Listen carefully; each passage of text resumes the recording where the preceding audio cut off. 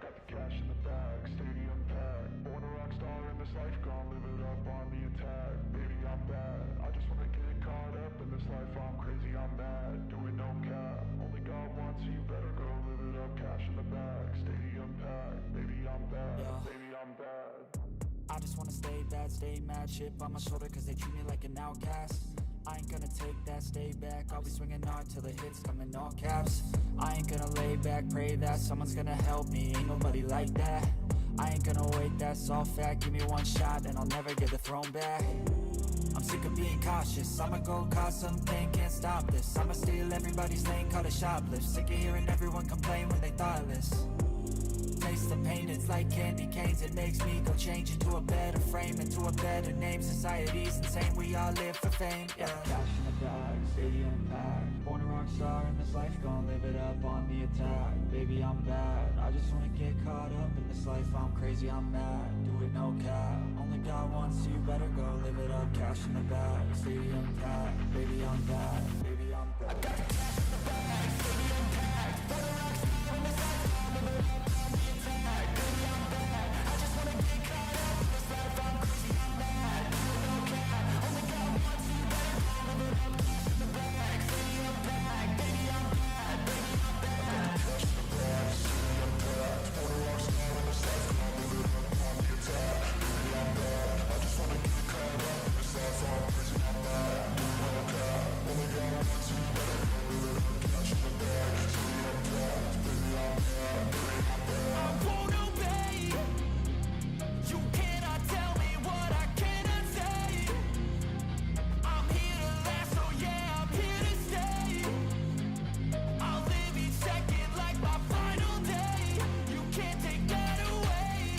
Yeah. Cash in the bag, stadium packed. Born a rock star in this life, gon' live it up on the attack. Baby, I'm bad, I just wanna get caught up in this life. I'm crazy, I'm mad, do it no cap. Only God wants you, better go live it up. Cash in the bag, stadium packed. Baby, I'm bad, baby, I'm bad. I got the cash in the bag, stadium packed. Born a rock star in this life, gon' live it up on the attack. Baby, I'm bad, I just wanna get caught up in this life. I'm crazy, I'm mad, do it no cap. Only God wants you, better go live it up. Cash in the bag, stadium packed. Baby, I'm bad, baby, I'm bad. I got the cash in the bag, stadium packed. Born a rock star in this life, gon' live it up on the attack. Baby, I'm bad, I just wanna get caught up in this life. I'm crazy, I'm mad, do it no cap. Only God wants you, better go live it up. Cash in the bag, stadium packed. Baby, I'm bad, baby, I'm bad.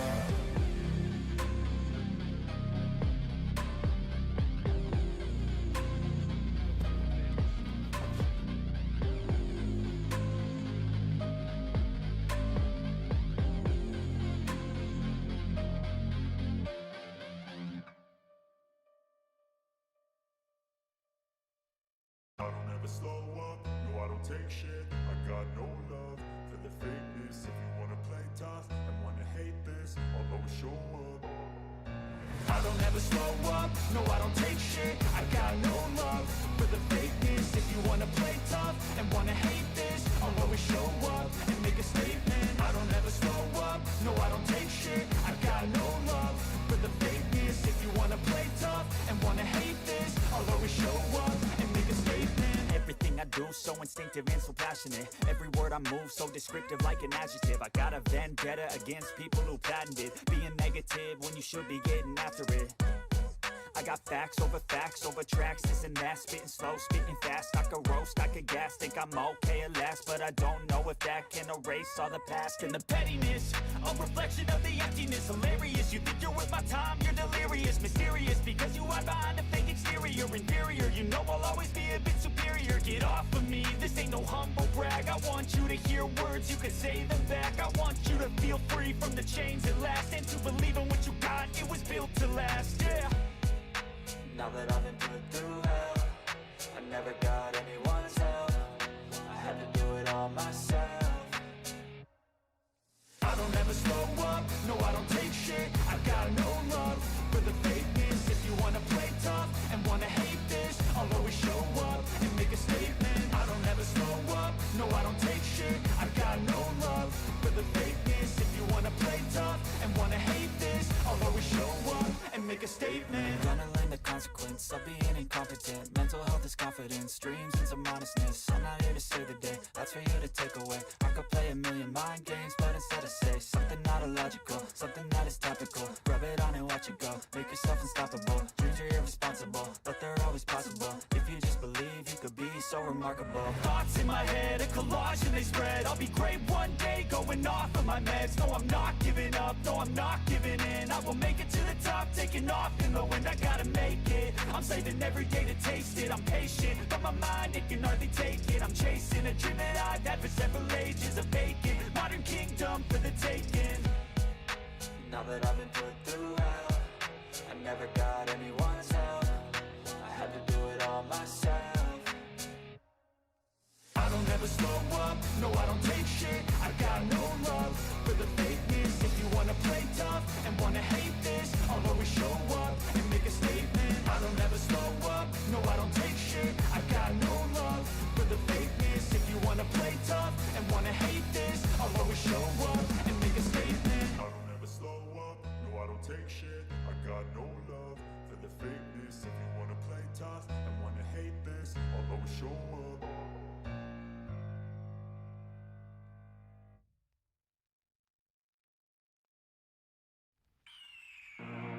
The year is 1991. Birds and people are living together in seemingly perfect harmony.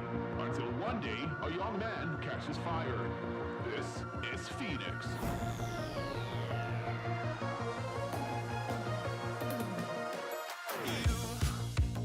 You've been knocked down and got up again. In a corner, you're surrounded, no defenders. You've hid your fury and kept it in. But it's time now, you ignite and turn to embers. Like a phoenix, you burst in a fire burn.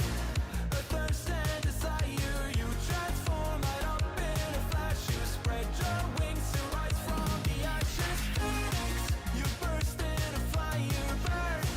A thirst and desire, you transform right up in a flash. You spread your wings to rise from the ashes.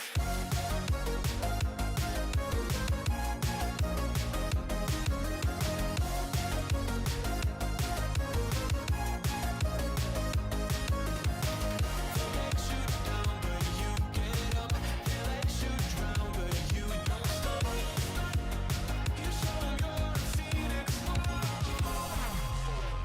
Get ready for verse 2, Electric Boogaloo.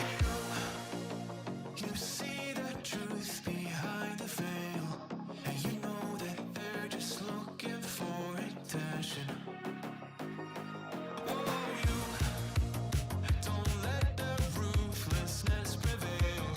Oh, it's time now, light your fires for ascension. Like a phoenix, you burst in a fire burn. A thirst and desire, you transform right up in a flash. You spread your wings to rise from the ashes. Phoenix, you burst in a fire burn.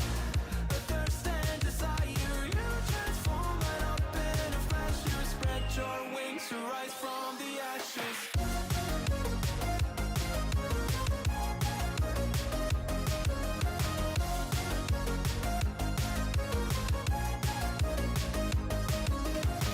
They let you down, but you get up. They let you drown, but you don't stop. You show 'em you're a phoenix.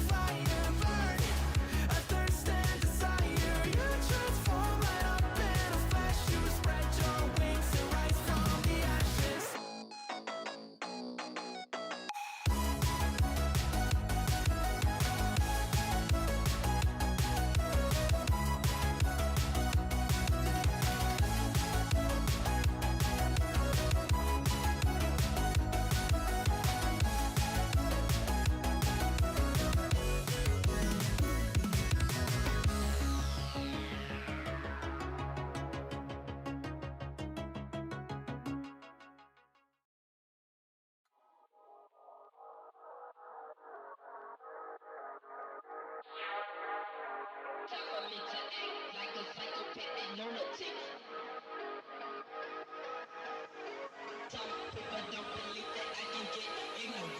gonna cock my nine, mother.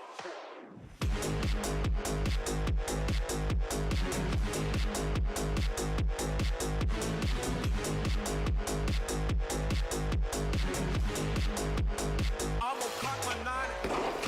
I'm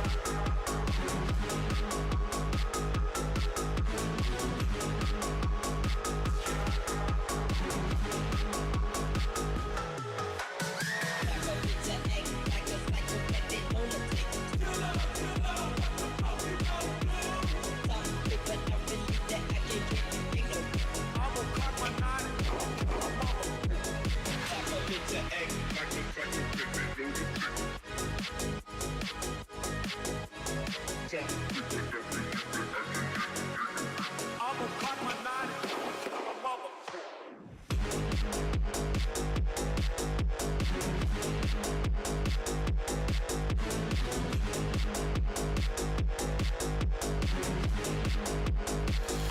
my nine.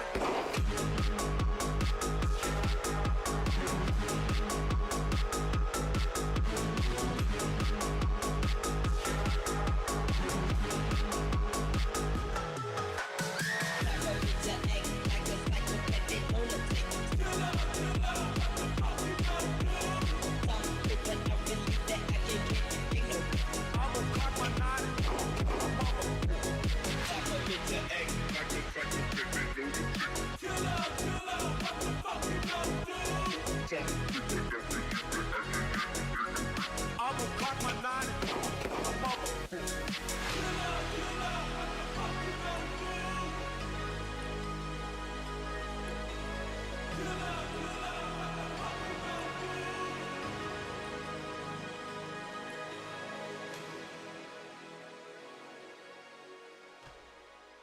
Morning, everybody. How y'all doing today? I coomed. Good afternoon, fam. Welcome to another Salty Sunday. Now, I know last week was bit of a mix-up. Yeah, your boy had a birthday and everything just went to shit.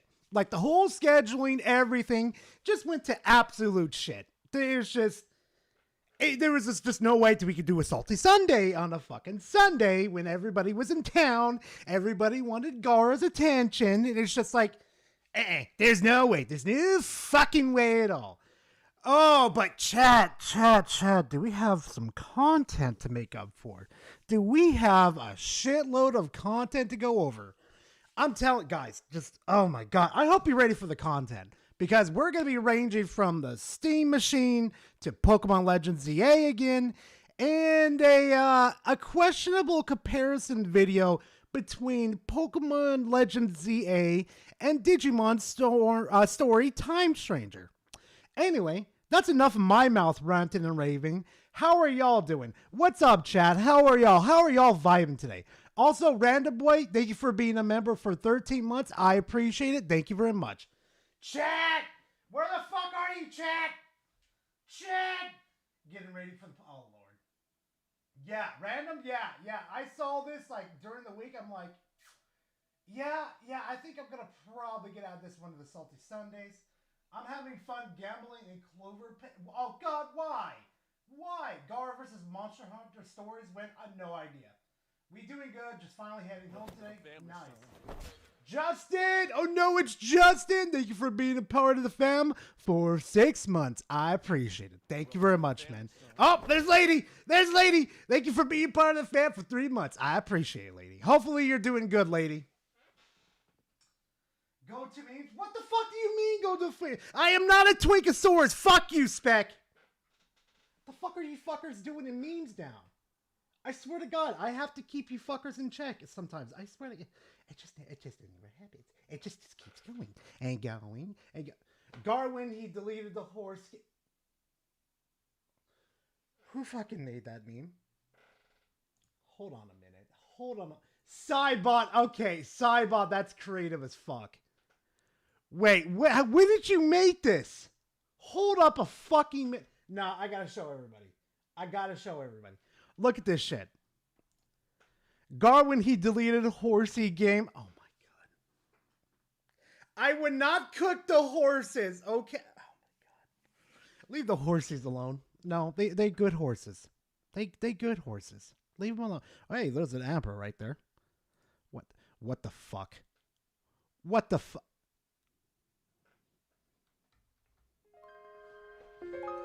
No, I'm gonna ban Lugia. I'm going to ban Lugia. I'm about to ban Pokemon from the fucking server. I swear to God. Brother, get the bed sheets. No, Chaos. No. Why? Why? Fucking why? Oh my, yeah, of course it's censored. Of course. Of fucking course. I swear to God. It's like a haphazard looking for like fucking anything. I swear to God. Oh God. Wait, what the fuck? Wait, what did Eternal make now? Hold on a second. Oh, this was today. Hold on, let me skim it a little bit. God, I hate Discord when it tries to load shit. Like, it takes forever, chat. Cobra says, hey, check Discord DM real quickly. What the fuck did you do? Oh, come on now, Gore. It's all for fun. I know it is, Princess. I mean, Jupiter, what the fuck is wrong with me? God. Come on. Hello? Hello? You guys gotta see this shit. Hold on. Look at this shit. I'm trying to let the video fucking load, but it just refuses. Look at this shit.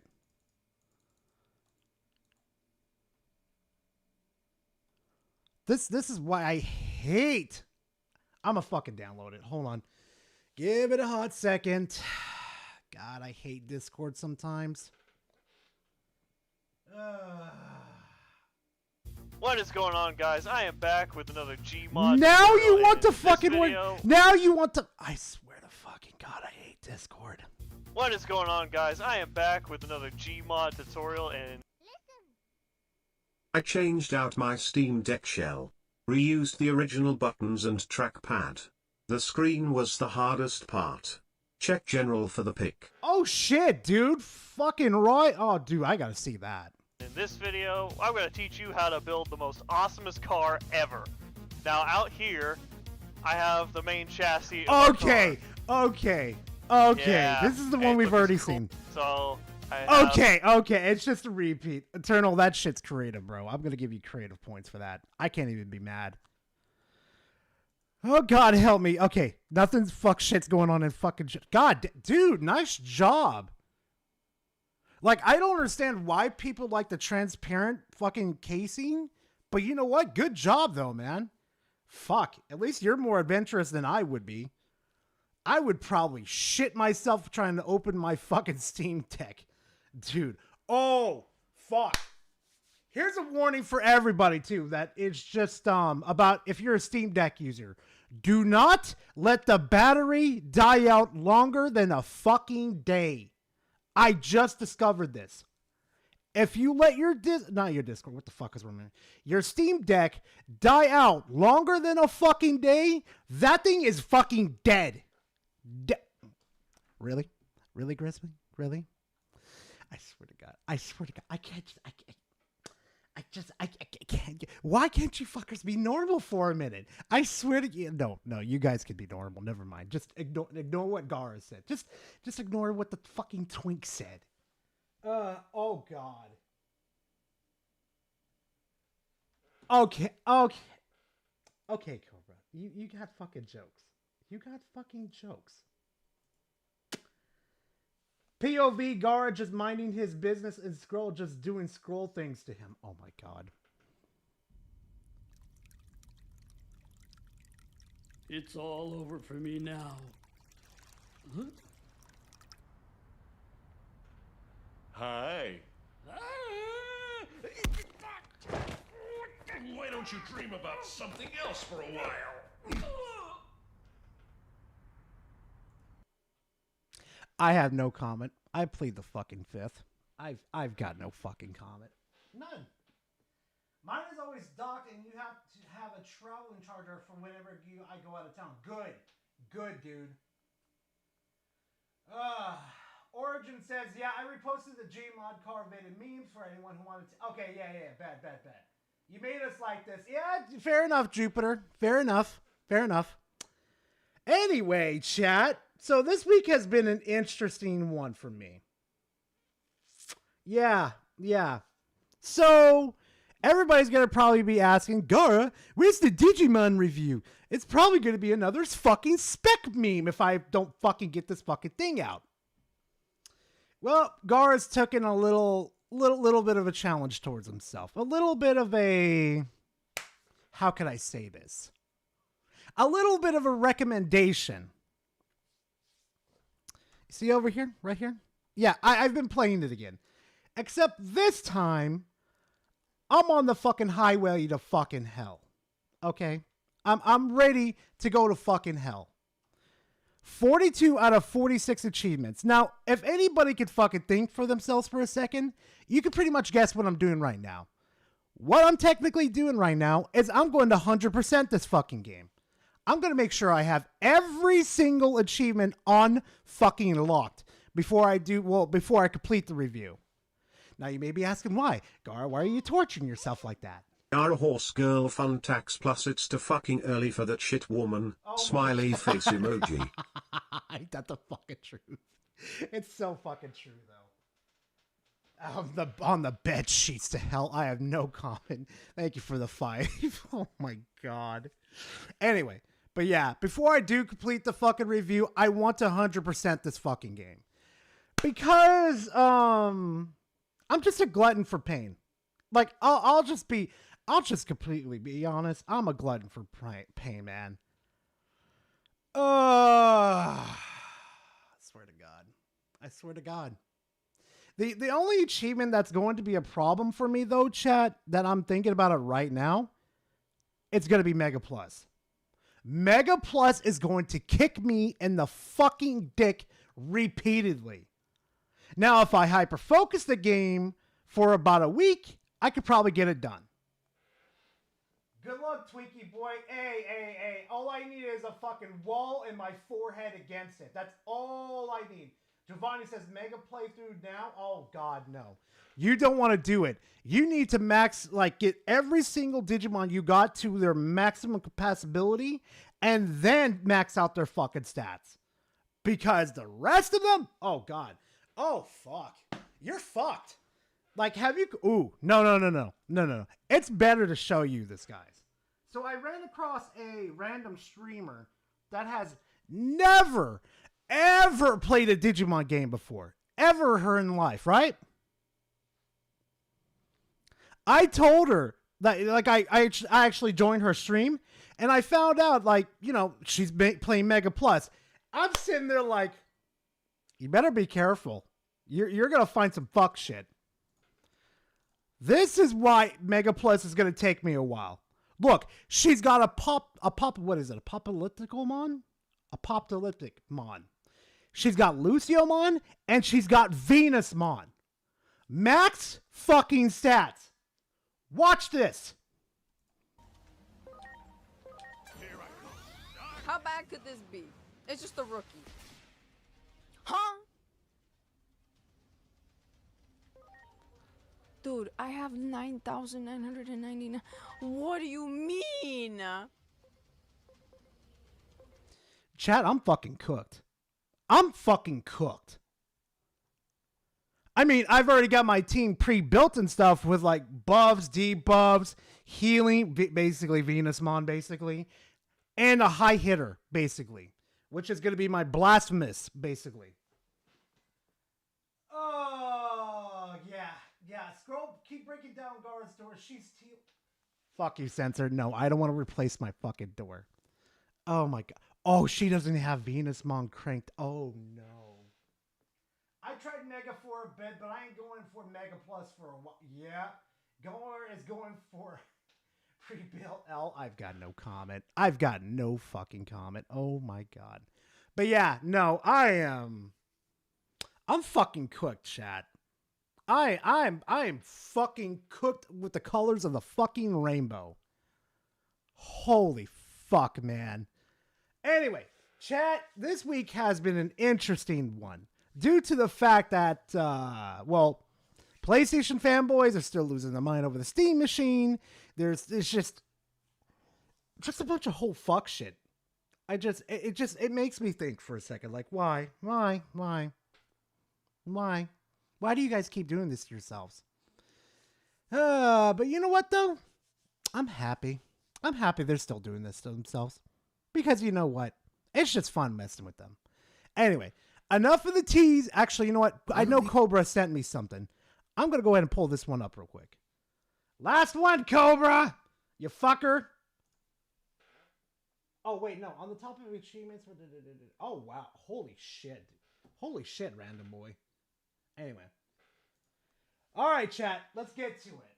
The GameCube is wrecking their minds. Yeah, Battle, exactly. They can't fucking handle it. AK, how you doing? The Goon Cube. Oh my god. You know fucking Scroll had a fucking thought for a second? She said, as soon as you're getting that fucking Steam machine, I'm gonna put like fucking like goon material on top of it. I'm like, squeeze fucking meat. What did you just fucking say? She says like, I'm gonna turn into a Goon Cube. I'm like, oh my fucking god. You've been talking to chat again, haven't you? She's like, yeah, they gave me wonderful ideas. I'm like, motherfucker.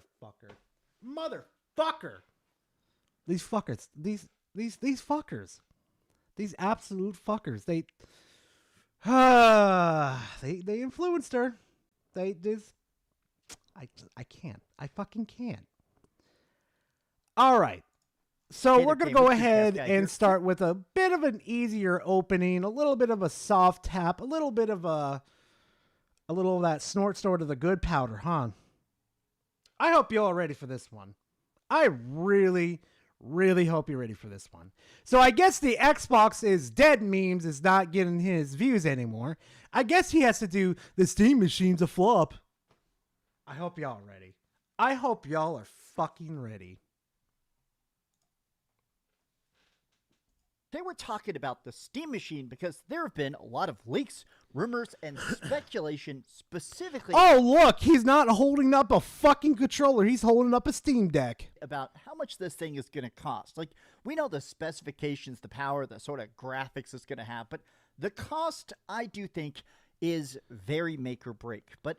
Well, no shit, Sherlock Holmes. I wish you fuckers would, like, talk about something else besides the fucking price tag. I swear to God, y'all talked about this shit more than though you talk about PlayStation in a fucking week. It amazes me that they talk about a price tag of a fucking item that shouldn't bug them in the first place. But yet again, here we are. Now, there is a viral video going around by Linus Tech Tips where he thinks, after talking to the developers and playing the machine itself, he thinks it's going to cost $700. Now, I want to talk about this kind of from a console gamer perspective. Oh, God, here we go. From a console perspective. For the last couple decades, obviously, there's always been a big debate as to which is better, which is easier, which is, well, cheaper to game it, whether it is growing up with PlayStation or playing stuff on PC. Now, admittedly, of course, the ceiling of PC gaming is always going to be higher. More customization, more mods, more... Oh no, it's the gross fanboy Mr. Mess Teeth guy. Fucking ASMR, I swear to God, that scared the shit out of me for a second.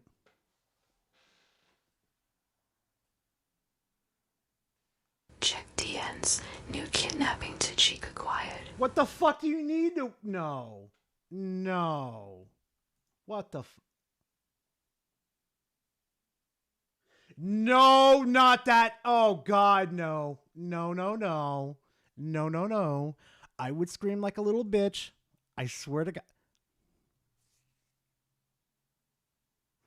Okay, I thought she was absorbing him, okay? I really thought. Don't you fuckers get any idea. Don't you fuckers get any ideas. So help me God. So help me God. No. Pepperoni, green pepper. What the fuck? Yeah, it's pretty. You know what? I gotta admit something. Scroll's already done that to me like multiple times. Like when I'm hyper focusing on something, she'll just come up behind me with her fucking t-shirt and just blind me. Like when I got kidnapped on Marvel Rivals, I'm surprised she didn't do that.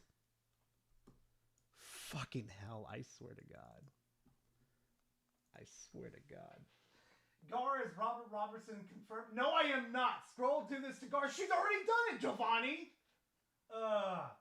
It's already happening. Do your... No. God, no. No, because she's busy with the fucking... No, she can't do it because she's busy with her basset hounds. Okay, well, technically our basset hounds, but, you know, she's out there playing with them right now. So she's busy, and she's not looking at chat, motherfuckers. Actually... Hey, chat. That sound familiar? Huh? Hold on, let me see if I can use something else. Nah, it doesn't make enough. Not enough of a ding. Fuck, what is it? Anyway, you know, since Scroll is busy, I do have some Jack Daniels here with me again. Anyway, before I get fucking pegged. More deep discounts on Steam sales. Just in general, I feel like Steam, it has a monopoly for a reason. It is the king of PC gaming. And I feel like what they've done with the Steam Deck, this very much made me believer in that PC hybrid, right? Where this is obviously just a PC, but it feels like a console. It auto-updates, it auto-configures itself to the controller inputs, it docks and instantly shows up on the TV. This device is so genius that I'm very on board with what they're doing with the Steam machine, but I do think the price needs to be lower than the PS5. I do think that if this is... I wouldn't say that, though, Dreamcast. Like, let's be frankly honest here for a second. If it's a little more pricier than with the PS5, I'd be okay with that. Let's be honest here for a second. If it's a little bit pricier, sure, whatever. Would I fucking not recommend it as much? Sure. But let's say like next gen is more pricier than the Steam machine. I'm going to refer a lot of people to the Steam machine. So, yeah. It's more expensive than the PS5. I think it's going to have a very rough launch. But let me explain my train of thought, right? Hi, hope you're having a great day. And if you could, please give this video a like and subscribe if you haven't already. So let me start with the quote itself, right? So this is obviously Linus of the famous Linus Tech Tips. And he said, he predicts the value of the Steam machine is going to cost $700. That is going to be a tough sell if it's going to be $700. While he says it does offer a compelling value at that price, meaning the power for that price, it's definitely, they're giving you $700 worth of tech. It's not overpriced, it's exactly priced. But he's saying, I wish it was priced like a game console, because who wouldn't want an affordable PC? Now, why the fuck would this be priced as a fucking console? No, serious. I'm dead fucking serious. I've seen this as a talking point that it should be priced like a fucking gaming console when it's not a gaming console. It's a fucking PC. How many times does this need to be said, you fucking idiots? Oh, even Linus Tech Tips is just as bad too. It should be priced as a console. It's a fucking PC. The fuck do you mean? There's two caveats to this. There's two things that are going to, no matter what, I do think the Steam machine is going to be more expensive than we like. And there's two reasons for that. One, of course, it's not subsidized. Typically, when you buy a game console, when you buy a PlayStation or a Nintendo Switch and stuff, they're trying to price it as low as possible. They will take... Trying to price it as low as possible. That's a fucking laugh. PlayStation has been like, what was it? Not breaking even, but has been profitable with each and every generation ever since the fucking PS4. Don't make me fucking laugh. A loss. Sony sells you a PlayStation for literally the lowest cost they possibly can because they want to... Oh, the lowest possible they can, even though they just raise the fucking prices. This is fucking stupid. Get you into the ecosystem. They want to get you addicted to buying games on PlayStation through the PlayStation Store. That 30% cut they take, they're fine. No matter if you're buying first party or third party, it's just about buying games on your PS5. Whereas the Steam machine, because this is technically a PC, they're not pricing it like a console. They're not trying to pay up front. They're not trying to basically rip themselves off to give you a better opportunity, because a lot of people buying this may only play emulators. Some people may just use it as a media box and put like Plex on it. There is a certain amount of people that buy a Steam machine that never buy a Steam game. And the other part of this is... So why would they buy the Steam machine in the first place then, Dreamcast? There are a million other fucking things that you could potentially get that could do emulation. Your fucking phone can emulate, and depending on the processing power on it too, can emulate up to PS fucking 3. I could play 360 games on my fucking phone. I could play 3DS games on my fucking phone. I could play Switch games on my fucking phone. The fuck do you mean they need to buy a Steam machine? I mean, not buy a Steam, buy a Steam. The fuck is wrong with me? Why would they buy a Steam machine just to emulate? That is fucking stupid. Of course, the terrible shortage. Hell, for half the fucking price of literally a fucking Steam machine. Get the fuck over here, Steam. Get your fucking ass over here. Do do do do do do do do do do do do do do do do. Literally, right fucking now, as we're fucking talking, right fucking now, if the Steam machine is going to be $700, why would you spend $700 fucking dollars on a fucking stationary fucking machine right there when you could go to the Steam Deck, buy it for half the fucking price, and pretty much emulate everything in the current, almost everything to the fucking current gen? Why would you fucking do that? It would be stupid. Of RAM. In fact, the top comment here says, "This is still a buy for me. Everybody who's demanding this thing be $500 bucks is dangerously unaware of what's happening in the computer hardware market." Shinji says, oh shit, here we go. I have 2 sticks of 16 GBs of RAM in my desk and found out they're worth like $250 now. Christ, I bought it for like $80. Dude, yeah, the RAM shit is going to fuck everything up. Like the whole AI shit that's going on right now. Dude, you guys better be fucking ready. Like, we were praying for a collapse of the video game industry. AI is about to... not EA, what the fuck is wrong with me? AI is about to fucking do it for us. Fucking AI just said, oh, the video game industry ain't about to do it themselves. Let me pimp walk in here real quickly and fuck the whole system up. Yeah, just get ready for a collapse. You better hope to God you have your favorite games as physical, because the dip is fucking coming. AI will take over EA. I wouldn't be surprised, dog. I would not be surprised. Anyway, Shinji says, correct me if I'm wrong, but didn't Dreamcast defend the PS5 Pro's pricing? Yeah. Oh, Shinji's got a fucking point. He did. Uh-oh. Someone fucked up. Speaking of RAM, glad I bought me a DDR4 64GB RAM when I did. Yeah, exactly, Silent. I did the same thing with mine, dude. Oh my God. When I got my shit upgraded, I'm just like, give me the top of the line of VRAM, basically. Just give me the top line. And I got it. Oh, I got it all right. And then literally just right now, and I saw that video from Alex about the fucking, the RAM shortage and that's happening and shit. I thought to myself, oh, fuck me running. I dodged a bullet. Get right now.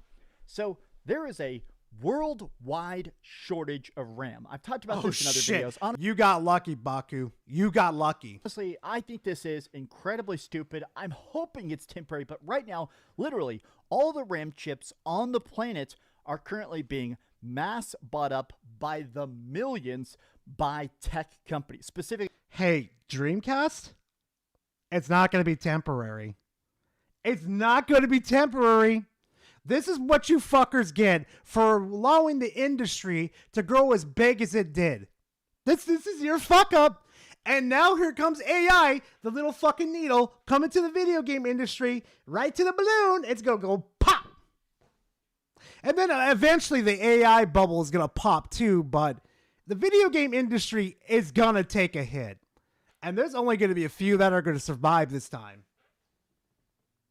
Battle Puppet says, I'm not looking forward to getting a PC in the coming months. Yeah, Battle. Price everything. Also, go for used. Trust me on this one. Go for like new, new used, semi-used, basically. Trust me on this one. Shit's gonna get ugly. AI companies, all these people trying to build these massive server farms and... Shinji says, Dreamcast be like, the Steam price should be priced like a console. Also, Dreamcast. The PS5 Pro is priced as acceptable. Bro, don't even get me started. Cass! It is crazy that the RAM that I bought like 5 months ago was 64 gigabytes for $255. That same RAM is now almost $800 fucking dollars. Cass, send me a link. There's no shot. It's $800 fucking dollars. $800 fucking dollars. Oh no!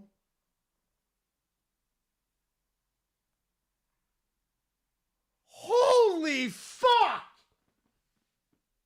There's some that are even more. No fucking shit! You're lying, Power. Nah, I'm calling bullshit. More than $800?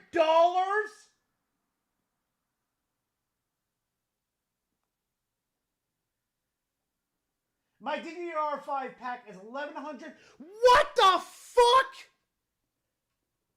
Oh no, y'all better brace yourself for the pegging of your lifetime because the gaming industry is about to get fucked in the ass.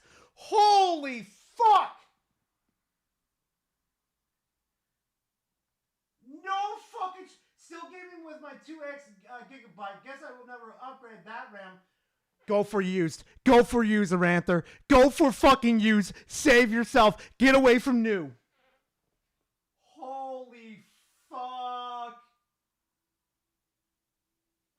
No, all I gotta say is it's time to go back to retro, chat. No, it's time to go back to retro. Go all the way fucking back. Oh my fucking god.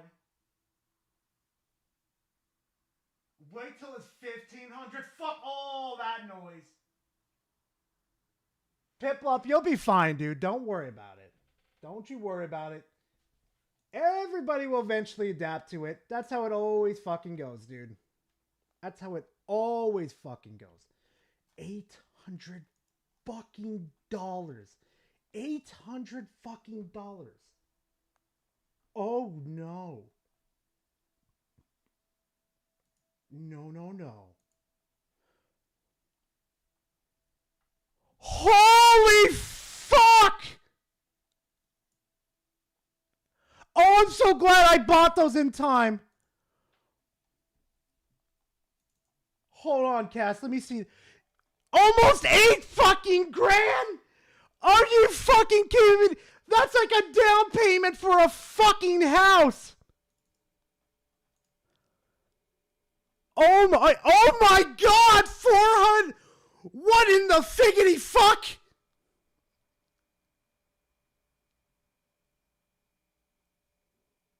Oh no. Oh no. Thank you for sending it to me, Cass, and you too, Power. I appreciate it, guys. Holy fuck.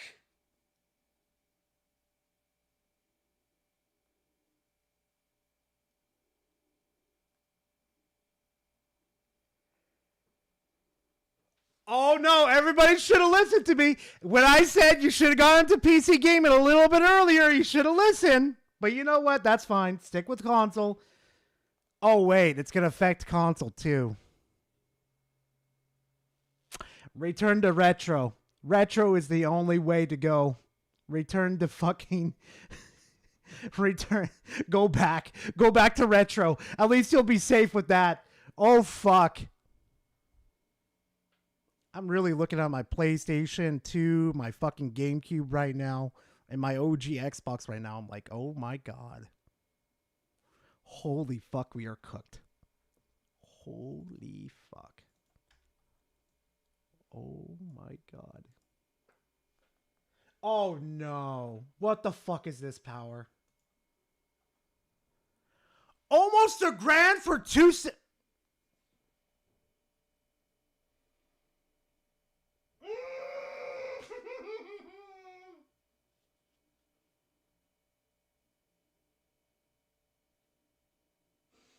Shit's gonna get ugly, chat. Shit is going to get real fucking ugly. And I'm not even talking about like a 4 out of 10. We're talking about like a 1 out of 10. Shit's gonna get bad real fucking quick. Oh, come the fuck. Yeah, exactly. Gator says retro is fixing to go up based on supply and demand. Oh, yeah. Oh, yeah. If there's anything what I ever said, get yourself a Steam Deck right now or return back to your old consoles. Because this shit is about to be all kinds of fucked up. We're talking about colors of the rainbow. Also, hi, Nintendo. I meant to say hi earlier. Holy fuck! Yesterday I told him he would have to spend at least $1,200. Oh my god. And that's not even the highest. What are you fucking kidding me? You're starting to sound like fucking Payoff right now with Warframe numbers. You're starting to sound like Payoff, and I don't like that. No. Glad I kept my retro. Exactly, Mason. Oh my god. Sad thing is that the Jeep. Oh god. Oh fuck. This is bad. Return to Monkey. Yeah, return to Monkey, alright.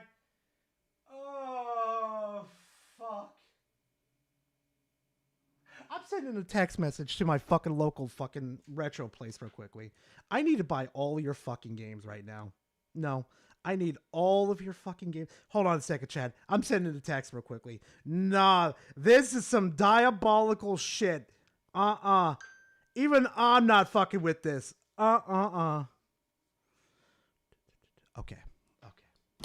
Okay.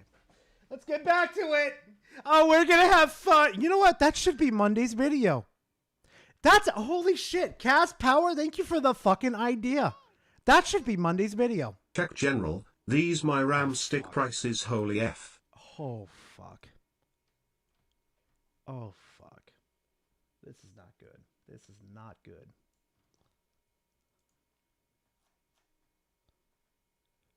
General. Mother of God.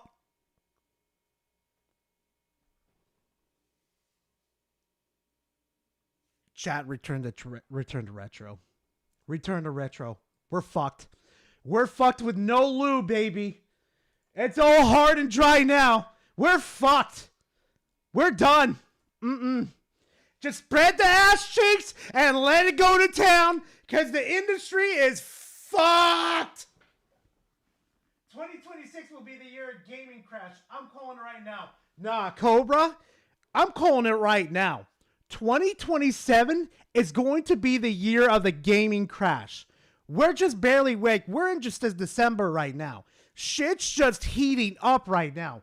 We're not going to feel the full effects until 2027. Watch what's going to happen. We're going to look back on this and go, oh, shit, the RAM used to be cheaper back then. Fuck. This is going to be bad. This is going to be bad. Oh, fuck. Yeah, keep my 3DS and Switch Lite. Good. Good. Keep your hardware. Don't get rid of your hardware. Keep it, chat. AI will crash and it will be funny. Yeah, Cybot, it will be funny, but I've got a feeling we're not going to have any like new games for like a while. Holy fuck, this is bad. It's really going to be a skill check for these companies. It really fucking is. That new Xbox is going to be $1,500. Yo, Gator, I fucking called it. I literally said next gen is going to be over like $1,000 or over $1,000. I fucking called it when I saw when this shit happened. I didn't think it was going to be fucking the RAM that was going to be the problem. Fucking me running, dude. Looks like my dad was right. I'm glad I never sold anything I had. Except Scar shit and Violate. Yeah. Yeah. Anyway, back to this shit fest. Supercomputers, they're trying to make like an AI god or whatever like that. Because of it, literally, these companies, people trying to make Steam machines, even people trying to make anything like a PlayStation 5 or an Xbox, they're having to compete and basically bid against these trillion-dollar AI companies to buy these chips, which is causing a massive shortage. Already, even in the short term, right now, RAM, just buying RAM right now, can be more expensive than the cost of a PlayStation 5 in its entirety. So people are thinking, yep, get fucked. Okay, even if this is fairly priced, though, is that really going to be worth it? Right now, you can technically still get a PS5 Pro cheaper than the price of this. Yeah, so here's the thing, though. I've got a sneaky suspicion that PlayStation is going to increase the price of the PS5 Pro again, and Xbox is going to increase the prices of their consoles, and so is Nintendo is going to do the same fucking thing. Why? Because shortage of consoles is going to be a bitch soon. So what happens with supply and demand? The more demand, the higher the price. And with RAM going up and up and more, they're going to have to buy more RAM sticks and compete with the AI companies. We're cooked. Keep your fucking hardware. Don't you dare fucking sell a thing. That's your fucking warning from your friendly neighborhood rager. Yeah, the PS6 will probably be... No, dude, I'm saying it's probably going to be like 1,200. Like, with the RAM shortage going on right now, it's probably going to be 1,200. And then once they max out selling their consoles and stuff, they're going to increase the price again because they're going to have to buy more fucking RAM. Chat, we're fucked. I'm telling you, we're fucked. But there's also the extra thing. It's that... Oh, yeah, Gator, they're pricing everybody the fuck out. It doesn't matter. There's going to be a huge fucking collapse. This is going to be the price of a game console, but weaker than the base PS5. So they have told us exactly what's inside the Steam machine, right? It's not a mystery. They've told us the exact specifications, and it is pretty powerful. But this is essentially the exact power of a Steam machine. This right here is a Steam machine. It's a Steam machine, but it's a desktop. It's bigger, but it's it. It plugs into your PC. It is just a PC Steam. Yeah, but it's made by HP, and I don't trust fucking HP as far as I could fucking blast them. Machine, right? A lot of people are pointing out this is basically a Steam machine, but with a full-size desktop components instead of mobile components. This is literally just the Steam machine specs, but slightly better. And everybody's talking about the fact that, honestly... No. What's it that way? Yeah, it's an HP. No one should ever buy this. They put proprietary stuff in all of their stuff. Tried to change out one thing and nothing else works. Exactly. If there's one company I would suggest you guys, if you got into PC gaming, to stay the fuck away from, it's fucking HP. I hate those sons of bitches. Oh, God. I remember my first PC I built, and I got a pre-built, which was an HP. 3 years later, I was like, you know what? I want to upgrade. I pull out the fucking GPU, put a newer one in, and guess what? The whole thing shits itself. It shits itself right on the carpet. It doesn't want to boot. It doesn't even want to boot into OS. I fucking hate HP. Specs, but slightly better. And everybody's talking about the fact that, honestly, this is cheaper. Now, what's making the Steam machine so expensive is the fact that it is being so compressed. They are making it so optimized. They've already done teardown videos and stuff. This thing is... Of course, fucking, Dreamcast guy over here would skip the fucking HP comment. Incredibly brilliantly built. But because of that... Brilliantly built. I'm going to slap the shit out of you. I swear to God. Very custom sizing of it. It is making it where they're having to add in that extra cost of making it cheaper than this plug-and-play, off-the-shelf, pre-built, right? Here's my thing, is that when it comes... Oh! Oh, we're finally not using a fucking PlayStation fanboy. Now we're using mischief. Now we're using other people. Oh, God, I think he gets his opinions from other people. The discussion of Steam Machine versus the power of a PlayStation 5. Right now, I still think the Steam Machine at the start is going to look underpowered. It's not going to be underpowered, but I think for a bit it will look underpowered compared to an equivalently priced PlayStation, right? Here's this quote that's been going around for a couple weeks now. I've been thinking about this. Valve claims the Steam Machine outperforms 70% of current gaming PCs. And this is an interesting... I mean, he's not wrong. Most of these people that have, fucking... Oh my God, I can't remember what the fucking average was. I completely forgot about it.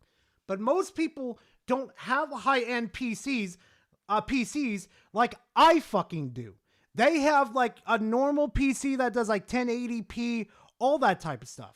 So, spoiler alert, they have the statistics right there because literally, when you first boot up Steam, they ask you if it's okay to collect your data on your PC. Because they're well, not collect the data, but basically collect your specs of your PC. Literally, they ask you that. So they literally have the data in front of them. They're saying that this is just more efficiently built. A lot of Steam machines, or a lot of PCs. Wait, it's out of fucking stock? Oh my God. They can have different bottlenecks. If you don't optimize them properly, if you don't actually put everything in good conjunction, you can have a PC that, even if it's powerful, doesn't really have the output as crazy. Whereas a more efficient, betterly designed, betterly programmed, you can make a PC basically run better. And they're essentially saying that this is 70% better performance per dollar, right? And a lot of people are saying this doesn't really...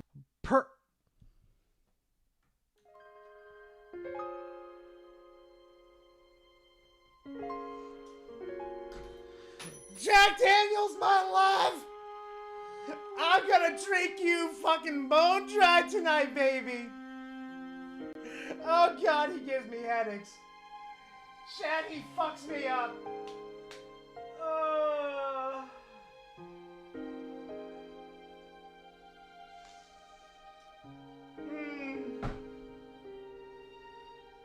Maybe I'm overreacting, but I don't know.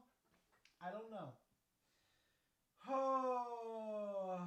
Metal Sonic says, you think these Steam machines will have better use of our Steam library over the deck? Depending on some of them, Metal Sonic, it really depends, because with the Steam Deck, there are some limitations with it because, some games do require you to use the keyboard, like typing in your name, typing in console demands like Lethal Company. So it's too late to get a gaming PC now? I was saving up a lot of money so I can buy a good gaming PC for Christmas. I feel so terrible, it's not funny. No, Piplup, what you need to do, my boy, is just keep saving. Okay? What you need to do is just keep saving your money. And if I was you, I would be talking to Power right now, because Power has a lot more, how can I explain this? He has a lot more insights to other PCs that are going around right now for sale, and he could easily tell you that this is a good price for the shit that you want to do on it. Please DM Power or Power DM Piplup, which is basic. Oh, fucking hell. Anyway, but yeah, basically DM each other, and Power, please help him out with that. I know he's trying to get a PC. He's trying really hard with that. Anyway, back to this chat. Makes sense. I've been thinking about this. Valve's Steam Machine outperforms 70% of PCs. Quote, it contradicts their pricing strategy. If it's priced similar to building... I have a dock. Metal Sonic says, I have a deck with a dock, so that's been helpful, but a lot of games don't function well on Steam Deck, which is why I'm looking at these Steam machines. Because I can't sit for very long. LOL. Yeah, Metal, I wouldn't blame you. Depending on the sell price for the Steam machine, I'd say get it. Like, if you're going to have a conjunction with your Steam Deck and the Steam machine, I'd say go ahead and buy it. But set a limit to that. I'm dead fucking serious. Like, if you want to have like your limit, your price tag to be $700, then I'd like say like, you know, if it's going to be priced at 700, boom, you're good. But if it's not going to be priced at 700, go look for a pre-built. I'm pretty sure you could find one just as good as that. Anyway, man and I wanted to build a full new PC. Payoff, you might want to be careful, bro. Your PC yourself, then you automatically price. And also, the worst case scenario is that due to the fact with the shortage going on with the RAM, the worst case scenario is that we don't recover within 5 or 6 years. That's the worst part. But here's the best thing about it, though. As a consumer, that what we can do in this position right now as a consumer, save your money. Save it. Just keep saving your money. Keep going at it. Just keep going. Because eventually, you're going to keep saving to the point where you're going to have like a shitload of money. And eventually, this is going to pass. This is eventually going to fucking die. Just like how fucking battle royales used to be the whole fucking talk point of the gaming industry. Now that's fucking died out. Remember how, what was it? Fucking loot boxes used to be the primary monetization for everything? Now that's fucking died down. Save your money. You'll last a lot longer than these fucking price tags. Take it from me. Powerball says, I'm doing so good in my Clover Pit run, I'm getting oh my lord. Metal Sonic says, that's true. I could just use my Steam Deck to stream a game, Steam games via the PC as well, right? Yes, I do that. I'm dead serious. I do that with my games too. Like, if I just don't feel like going up to my PC and fucking playing games, but I've got my Steam Deck with me, I literally just go upstairs, boot up the fucking game, jump back downstairs, jump on the couch, spend some time with Scroll while I play on my Steam Deck. Hell, there are fucking times the fucking woman comes up here, fucking does the same fucking thing. Actually, you know, I just had a thought real quickly. Oh fuck, I need to dust that Switch too. When's the last time I used that? No, not me. Her though. Holy fuck, that thing is dusty as fuck. Ew. I just made a fucking snail trail with it. Ew. Oh, hell no. So I just looked up my RAM. It's oh my god.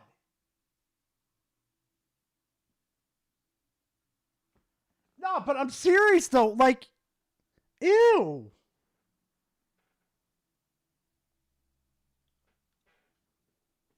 I need to look up when the last time I used that. Anyway, that's not important. Anyway. Yeah, it seems right for the Switch too. You're goddamn right. Out those people. If they could afford to upgrade, they already would have.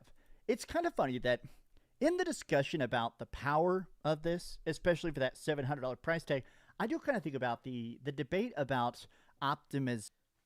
Shinji says you are right. Dreamcast conveniently doesn't mention that 30% of Steam users have stronger hardware than Steam Machine. Keep in mind this is based on Steam's data. Exactly. Like, if anybody knows fucking Steam, you know this by fact. Like, right? Part of what makes console games look so good is that they only have to design it once. Part of the difficulty with PC gaming, like just making them on the development side, is that there are a billion different combinations of it. People have different amounts of RAM and old motherboards or crazy good graphics cards, or people that are trying to play like on the most bare bones ancient laptop, right? So but here's the thing though.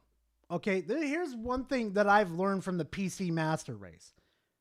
You do realize the 1000 series, the graphics, the GPUs from NVIDIA actually still work on some of these games to this fucking day. I have seen people run Stellar Blade on a 1080. And granted, it was only 30 frames, but it still runs. A fucking 1080. And it wasn't even optimized for that. It's almost like it's not that hard to develop for fucking PC. It's not like they haven't been developing for fucking consoles for the past cross fucking gens. Gee, I wonder what the developers of From Software did. Oh, they made Elden Ring for PS4, PS5, Xbox One, and Xbox Series X and S. And they've been developing for PC too. Now for the Switch 2 version, oh, they're fucked on that part. I have no idea what's going on with that one. The 1080 lasted so fucking long. Exactly, Battle. You're making your game, you're trying to make it as efficient and run as good and have the least amount of pop-in, the best load times, right? But yeah, Nintendo would like a fucking word with you. Them pop-ins are a fucking sin. You have to make it for a million different SKUs. You're having to try and make it work on anything from a potato to a supercomputer. And because of it, you end up having a lot of versions of your game on particular PCs that run bad, even if it's well programmed. Whereas when you're playing stuff on PlayStation 5, the games just run good because... Hey, yo, Metal Gear Solid wants to have a word with you, Dreamcast. They wants to have a word with you. Oh, look, I see the webs coming out of nowhere. It's Spooderman 2. Everybody remember how buggy that piece of shit was? Remember the frame rate dips when you would dive down a Spider-Man? Oh, I remember that one. Woo-wee. Oh, let's not even talk about GTA 6. Let's not even talk about GTA motherfucking 6. You really think it's going to run well on the PS5? You fuckers are getting 30 frames per second. Watch. Constructed for a singular platform. You just have to make it run good on that one PS5, the base PS5 or the PS5 Pro. You have more time to optimize, to count frames, to make sure it runs as smoothly as possible. You could spend that dev time, which would have been years getting it working on every single variation of PC. You can just do it once. That refining, I do think, makes stuff look extra good. Like, I saw this right here. Here's I swear to God, I am so sick of this fucking talking point. And they just focus on run. Hey, dumb shit. You do realize the PS5 Pro exists, right? So there's two versions right there that they need to focus on. And you do know they had a performance mode and a quality mode on PS5 Pro too. So that's three things that they need to worry about.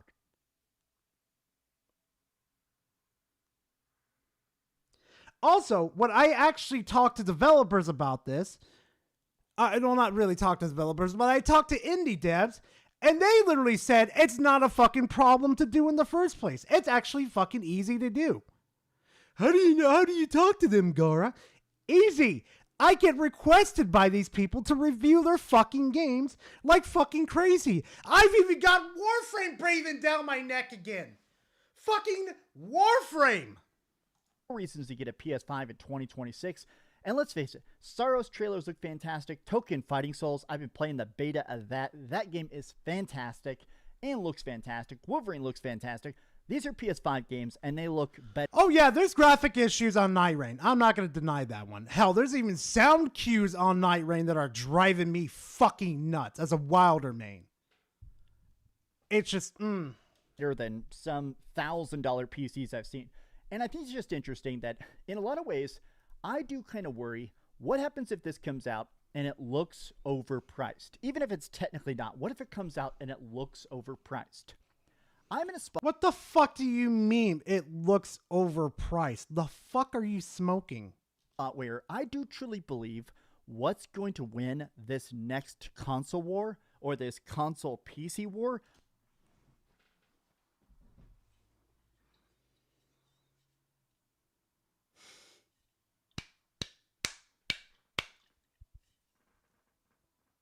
I'm so tired of the fucking console wars. Oh, Jack Daniels, you're looking even more sexier by the minute. I'm so fucking tempted. Is the person that comes out with the cheapest console, the cheapest place to play. Lately, I've been playing a bunch of my hacked 3DS. I'm going back and playing like Pokemon, Resident Evil, and stuff on my 3DS all the time, right? And I've been thinking about the fact that you can get a 3DS and reprogram it for like $100. And I could play that thing for the rest of my life. I could just play those RPGs till the end of my days and have a great time. I do think that more and more gamers, it is about the experience more than the graphics, more than it... Oh, that's funny coming from your fucking player base. That is so... Well, not the player base, but you fucking fanboys. It's more about the experience than the graphics. You fuckers are the reason why we're here in the first place, because you fuckers say graphics are more important than everything. That's why it's so much... Oh, my God. Fuck me running, dude. The pop can't come any faster. $100? Where? I see those for fucking 200, 350. This video came out before it happened, Blast. Being 8K, more than it having this crazy open world with zero things. I do feel like... Oh, random. You want to talk about bloated? Y'all ready to shit yourselves for a second? Let me see if I can find the article real quick. Hold on. Y'all want to see bloated? Y'all want to shit yourselves on this? The reason why Call of Duty is so bloated.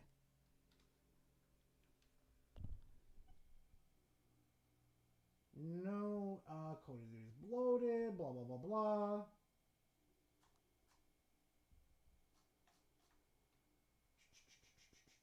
News. Okay, so a game is 25 wish lists away from 600. Let's go. Party face Oh, emoji. good shit, Golden. Good shit. But no, I swear to God, I must have been a fever dream or some shit. But I saw something where literally, and I do mean fucking literally, someone found something out. The reason why COD is so fucking bloated, god damn. Hold on. Let me put the veil up real quickly. I want to search something real quickly. The reason why it's so fucking bloated is because there's a fucking city within that bitch. A literal, metaphorical fucking city within the fucking game. Hold on a second. Nah, I need to... I am dead fucking serious. I need to find this fucking video again. So help me fucking God. Da-da-da-da. Da-da-da-da. Give me a second, chat. I know it's around here fucking somewhere. I can feel it in my bones. Oh, I should have saved it. Son of a bitch. Yeah, I'm gonna flip through this two more times, and if I can't find it, well, Gar fucked up. Gar really fucked up. No, there it is. There it is. Call of Duty is going viral again. Like Call of Yeah, so supposedly it's true. I haven't found any fucking, any proof, but god damn. If that's fucking true, holy fuck. We're fucked. Anyway, back to it, chat. Maybe I'm inside a bubble, but I feel like the success of something like Expedition 33, which does have good graphics, but something about that still looks so raw, right? The biggest and best games are not those crazy AAA games that are $100 and have special edition stuff. I feel like people are just starting to appreciate raw, good games. As long as it's great, people are fantastic. And I almost think that if the Steam machine can come out and even find a way to be cheap, to run games even halfway decent, even if some of that ends up being emulators and stuff, I think the cheaper this can get, I think it's going to scoop up a huge chunk of the budget audience that at this point is the most neglected gaming demographic. Okay. It's going to run emulation perfectly fine. And I have fucked with the Steam Deck for the longest of time. This thing is 6 times more powerful than a fucking Steam Deck. I have run fucking my emulators constantly on my fucking Steam Deck Dreamcast, okay? Stay here with me, okay? Stay here. I know your mind's fucked in the head right now, but stay here with me. You do understand it is 6 times more powerful. I could run fucking Bloodborne on my Steam Deck at 60 frames per second. What do you think's going to happen when I boot up Bloodborne on the Steam machine? I'm going to be playing Bloodborne at 120 frames per fucking second. I'm going to be playing Pokemon fucking Emerald at 10,000 fucking frames. I'm going to have so many fucking frames, I'll be shitting for weeks. Cheap asses honestly used to be a big part of gaming. I used to actually find entire YouTube channels that would literally buy games. Exactly, SSJ. Exactly. God bless that man. Thank you so much. Late. And it'd be cool to buy, last year's Game of the Year for like 80% off and then play it a year later and love it, right? What the fuck, Cybot? What did you... Wait. Hold on. What the fuck did he say? Check general. Don't allow her to change the plate. Oh, there's Nintendo. So wait, where was it again, Cybot? Hold on a second. Okay, it was memes. That's where I'm fucking up at. You guys worked way too fucking fast. Oh no. Oh no. That's exactly what you fuckers are plotting.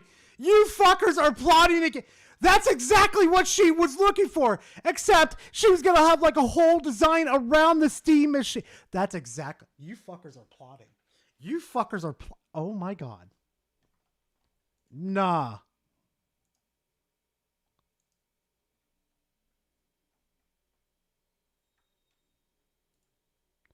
Oh no. Yeah, that'll do it. That'll do it. Yeah. Yep. Oh God, no. Excellent.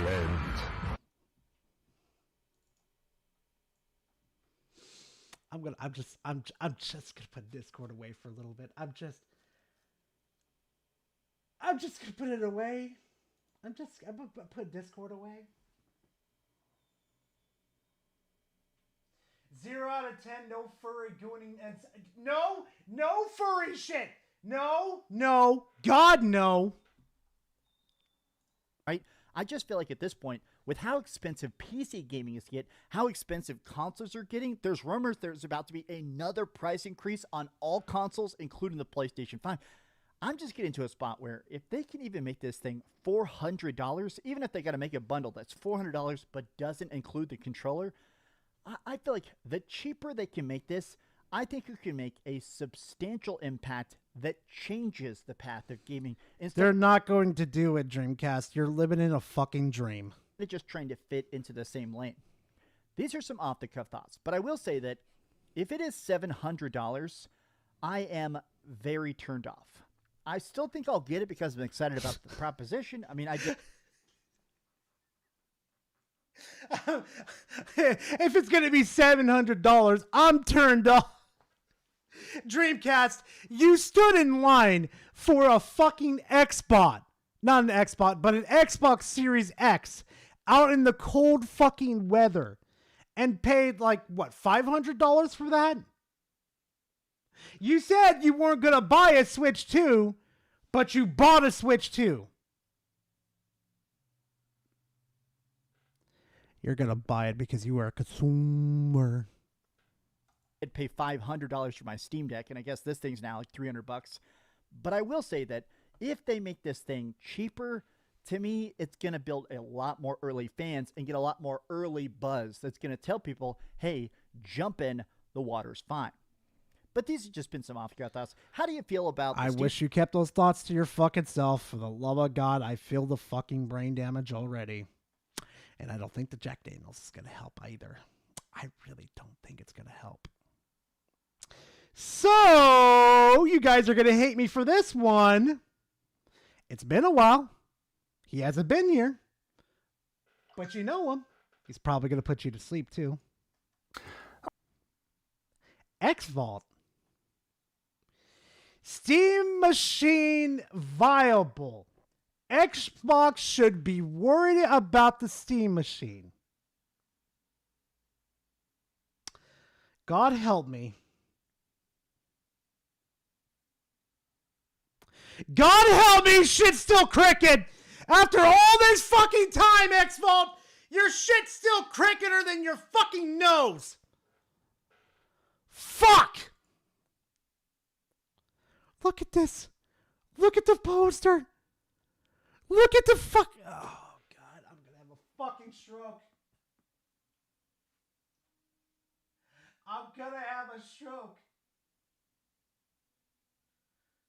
Taller tree, Big Show. Bro, that's not even Big Show deserved that. Fuck, as long as I keep looking at this, everything looks fucking crooked. It's either his fucking camera is fucking crooked, or his whole house is crooked, or everything is just crooked in his fucking house. I swear to God, I'm gonna have a stroke. Alright everybody, welcome back to the next X-Vault Gaming video. X-Vault here, and today we're going to go over the newly announced Steam Machine that has been dropped, almost shadow dropped, but we knew it was going to happen. Does this pose a threat to the console ecosystem or space? Does this give you more options? Is it a good thing? Is it a bad thing? What's this mean for everybody involved in regards to the gaming industry? Let's go ahead and go over some opinions, some insights, and a few screenshots here for additional context. So without further ado, let's go ahead and... Okay, it's going to be a normal video, right? We're only going to mention like how Xbox is, like it's going to be potential competition for Xbox. Okay. It seems like a normal video. Okay. We're not going to bring up any Xbots. We're not going to bring up Phil Spencer. We're not going to bring up Alex. We're not going to do any of that, right? Please, just one video. One video, God. That's all I'm asking. Jump to it. Like, we're just going to talk about specs and shit. We're skipping this intro. It is so fucking garbage.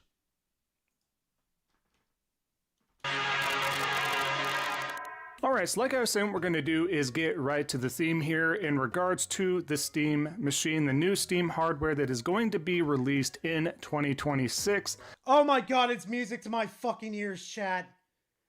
We're not going to be talking about the Xbox. We're going to go ahead and talk about, the Steam Machine. We're going to be, functioning human fucking beings for once.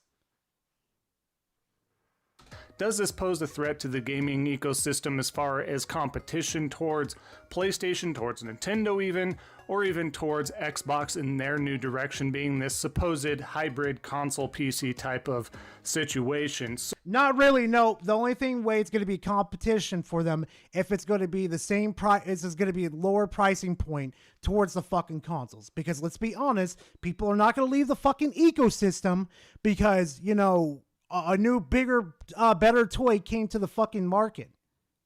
People are going to stick with their digital libraries and literally stick with their friends. Hell, it's even rumored that the next console generation is going to have the SteamOS not operating system, but storefront on their fucking consoles. So why would they do that except for pricing point?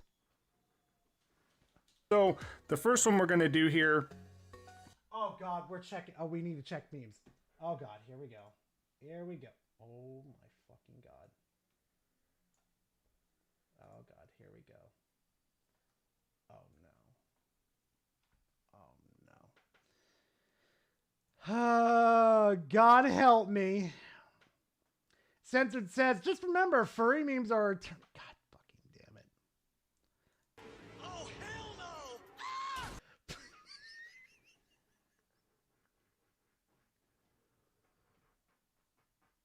That fucking meme fucking kills me every time. Oh, hell no. Fucking curly ass scream. Oh, no. Oh, no. Why are we doing the horsey memes again? Why? All right, Guard. Now it's my turn to write. Oh, my I swear to God. Optimized for big Steam. Nope. Nope, that's it. Nope. Nope. Discord's being exiled.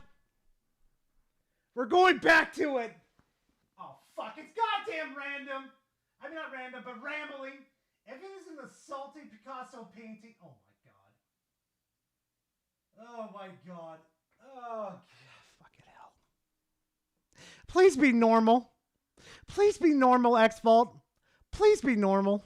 Is show a screenshot of Phil Spencer himself congratulating him in the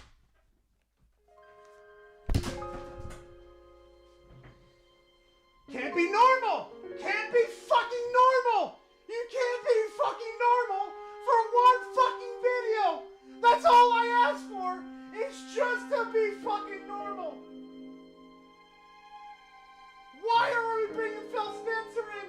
All he did was fucking congratulating them!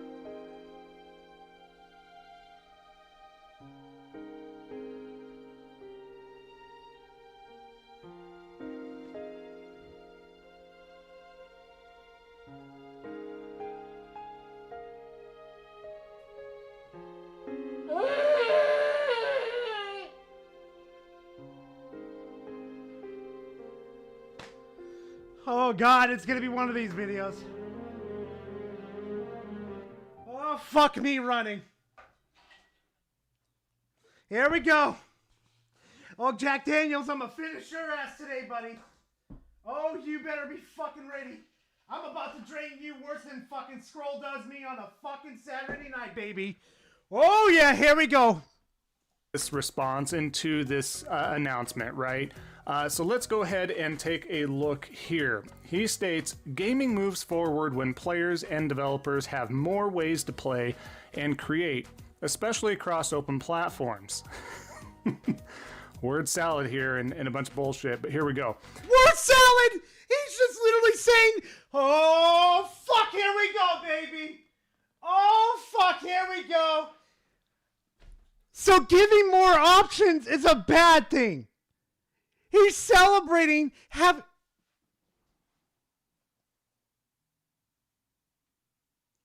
I mentioned I want to strangle X-Vault? If I see him, I'm strangling him the fuck. I'm strangling him. I'm going after him. I'm gonna dive bomb his ass. Expanding access across PC, console, and handheld devices reflects a future built on choice, core values that have guided Xbox's vision from the start. As one of the largest publishers on Steam, we welcome new options for players to access games everywhere. Congrats on today's announcement, and of course shows the announcement from Valve showing off their hardware within that ecosystem, right? I think this was always Xbox's vision from the future, though, guys. This isn't a Salty Batch Files episode, but... Then why is Phil Spencer here? Why? What the fuck are you doing with your content?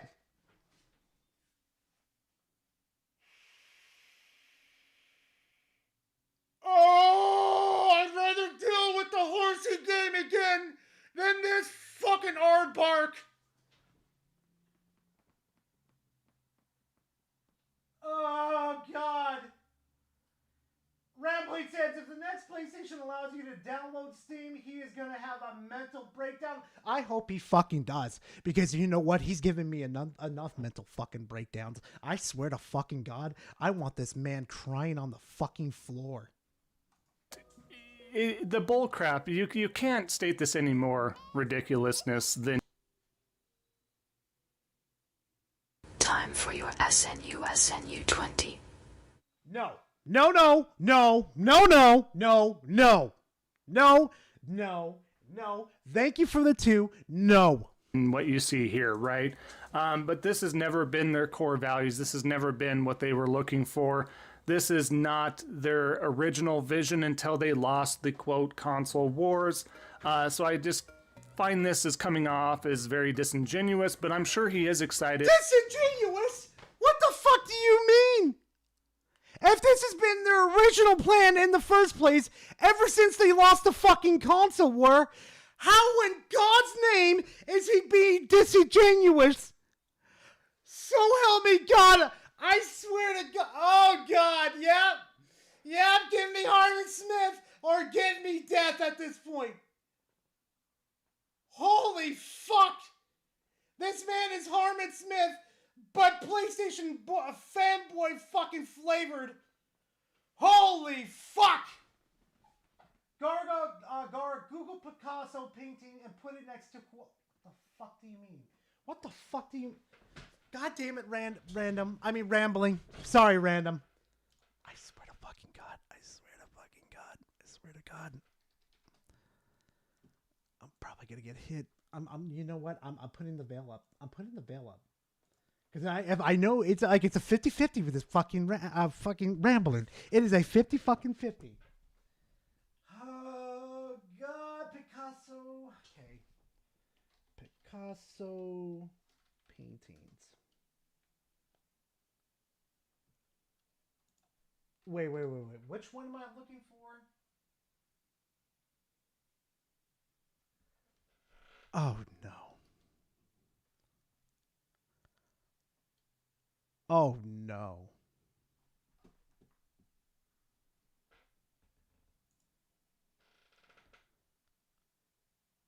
Oh, I see what you mean. Oh, I see what you mean, rambling.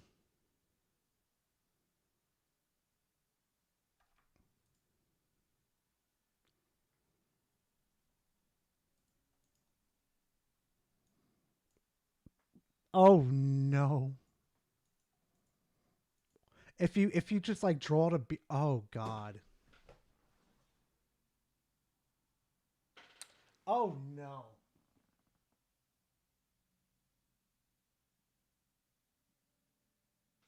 Check memes. What the fuck do you mean check memes? What the fuck? Oh, I swear to God, I gotta quarantine. Fucking. What in God's name is that censored? I don't even think I'm allowed to show this. 20 cc's of fucking uppies. I swear to God, censored. You're losing meme privileges. You're losing them. I swear to God. Fucking 20 cc. Now that's gonna haunt me forever. Now that's gonna, every time I hear 20 cc's, that shit's gonna haunt me. Fuck. It in a lot of different ways due to the fact that, you know what, they are now a full-on third-party publisher, and they're going to be even more so. We'll get to those thoughts as well, but let's continue. I have some other They've been examples. third-party for the longest time. This is nothing new. Can we talk about the Steam machine and how it's a threat to the fucking console ecosystem? Why did you even bring fucking... Why did you bring Phil Spencer up in the first place then? What was the point?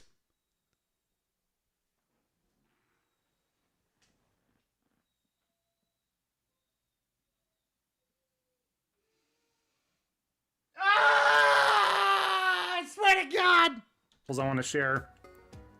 With this hot on the heels of being announced, right, and exclusives are a hot, contentious topic for Xbox fanboys and PC elitists alike, and Jez chimes in, of course, recently. The whole exclusive...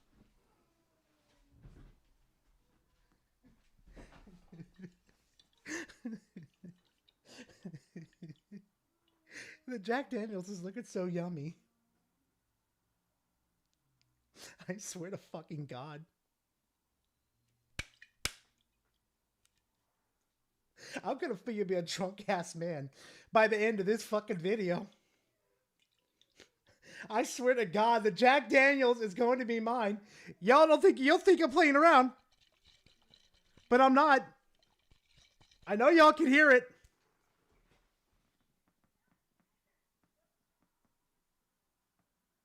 Holy fuck. Don't or recall scroll. Fuck you. How about that? I swear to God.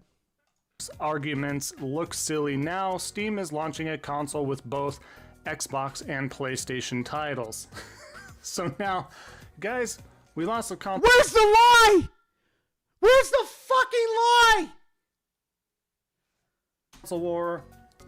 Exclusives are moot point. I mean, what a parrot. What a parrot for this corporation, for Microsoft, and Jez isn't the only one. We have a lot of other people out there that I'm not going to name their names right now. I probably should, but I'm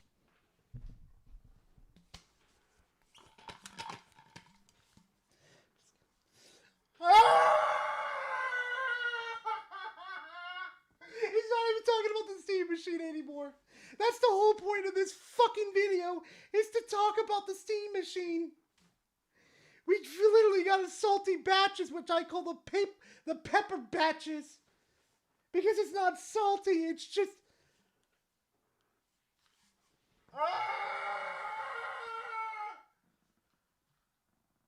Oh, God. I don't know, Shinji. I don't fucking know. Gar, I swear if you drink Daniels, I'm gonna make you put artillery on the screen. Don't fucking make me. I swear to God. I'd rather deal with J-Tech. I'd rather deal with J-Dub than fucking this bullshit. You were made a video to design to talk about the Steam Machine, but you're talking about the supposed Xbox now.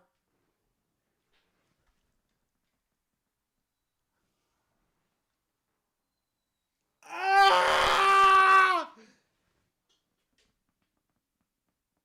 He's saying so much nothing, it's actually insanity. Tell me about it. Pimp up, I haven't even drank Jack Daniels yet. I haven't even drank it. not going to. But they're harping on the whole exclusives don't matter, it's a thing of the past, all this stuff. I still strongly disagree, and this is not... It doesn't matter anymore! You want to know why? Because exclusives don't sell well anymore! Even the last gen where you guys sold a shitload of your guys' copies, are struggling to hit 10 million sold! I'm pretty sure the only one that's ever gotten close to hitting 10 million was fucking Helldivers 2. Name the last exclusive you fuckwits had a fucking exclusive get close to 10 fucking million. I'll fucking wait. Seriously, I will fucking wait. Oh God, why? What is? Please tell me that's just a repeat. Please tell me that's a repeat, Jupiter. Oh fuck me, running. Oh fucking hell. What do you mean? What the fuck?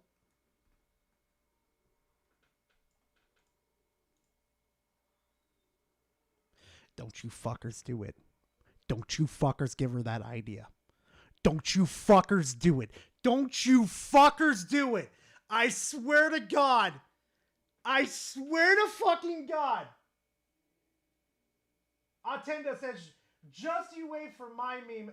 No. No, Attendo. No. Oh, censored. Fuck off, censored. Oh my God. No. God, what is this? Yeah, that's pretty lore accurate. That's pretty lore accurate. Okay. Back to the stupidity.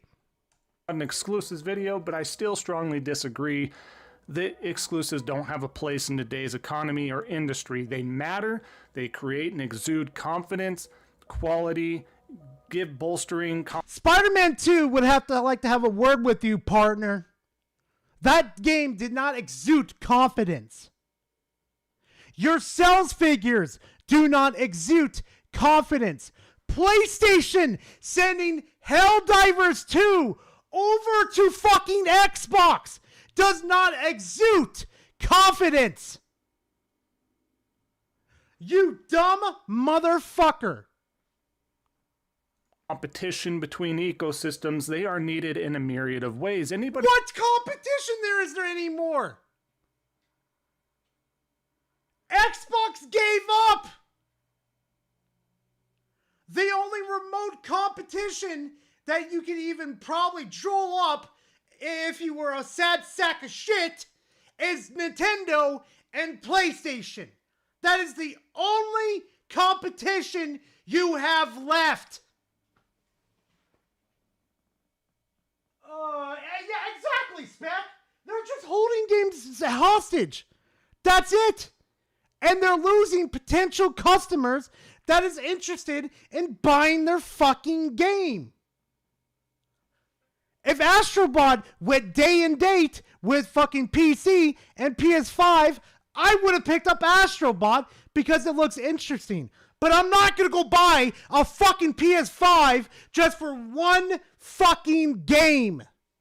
Lick my nutsack, motherfucker. Looking to have this pillar destroyed, cut off, whatever acronym that you want to put in place, any adjective, any, synonyms, all that sort of stuff. Silent, I don't know if it took like a year and a half for fucking Astro to get to 10 million. Like, it didn't take Spider-Man 2 or like what I should say, Marvel Spider-Man or God of War or what was it? The fuck is that name of that game that Klutzy hates so fucking much? It's she's in the world with these mechanical creatures. She has red hair and she goes around and fucking fights them with a fucking crossbow along with a village. Fuck, what's the name of it? Horizon. It took them half a fucking year to get to 10 million. No, 3 months to get to 10 million. 3 fucking months to get to 10 million. Look at the difference between when the PS4 released and the PS5 released with their exclusives. The difference is astounding. There, yeah, I know, chat. I finally clicked in my head. They are needed. They are needed wholeheartedly. To state otherwise is absurd, and if you don't, again, you have other intent behind that agenda. What about God of War games? I know the first one sold like fucking crazy during the PS4. Like, that shit blew the hell up, lady. But God of War Ragnarok took up to like 6 months in order to get to like 10 million, if I remember correctly. I'm sorry, but I'm not sorry at the same time. Exclusives matter. They always will for as long as they can, and competition is needed. But then tell PlayStation then. No, seriously, go to PlayStation and tell them that they should have locked down Death Stranding 2 away from Xbox and PC. Go fucking tell them then. Go tell them that they should import their IPs to mobile then. Go ahead, Dreamcast. They're going to laugh your fucking retarded ass right out of the fucking office. It's no longer about who's competing against who. What is truly matter right now is how much money they can take out of you fucking simps. Forbidden West didn't sold over 10. Really? I thought it did. Spec says, which is crazy because it's painfully dull gameplay-wise. It is! Like, I don't mean to fucking down anybody that enjoys the Horizon series, but I should find that shit boring as fuck. And usually I would like those type of, like, mechanics in my games, but I just found the fucking game boring as fuck. Oh no, what soundbite did you make? Oh no, God no. Who is it again?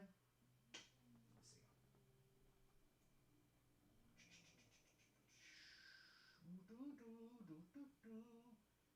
I DM'd you the soundbite. Let me check real quickly. Oh no.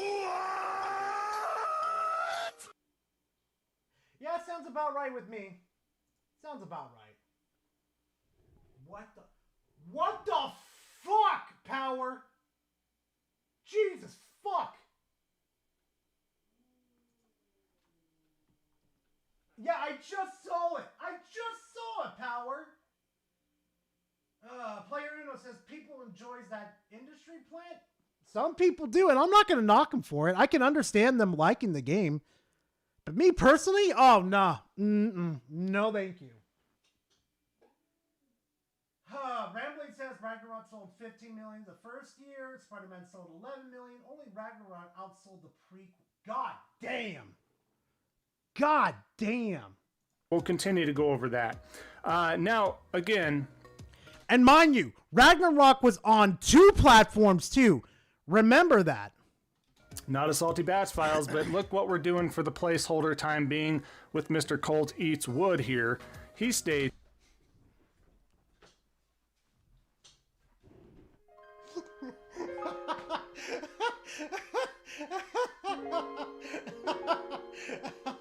It's not a Salty Batch Files video. It's not a Salty Batch videos.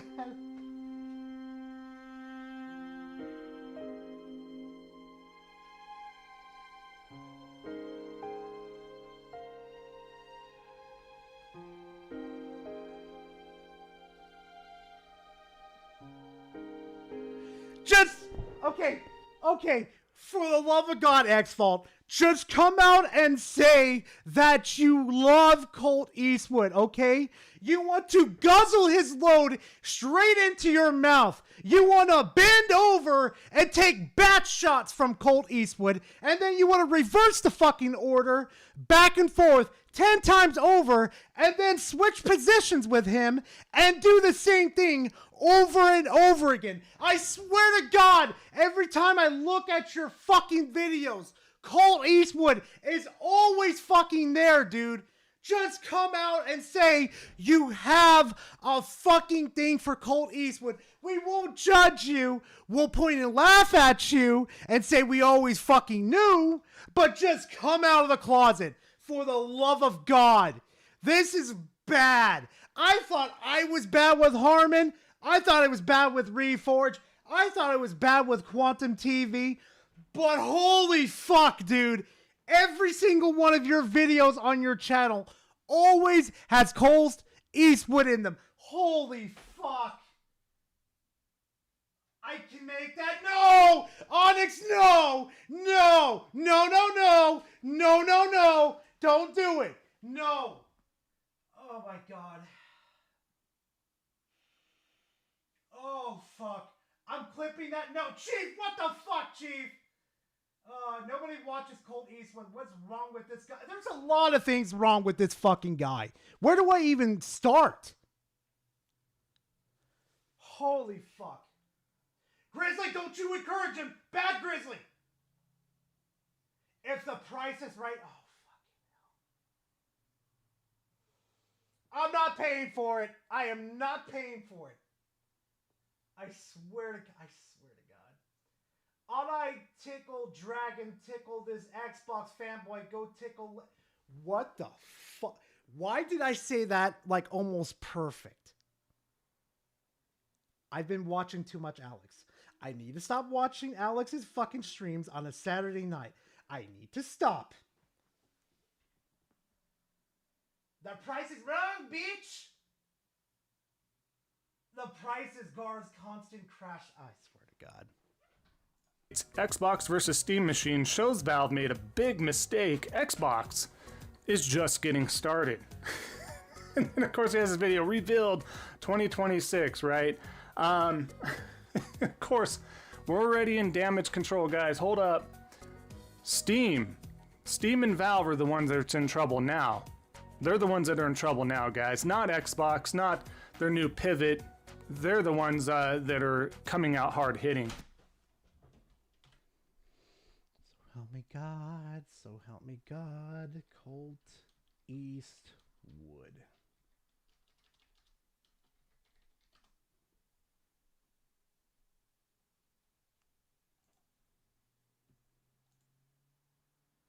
Come on, I swear to God, I fucking hate that. Damn, Colt's not doing too bad on his fucking viewership. Good for Colt.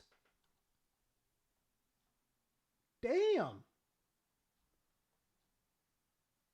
Let's see this real quickly. I want to find that fucking video.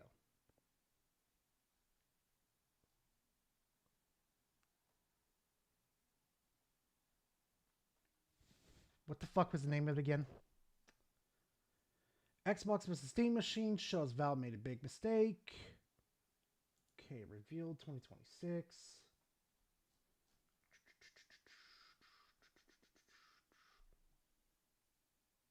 No, I wouldn't say that one. That's 5 months old. Keep going, Gara. Keep going and going and going.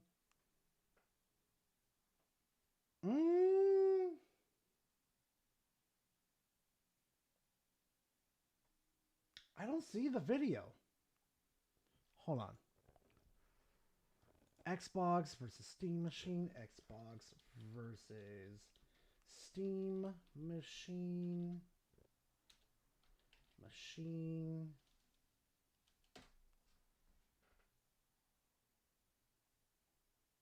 Nope. Maybe? The next generation of hardware is kicking off, and it will change the traditional model of consoles, remove closed ecosystems for buying games, and offer a premier gaming experience. The OEM console PC hybrids and Valve making a new Steam machine and what that means for Xbox and PlayStation without going to a mouse and keyboard to open up multiple applications. The future of gaming is definitely breaking down the walled garden of restricted consoles, and this brings in PlayStation to PC. They can still sell the upcoming PlayStation 6 while selling their games to Steam and Xbox customers across a PC console hybrid. But will these new OEM console hybrids that are set to come out in 2026 give you access to your entire Xbox console library and PS5 consoles? Meaning, since this is a PC, the OEM console hybrids will not have access to console games just yet. But what about the brand new Steam machine? Valve just announced a shorter version of an Xbox Series X, a PC console hybrid with games across multiple devices. The future of exclusivity is dissolving, and game franchises and gamers. Okay, so this video is not as bad as fucking X-Vault is making it out to be. Okay. His fake laugh is insane, pretty much. Gar, you're going through it today, huh? Oh yeah, Sly. Oh fuck yeah. Oh yeah, we're really gonna go through it today. Oh fuck yeah. I don't know what he's going for. Again, we'll have to kind of wait and see, honestly, in regards to all this. But this isn't the case to be made. It's way too early to be telling what's going on for Xbox and Microsoft and what's going on for Steam and Valve in their entry into this pseudo console PC ecosystem they're bringing out to make it more sleek, to make it more more entry level, so to speak, right? So you don't have to go to the extent of paying over $1,000 plus to get into PC gaming and stuff like that. But it's just way too early to tell. You know, we all know how the Steam machine, the first iteration, the first go around, how that worked out. But this is a different time period. This is a different crack at it. And I think there's some potential here. So, but as we... You do realize he just made the argument for basically saying that it's going to be difficult for Steam to bring over Xbox players due to the fact that they're going to have Steam on there and have better hardware, potentially, than the Steam machine. On top of that, too, they're going to have their friends list on there. So it's going to be kind of a hard sell if they're going to be just as priced as a fucking... Oh boy. Continue to go on from Mr. Fraud Eastwood here. Pete Tisma here states, by the way, hey Olaf, how you doing? Question under Mike Ibarra. Oh, fuck me, Mike Ibarra. I'm about to borrow my fucking brain against the wall. I think Microsoft is worried about this. Next gen Xbox is supposed to be something like this, but hopefully it runs a slimmed down version of Windows like Xbox OS and not regular Windows that will kill it. And we're obviously running into a lot of these issues with the ROG Ally X, right? Because Windows based, etc. You have to do a bunch of different stuff and tweaking, and we all know how that works. But as you can see, Mike Ibarra here. No, I think the ultimate destination for Xbox is a publisher, which is fine, and it is. It is. That's where you're going to see the success, right? not a platform owner. This is not. They're still going to have Xbox. You dumb, jaded fucking ex-lover. Why would they not have a platform of their own so they could get a cut of the benefit? Okay. Nothing but good news for them long term. And again, I agree. I've said this multiple times even before Mike was coming out and saying that. Agree with your comment on Windows, right? And yeah, Windows needs to be a thing of the past. If you want to do anything in regards to gaming centric or leaning towards mostly gaming for these even PC hybrid stuff, we have to figure out a better OS. We have to figure out a better method of desktop running, right? Between Linux and stuff like that as well. Once they crack that code for PC, as well. If you just said what I think you just fucking said, oh, I'm gonna have a fucking field day. A method of desktop running, right? Figure out a better leaning towards mostly gaming for these even PC hybrid stuff. We have to figure out a better OS. We have to figure out a better method of desktop running, right? Between Linux and stuff like that as well. Once they crack that code for PC, once they figure that out and we get to bypass all the stuff, the intricacies, if you don't want to delve into the intricacies of PC gaming from mods and everything else, then we're getting to another level finally. We're getting to another level where the casual gamers especially can pick something up like that and be like, hey, I do get a lot of games and a lot of options this way. And This motherfucker really thinks they haven't cracked the fucking code of booting up into other operating fucking systems? You're talking to the people that made fucking Windows that you could boot into your operating... Oh my fucking God.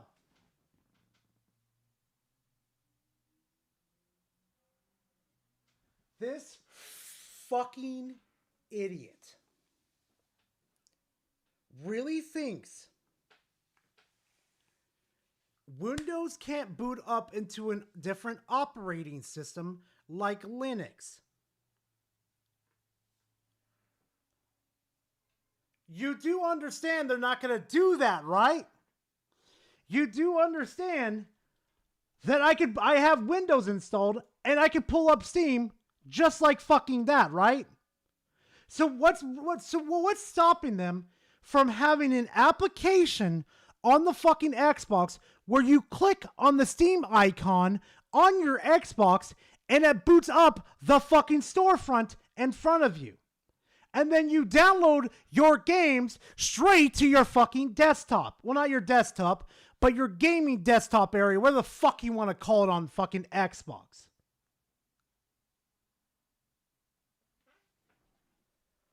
Holy fuck, I'm gonna lose it. I'm gonna fucking go off the deep end. And it's more of a plug and play method. This is what I'm looking for. For those stating that your typical PC and stuff... Hey, Silent, how you doing? ...is plug and play, that's very disingenuous. There's still a lot of caveats to that. So I'm trying to help the PC folks out here, for the casual market and for the gamer-centric folks only, that don't care about the deep dive of stuff, okay?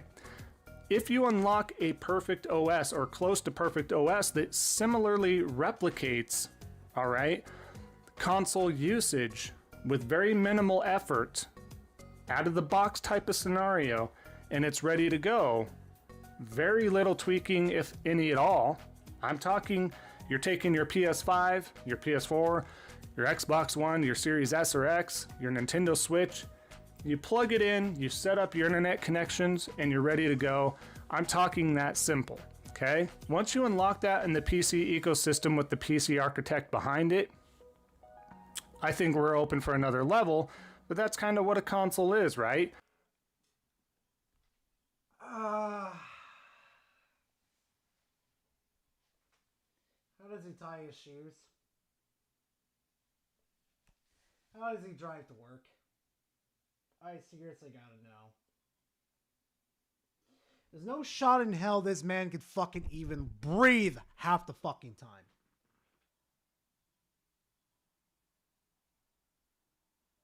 I fucking cannot. Hey, Shadow, how you doing?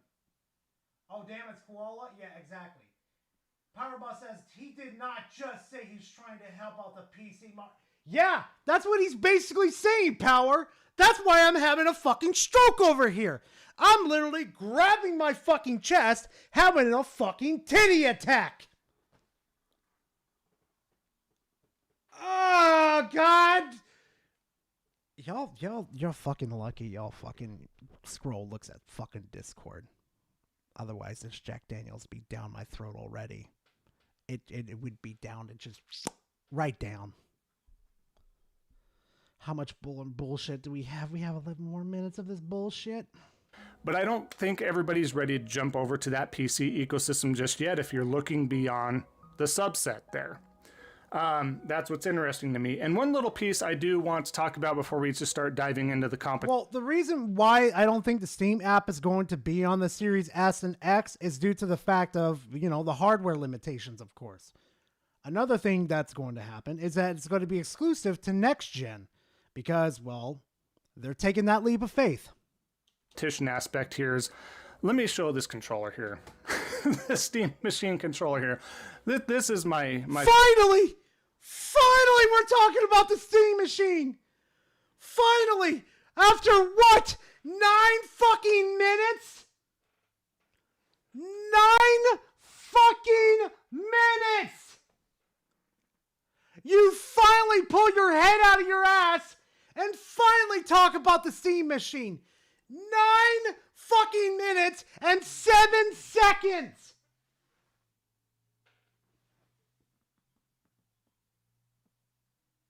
Felt more like 90 era. Oh my god, don't even start. Lady Gamer says, Gara, you want a Jack Daniels drink? I'm about to have the whole fucking bottle up in this bitch. Okay? I'm about to party like I was in fucking college. I'm about to be drunker than a fucking skunk than I was that night. I've got 2 more bottles. I'm ready to down those sons of bitches. This dude is fucking dumb. How anybody pays attention to this dude is beyond fucking me. Thing here. I think the design is like, first of all, the console. You're seeing the controller right now, right? But first, real quick, the console looks like a Series X chopped in half, right? Which isn't a bad thing. Show the console! Show the fucking console! Why is the controller right there? Just show the fuck... Oh god, somebody get the 12 gauge. I need the 12 gauge right now. I'm calling the Steam Machine a fucking console. It's a fucking piece. Give me the 12 gauge. Give me the fucking 12 gauge. Where is it? I need a cock-a-load in it.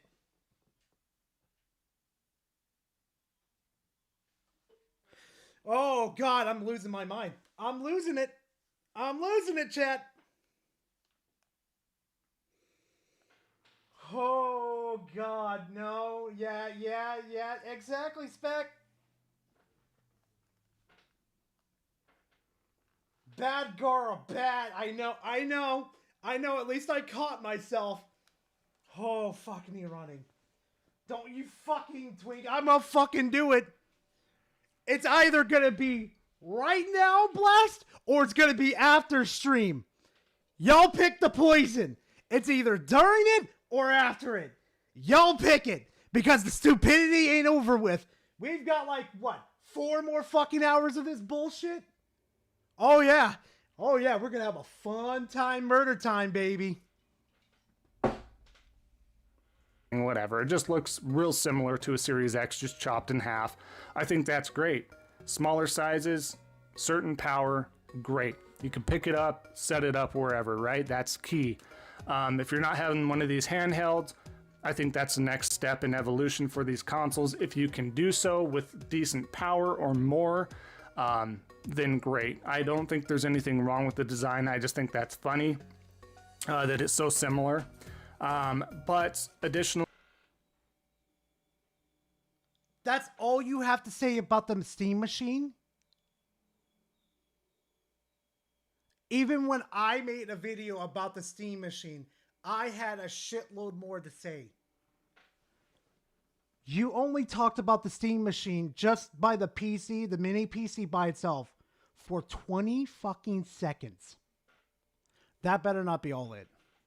This controller, I'm not sold on it. I mean, it's great. It has two little, touch pads to move around for your... It's called touch pads. Not touch pads. Track pads. You fucking peasant. You know why we have those track pads? It's because they're better... How can I explain this? They're better used as for like shooters and shit. Let me tell you something. I fucking evolved from analog sticks straight to track pads. They are... track pads. My bad. They are 1,000 times better. I could whip around and dome a motherfucker in the head faster than I could with the fucking analog sticks. Mouse, keyboard, whatever type of situation. But, Edge Knight says, check Discord, General. Oh, God, help me. God, help me. What in the fuck? Piplup, that's a funny meme. Colt Eastwood living... Censored, oh my God. Colt Eastwood living rent-free in X-Mald's head. I hope Senpai notices me one... Oh my God. Okay. Oh, really? Really, Edge? Really? Oh my God. Cass's meme, I swear to God. I know that's Cass's meme, I swear to God. Oh my God. He's jealous the Steam controller can do what the PS5 controller can do, but more. Exactly, Lockwire. You're right. Gar looking real good in his wedding dress. Fuck off, Tarnished. I swear to God.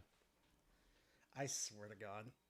I swear to God, the only people that are coming to my fucking wedding is literally Minxie and her hubby too, Klutzy, Radar, Chris the Narc, and pretty much everybody that's met Skrull, like the big tubers, basically. I've already told them that basically before I marry this woman, we're coming out to visit you guys and hanging out for a while, and that's a promise I intend to keep. And you know what? I'm gonna drag Specs' ass with us too when we go visit them too. Specs coming with us. He's gonna be my personal little fucking chihuahua pet that I put in this little fucking in this little cage, and every time he makes a little joke about me, I shake the little fucking cage to make sure. I'm fucking evil, dude. I'm fucking evil. How does Spec deal with my stupid retarded ass? I swear to God. Yeah, it's gonna be a travel tour. That's what it's gonna be, basically. I'm gonna travel around and meet everybody. Funny enough, a lot of the guys do live near each other, except for Crab. Crab lives in the fucking sea. I'm gonna have to get a fucking sub to chase after that motherfucker. I'm gonna get that fucker. What about me? I'm already in Florida. I didn't know you were in Florida. Shit, we'll meet up. Why the fuck not? I'm dead fucking serious. You guys have no idea how close you guys live to each other. That's the scary fucking part. Motherfucker won't visit me before I leave, SMAH. Bro, I'm not even in Arizona right now. Spec, remember, I'm not in Arizona right now. You got to remember that. Some people don't like that the analog sticks aren't offset like the Xbox's controller. I don't like offset. I'm fine either way, but I prefer symmetrical. I mean, Canadian is not too bad. At least you don't live in a poor country. That's a fate worse than death. It does look like... Oh, I'm not lying, Spec. Oh, I'm not lying. Believe that one. Just not good. This doesn't look good. It looks like a rock you find on a beach. Just a thick rock that you find on a beach. Gara, check your meme on the Discord. Oh, good Lord, help me.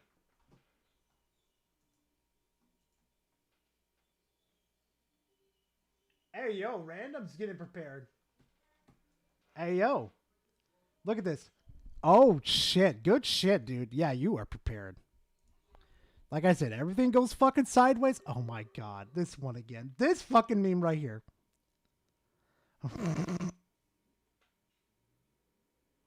Yeah, that's basically me right now. That's basically me.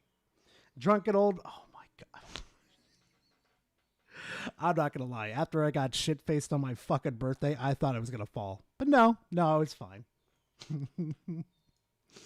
Oh, shit. I swear to God. Okay. Let's get back to it. Add some buttons on here. You're good to go. But yeah, I mean... Oh, yeah, Spec. Let me know how that one goes. Have I seen worse? Yes. I didn't like the original Steam controllers. I really didn't. Is this a step in the right direction? In some aspects, yes, but as a whole, I think it looks ugly. I haven't had this in my hand, so I can't tell you, hey, this still feels great. It operates great, analogs, etc. But just wanted to share that as well. Now, as we continue to talk, I'm going to let the trailer for the Steam Machine device play in the background here as I talk. But what I'm going to talk about right now real quick is the competitive aspect of this. What does this mean for 11 fucking minutes in, after talking a little bit about the Steam Machine and majority of it being talking about the Xbox. God help me. Xbox? What does this mean for PlayStation and or Nintendo? I think, again, right now it's still just a tad bit too early to tell how this is going to affect the industry, how it's going to affect the landscape. Again, I don't think this is here to, the Steam Machine is not here to disrupt too much, if I'm going to be honest. I think that if it's going to affect anybody the most, it's going to affect Xbox. It's going to affect that ecosystem. It's going to affect PlayStation too. Especially if your whole argument that exclusives are an important thing, why would they not pick up the Steam Machine then? Like, let's humor this argument real quickly. If Steam Machine's not going to be a problem for PlayStation, but you still make the argument that exclusives are a very important thing, why wouldn't they go to the superior platform to get more exclusives? Especially when PlayStation exclusives are going to PC? Food for thought. The most, because we're looking at what Xbox is trying to do, right? They're trying to do this hybrid situation, and again, they won't straight out the gate tell us right now. It's still. So is PlayStation. Did you not see the fucking, what was it? The logo's literally telling you that, hey, jackass, this is going to be Steam compatible. We're just going to ignore that, huh? Too early for them to tell us anything. But I do think this throws a wrinkle into their plans a little bit. So that's who it's going to affect. Do I think it's going to affect PlayStation or Nintendo as much? No. Will you probably be able to do a bunch of... Oh, I'm pretty sure it will. Especially once the emulator comes out. Oh, that's going to be a different discussion. Things on here, emulate, etc. Absolutely. You could do this today with any other PC. So I don't think this is doing anything other than, hey, this is a better... Give me a second. I swear to fucking God.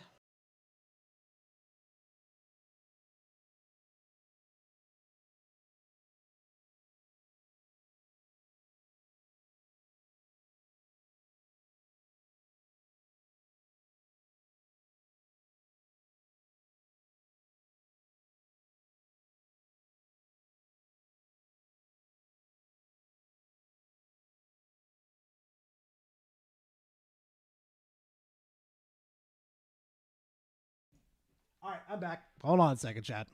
In an easier way, an entry-level type of PC device that you can put out in your living room, hook up to your TV, hook up to your monitor in your room, whatever the case is, and have a go at it. Have some fun. From what I understand, from what I'm seeing from the specs, it's going to be okay. I keep hearing back and forth from experts and non-experts about the power level of this device, whether it's going to be more powerful. Some say it's more powerful than a Series S. Some people say it's on par with the PS5.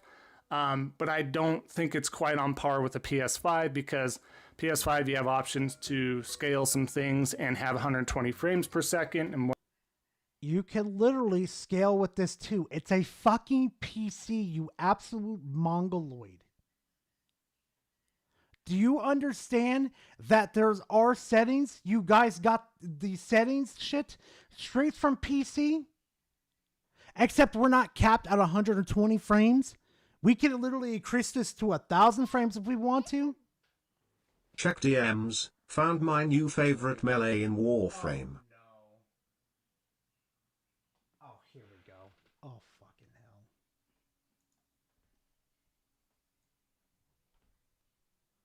hell. Chat snitching on...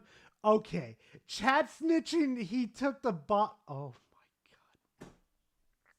That's going to be a fucking meme. That's literally going to be a fucking meme now. Chat summoning Scroll to stop Gara from getting blitzed off his ass. Oh, my God.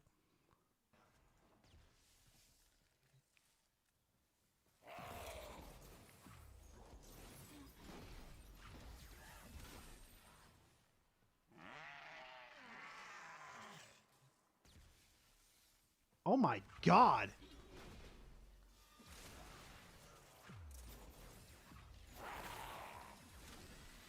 Chat, this is why I tell you, if you ever get into Warframe, you need to talk to Payoff. Payoff is...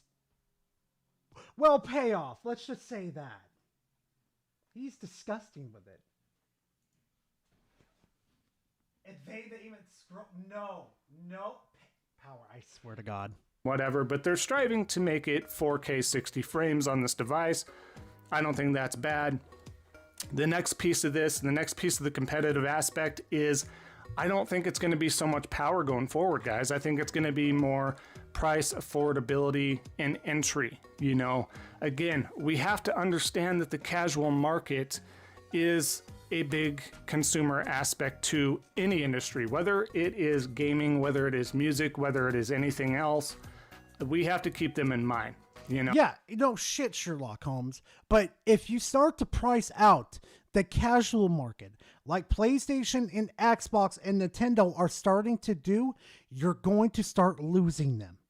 That's the whole fucking point.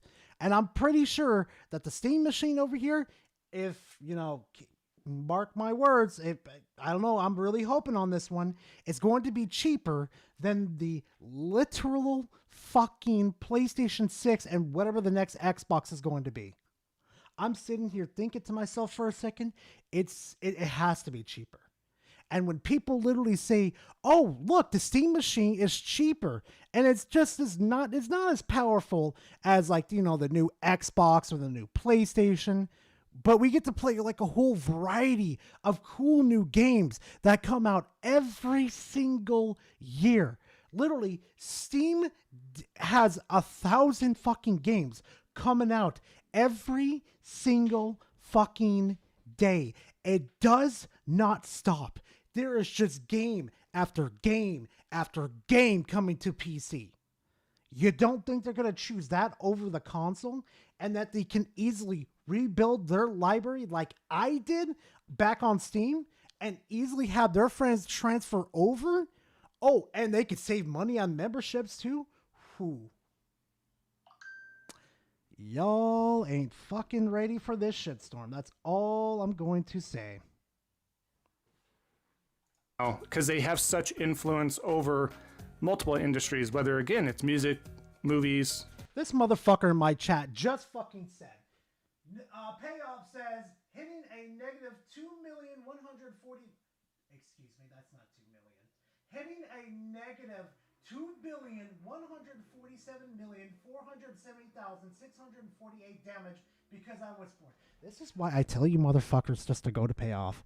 This motherfucker knows Warframe like the back of his hand. And that back of a hand has seen many things. Entertainment, gaming, whatever. The casual market, and that's not a bad thing. When I say casual, I don't mean that they're folks that don't care, that they don't, for all intended purposes, have influence or shouldn't have influence on stuff. It's just how that works. That's what you categorize a casual market, the more broad audience, right, that does have a lot of influence in where they spend their money, where they spend their time, etc. So that's what we have to consider, though. And I think that's going to be the next competitive aspect within the gaming industry. We're talking about gaming right now, and I think that's going to be the next aspect, is pricing. Is it affordable? Is it entry level? Is it simple to pick up, plug in, play? get the most bang for your buck, that sort of thing. Jesus. Spec just got gifted Hogwarts, Cyberpunk, and Dishonored. God damn, Spec. I do think that bubble for subscription services is also going. Well, here's the thing though, Pip-Up, like I said. Depending on the price point, I'll let you know. And depends how much you want to spend. Like, this is personally on you. Like, there's a reason why when I do my reviews on video games, I do not give a score out. I do not, like, I am telling you right now, I do not give scores out for my fucking games. There's reasons why. Because when I first started to get, like, you know, my popularity started to get more and more and people started to see my reviews, I noticed something. As soon as I gave a game like a score, I saw a lot of people using that, saying this game is like a 6 out of 10. And I thought to myself, people are just skipping to the score reviews, not listening to what I have to say. That's the reason why I always give the good and the bad to the games. And I never really say like, oh, this game is an 8 out of 10 or 9 out of 10, that type of thing. What I strive to do is like give you all the information that is publicly known into a bite-sized video so you can make up your mind. Like, I want you to be free. Like, I will die on the hill to basically say that PC is like freedom incarnate. But I can understand why people do enjoy console, you know? But yeah. I've got off the fucking deep end. Out of 10 ratings are so incredibly skewed anyway, basically, Spec. Basically. Going to burst. That's just, it's a matter of time before it does so. And I think we're going to go back to purchasing and owning our stuff more often. And I think that still speaks volumes because Game Pass is popular to a point, to a certain crowd, but there's a lot of folks that still want to own their games, want to own their movies, want to own their music, want to own all sorts of stuff, right? So here's the thing though. If that's the case, if they want to own their stuff, why won't they buy a Steam machine? Because technically in the digital age right now, piracy is the only way you truly own something. Or if you get on GOG and you purchase a game, then you truly like own the game. But my point being is, why won't they switch over to the Steam machine if they want to own their shit? I've got a pirated version of Digimon. Oh, I should say that. I've got a certain version of Digimon Time Stranger, so I own a legal copy. Hell, I have one on Steam. I know Steam's not going to be around forever, but I certainly as fuck want to keep Digimon Time Stranger. I'm just saying. Fire it up and know they don't have to continually subscribe if they don't want to. You know, we got, again, I don't need to bring up again, but you got the Disney Plus, you got all sorts of stuff, HBO, you got Hulu. I think it was like 72, Lockwire. I think it was 72. Which I know is going away or whatever. You got Cinemax, you got Stars, we got Peacock, you name it, right? Paramount Plus. We're not even talking about grocery stuff between Walmart Plus and other grocery outlets that have you subscribe to them. There's only so much and so much content that people can subscribe to. That bubble is going to burst and they're going to make choices that are more relevant to them and purchase what they need at any given time and make changes. That's just how it's going to be. But that being set aside, ultimately, is this going to impact PlayStation and Nintendo? I don't think all that much. Is it? When the Switch 2 emulator comes out, Nintendo's going to be shitting themselves again. Like, I've seen the Switch 2 emulator. I got invited to the community to see this shit. Shit's going to get real nasty soon for Nintendo. And the drones are going to lose their mind. Good? I think this is great. I think a Steam machine, another crack at it is great. I think this is more competition, and I've always said more competition is key. Oh, wait, yo, Ultimate Lord's got a point, though. Fucking Pokemon Unite got in Belgium and the other country, I can't remember, got fucking shut down. Because they can't fucking manipulate the kids with the fucking loot box mechanics. Yeah, it's going to be interesting. And it keeps everybody on their heels and toes. What does this mean for exclusives, though? that's what we're going to have to wait and see. How long does that happen for? Nintendo's found a great formula. They're going to continue to do so. Again, PC, you can emulate so many Nintendo games, right? People pirate stuff, people do this, people do that. And it hasn't changed the stance for Nintendo and their exclusives. And I don't think anytime soon, anyways, that this is going to influence PlayStation to put their first-party AAA games or even AA first-party games on PC day and date at this time if they want to put it. Oh, really? Because the sales figures really disagrees with that one. Also, if that was the case, then where's Wolverine at then? We've got a real sneaky suspicion that may be going day and date. It's just something fucking foul. In a year later, 2 years later, 3 years later, 6 months later, we'll have to wait and see. Multiplayer games, games as a service games, those are probably going to hit on PlayStation and PC and other platforms as needed because that's where you're going to get your most money. We're going to have to do a separate video in regards to the mobile aspect here because there's just too much to go over there as well. So if you guys want to hear more thoughts, opinions, and other analyzed facts in conjunction with the mobile aspect, please let Analyze facts. Okay. me know down in the comments below, and I'm happy to do a video on that as well. But I just wanted to take time and talk about this device and let you know, after all that, ooh, this dropped, now what kind of situation's going on. We had time to think about it, divulge, look at stuff. So we still need to wait at the time of this recording anyways. We need to wait and see what that price is of this Steam machine. This is where I'm cutting it off. This is exactly where I'm cutting it off. I cannot stand the stupidity any longer. I'm fucking good. I'm really fucking good. I swear to God, this dude is giving me a fucking migraine already. All right, I'm going to remove the videos that we've already watched. So now we're going to move on. So there was a interesting little dialogue that Marlin Gaming had. And this one was basically about, let's see. Xbox devs excited to bring their games to PS5. Xbox first party game. This is the same dude that fucking was excited that Halo was coming to PlayStation and stuff. But I got a sneaking suspicion that I don't think he's happy about it. Let's go ahead and watch it. Games don't sell well Hey, at all. check memes. It's done. Fuck, I forgot how fast Nintendo can work. Fucking hell.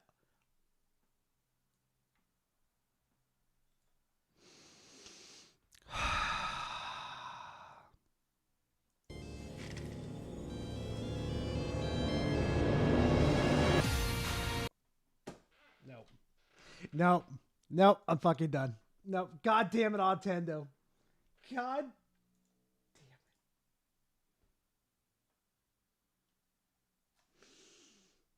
No. I just saw the fucking rest of it. Oh my fucking god, Nintendo. Yep, I knew it was going there. I fucking knew it was going there. I swear to God. We're starting the Marlin video. I swear to God. At all. Why is that? Because try before you buy. Try before you buy. Mm-hmm. Why is that? Why are we trying before we buy? Game Pass. That's why. You're trying before you buy. What's wrong with that? It's like going to the store, getting a new pair of pants and make sure it fits you. So, therefore, Game Pass is the culprit. I've told you guys this. I don't need nobody else telling me this. Bro. Oh, yeah, because Game Pass is the culprit. Oh, it is 100. I swear to God. I am not playing. No, I am not continuing playing Nintendo. No. Nope. I've been doing this for years. I already know this already. That's why Xbox games don't sell well. Because of friggin' Game Pass. And why you see a lot of developers don't put their games, and the same, I could shake Jim Ryan's hand right now because he was telling the truth. You know what I'm saying? It's just not sensible to put your games in the Game Pass because, hey, look, your game ain't going to survive well. You see what I'm saying? Because why? Because there is a Walmart of games. There's hundreds and hundreds of games, okay, that are in Game Pass. And why should I play your game? Yeah, my daughter likes to play this little Bluey game on her iPad. And every 5 seconds, all I can hear is so this is some of y'all.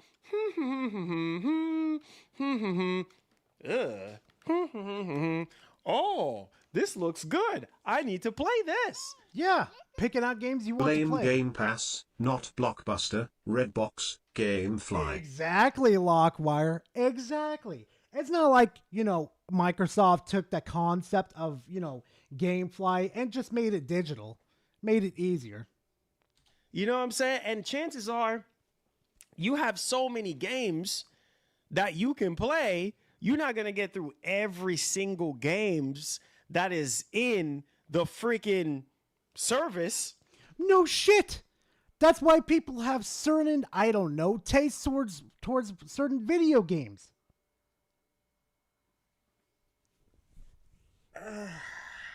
Lord help me. Right? Because you're scrolling up, passing games left and right. So your game, you as a developer, your game ain't going to really get to shine as much, especially if it's not AAA, if it's not advertised. People are not going to really know about it. So it's just going to be stuck in the matrix, right? But it has a better chance of being found out. Stardew Valley is one of the best examples of this. Stardew Valley, I had like zero interest in playing that game, right? But as soon as my friends told me, hey, Gara, it's on Game Pass. Go ahead and go download it and just try the game out and see if you like it. Hell, we'll go ahead and play co-op with you just to see if you like it. Okay, fine. Let's do this. 5 hours later, I'm already waifuing up one of the fucking chicks in there.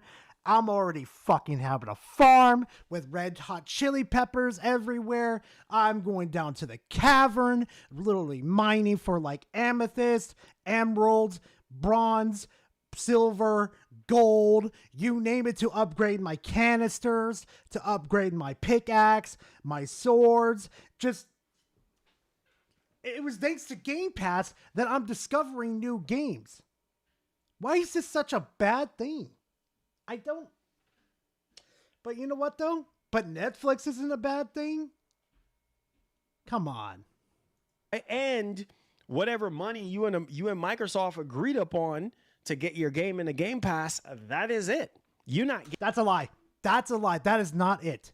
They still get the sales from purchasing the game. That is a straight lie.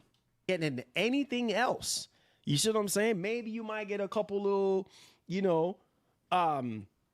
here and there, extra money here and there, or whatever the case may be. But yeah, that's just a lie. Stardew, I've bought, I have bought a copy on Xbox. I've bought a copy on Steam. I've bought a copy on Nintendo. I've bought a copy on PlayStation. For them just having it on Game Pass and my friends recommending it to me on Game Pass too, they've gained 4 copies bought off of one person. One. Chances are, that's it. You better off just selling your game on your freaking own, which I've said numerous times, right? You're better off selling your game by yourself and get all the profit as much as possible. So you ain't got to split nothing with nobody. You get all your royalties, everything that you need to get. But you get your royalties and you get paid. You literally get free advertisement out of it. There were people on Xbox that weren't interested in Expedition 33, and spoiler alert, they fell in love with it thanks to Game Pass. Thanks to Game Pass, I have 2 copies, one on PC and one on Xbox. Another W for another W for Game Pass. You're good to go. You ain't getting no extra royalty from that, or at least the most that you deserve. That's why you see GTA 6 ain't gonna be in Game Pass. Gee, I wonder why. Because they don't need to be on Game Pass. They've got enough notoriety by themselves to literally sell copies. They don't need to be on Game Pass. Also, spoiler dumb shit, it was on Game Pass for a while. Did we just forget about that? I think we forgot about that. For that same friggin' reason, because all people are gonna do is sign up for Game Pass, play the game, and move on to the next. They're not even gonna buy it. They're not gonna freaking buy the game. They're not. Oh my god. Oh my god, he needs a better camera. Oh my god, he needs a better camera. I am your beast. This game recently came to Game Pass called I Am Your Beast. This is literally a John Wick simulator. It is absolutely insane. This game is so fucking fun. I've bought myself a copy on Steam and, well, spoiler alert, Xbox. Or is it on... No, it is on Steam. It is on Steam, I remember. Or did I buy it on GOG? I can't remember. I can't fucking remember. But this game is fucking fun. The way that you can exile people, the way you can give them brain damage, there's vehicles that come out of nowhere to attack you. It is absolutely insane. I would have never given this game a chance in the first place if it wasn't for Game Pass. I'm just saying. Oh, I've been hearing about this game. Oh, yeah. GTA 5 is still on game. Really, Cobra? I thought they took it off. Huh. Huh. God, that just looks so fucking weird. Not gonna buy it. I'm telling you. I'm not asking you. I'm telling you. That's why people sign up for Game Pass, because they don't plan on buying friggin' games. Come on, this is not rocket science for you to figure it out. You understand? So if I was a developer, right, and I work for Microsoft, you doggone right I'd be happy putting my doggone games on PlayStation 5. Why is that? Because it gets to sell more. PlayStation is outselling Xbox. Duh. I mean, they don't take rocket science to figure that out, right? And on top of that, hey, look, your third-party games that oh God, you've been coming out with, like the partnership. Can you at least wait for the fucking notification? Because I can't hear you. That they be inking. You know what I'm saying? Come on, bro. Listen, bro. Stop wasting time, okay? What up, my G? What's up? What's up? What up? What up? Let's go. Oh, Jesus, fuck. Destiny. T-Man, what's up? What up? What up? What up? Thank y'all. Thank y'all for being People members. who have Netflix spy movies? No clue. Nope. No.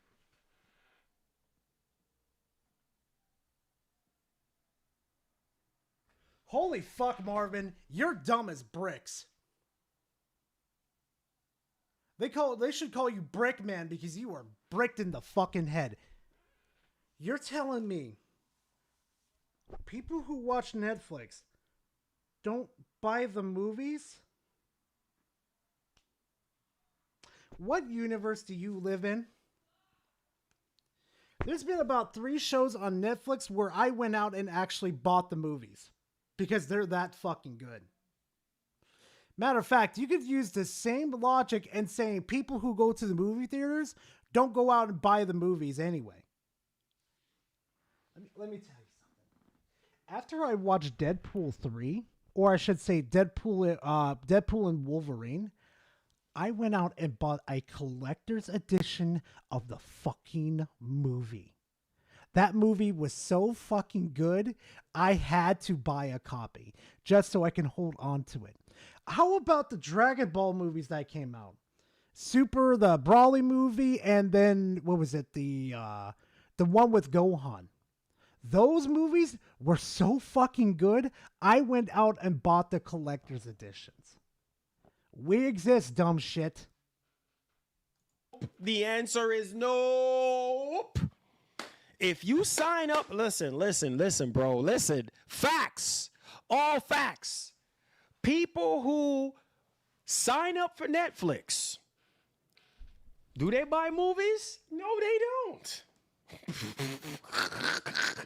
When Blockbuster was a thing, people rarely bought freaking movies. Me and my brother, we walk about 3-4 miles from the house to go to Blockbuster to rent movies and games, not buy them. Yeah, well, guess what? You know what's the difference between now and then? Back then, you didn't have much, how can I explain this? Sources to expend in order to buy those games. So your best possibility to do is just rent those fucking games. But now, since you're a full-grown adult, that you have your own job, you could purchase these games by yourself. Because we didn't have the money back then. We didn't have the money. All I had was money for food and for my tuition. That's it. You see what I'm saying? For every semester, I had money for my tuition. I didn't have time to sit here and be shelling out no $50, $60 on no video game. You crazy? Nah, bro. We get a Blockbuster pass and we go in and we rent whatever we wanted. You see what I'm saying? We renting games, bro. Hollywood Video, same thing. So you doggone right, my brother. You have Netflix. You're not buying movies. You're not. You're streaming them. Same thing with Game Pass. You ain't buying a Christ living thing. So don't you expect developers to get excited putting their games on PS because it's going to sell and they're going to make way more money than having it on Xbox because everything is centered around Game Pass. This is what I told you guys from the get-go, from the very beginning. Jim Ryan said it. A lot of people, was upset with Jim Ryan when he was saying what he was saying, but it's the freaking truth. Yeah, isn't this the same Jim Ryan line that flew around the whole fucking planet just to stop the ABK deal? Also, too, isn't it kind of fucking true, too, that, what was it? Oh, God, my brain just went absolutely numb on me, chat. I'm so sorry. Isn't this the same asshole that basically, oh, my God, I completely, we're moving on. It is the truth. Why you think Sony don't do that? You see what I'm saying? Because it stifles your freaking game. Sony doesn't do that. Okay.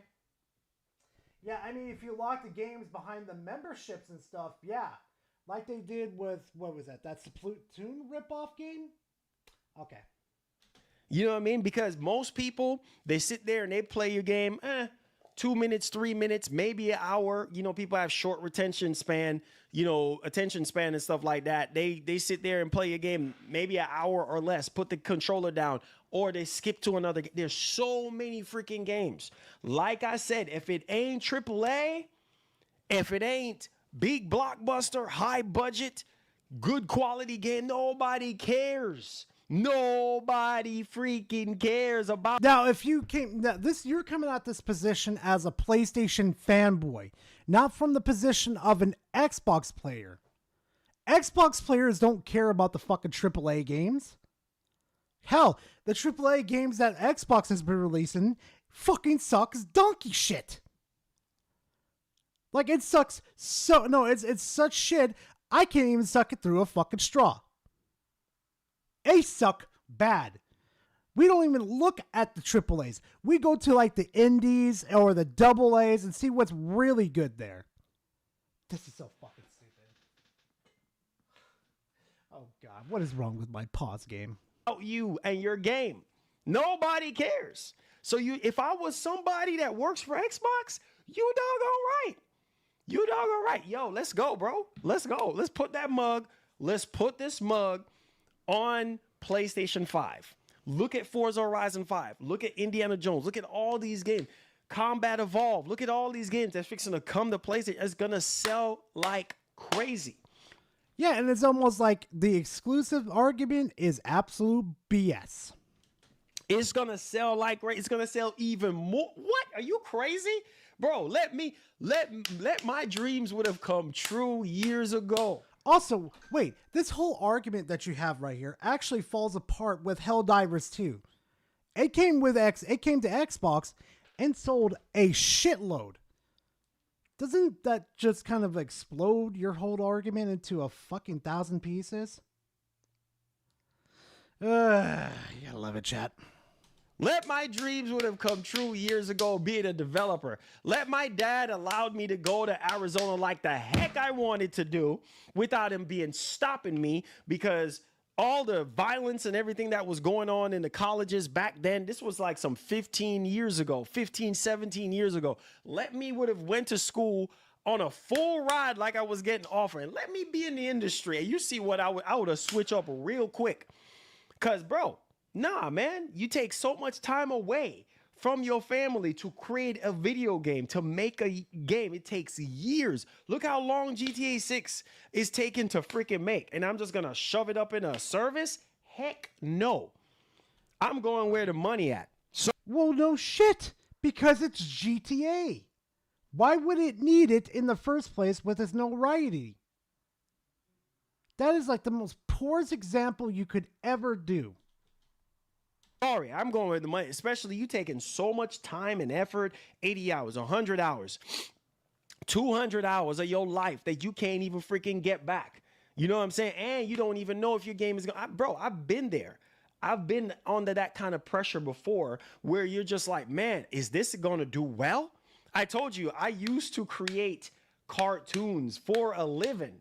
I used to come up with ideas off the top of my dome for a living. You understand what I'm saying? And the pressure that I went through of people demanding. You really should have gone back to it. And then, yo, where is this episode? Where's that episode? Where's this? Where's that? You know what I'm saying? And it's just kind of like, bro, that pressure. And that's just a web series. That's just a limited run web series. A little bit limited run animated web series. This is not even a full-fledged video game. So I can only imagine the pressure. And this is why I respect a lot of developers, because, yo, it's not easy. It is not freaking easy to make a game, stand behind a game, you know, debugging and polishing and making sure that everything is up to par, because, yo, your game is going to be in front of millions of freaking people. You understand what I'm saying? And your reputation, your job is on the line, because your studio can get shut down just like this. Everything you work hard for, just like this, gone. So Game Pass is good and it's bad. Good in the sense that it offers insane value for gamers. Bad in the sense for the industry, growth-wise. Because you putting your game in a Game Pass, bro, all people are going to do is sign up for Game Pass. Hold on a second, chat. How many copies of, what was it, Expedition 33 sold?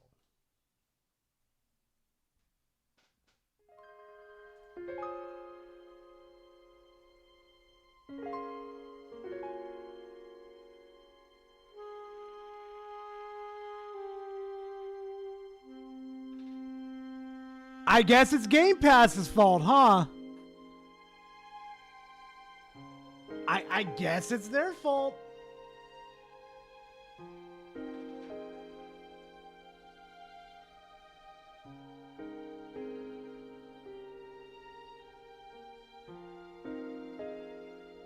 Yeah, why don't he go ahead and tell that to the people that bought Helldivers 2 day one?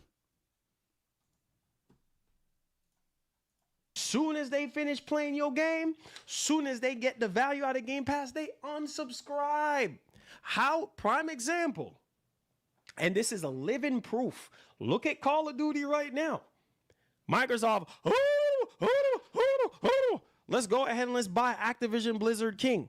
And let's put Call of Duty, let's put all these older Activision games in the Game Pass. It's going to be so great. You're getting such a great deal. Try to incentivize y'all to sign up for freaking Game Pass. And guess what? You guys still didn't sign up as much. You guys sign up for like a month, right?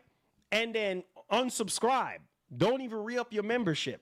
Call of Duty can't even say. Oh, guess what, Marlon? Guess what? those are people that weren't interested in the first place. They were interested in how to see how Call of Duty is. So guess what? Those are paying customers that were never going to pay for Call of Duty in the first place. It's a lose-lose. Call of Duty can't even save them. You understand what I'm saying? They're losing, what, $300 and something million? Bro, they're losing money. Put in Call of Duty in the game. That's because of physicals, you dumb shit. Talk about not doing your research. They're losing money. Money. One of the best-selling game of all time is taking an L. Losing money from being in... it can't be the fact that it has the worst campaign that has ever been seen in anybody's lifetime. Oh, no. It has to be Game Pass that's the problem. Oh, no. Yeah, it has to be Game Pass. Game Pass is the problem. 110%. Like, the fuck?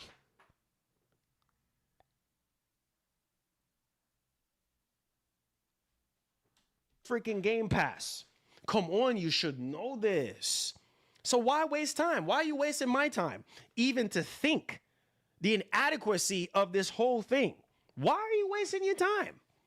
Right? Why are you wasting your time believing this nonsense when the truth is, bro, come on. We know this already. We know exactly what's going on. Right? And the only reason why Game Pass is still a thing is because of Microsoft. Because if this was Sony or Nintendo or Sega or anybody else, Game Pass wouldn't even be a thing anymore. You want to know why that's the case? I'm going to tell you why right fucking now.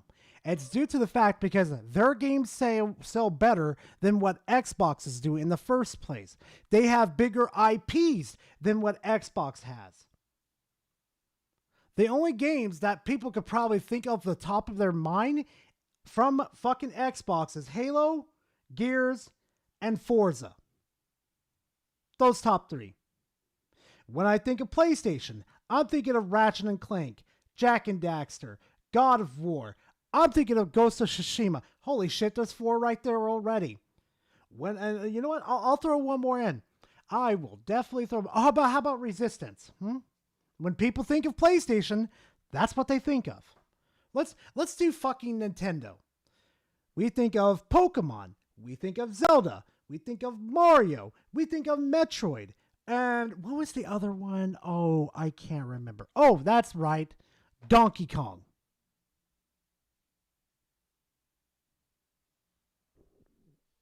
I've got a point. Oh, yeah, Fable too. Yeah. Fair point. Astrobot Killzone. There it is. Bro, I saved money by not going out and buying games day one. I'll happily wait for the reviews to make their rounds before forking over a single cent. Exactly. Because you can't afford it.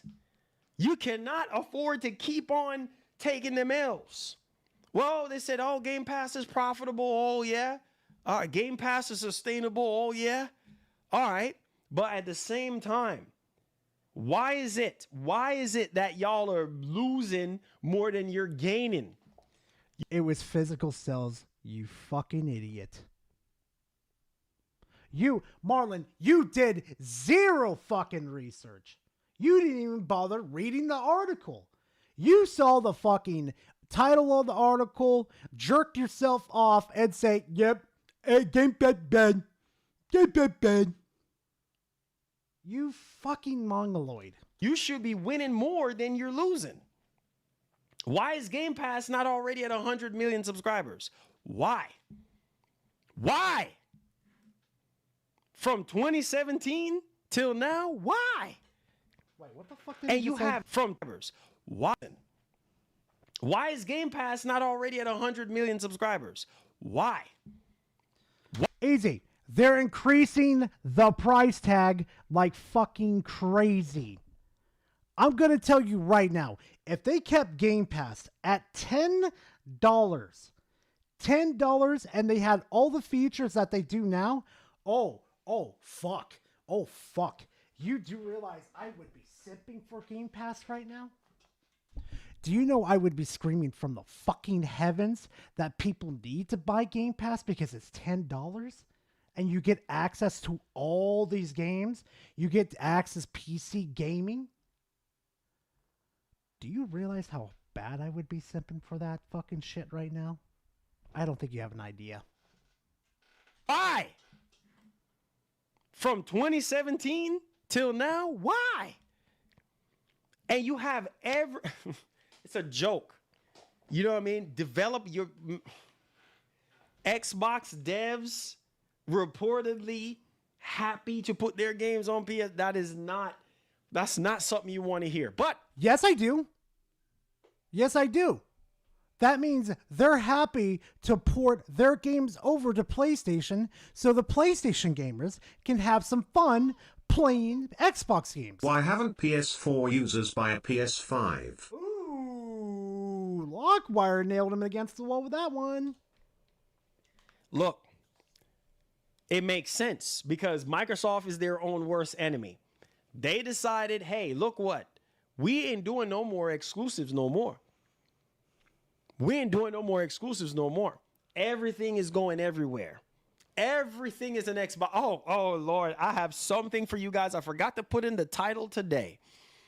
And it shows you the mind of Microsoft. I'm not joking, bro. I'm not joking. Like, yo, Microsoft is gone, bro. Microsoft is gone far left.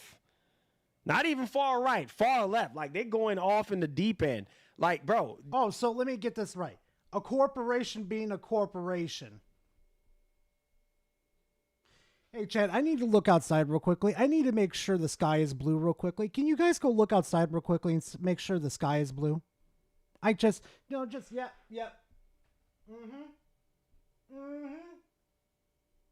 Yep,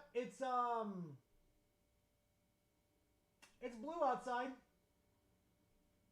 Yep. Yep. This is why I try to tell you boys, like, these fanboys, they gotta understand, they gotta wake up and smell the coffee and realize what the heck is going on right now. Microsoft is just like going with the flow. They're going with the wind. They don't care. You see what I'm saying? They don't freaking care. Look, every screen is an Xbox. Everything is an Xbox. Yes, it's a different term. It's like a joke that they're doing. They're saying this is part of the Xbox brand. You can play the Xbox branded games on your television, your cell phone, your fucking test strips. You can play it on your refrigerator, anything that's got a fucking monitor attached to it. Duh. That's it. That's what we're running with. You see that you're down with Night payoff. Be safe, man. us or you're not. Because it, and even before, and this is the crazy part. This is the crazy part.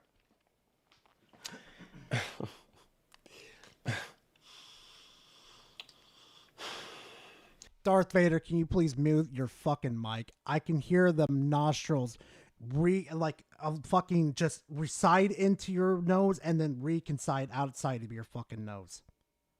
For the love of God, mute your fucking mic. Just he's gonna fucking suck me in, I swear.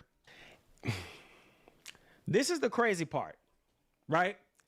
Even before all of this shenanigans, right? Even before them putting their games on other platforms, the games weren't selling as much, even being exclusive.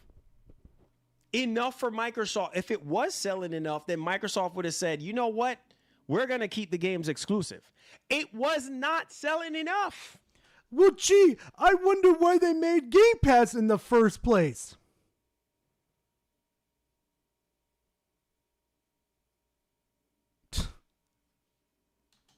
Not enough for them to say, you know what? Let's make it exclusive. Let's keep on doing exclusivity. Nope. Not. Oh, I don't blame you, Chaos. I don't blame you. Working.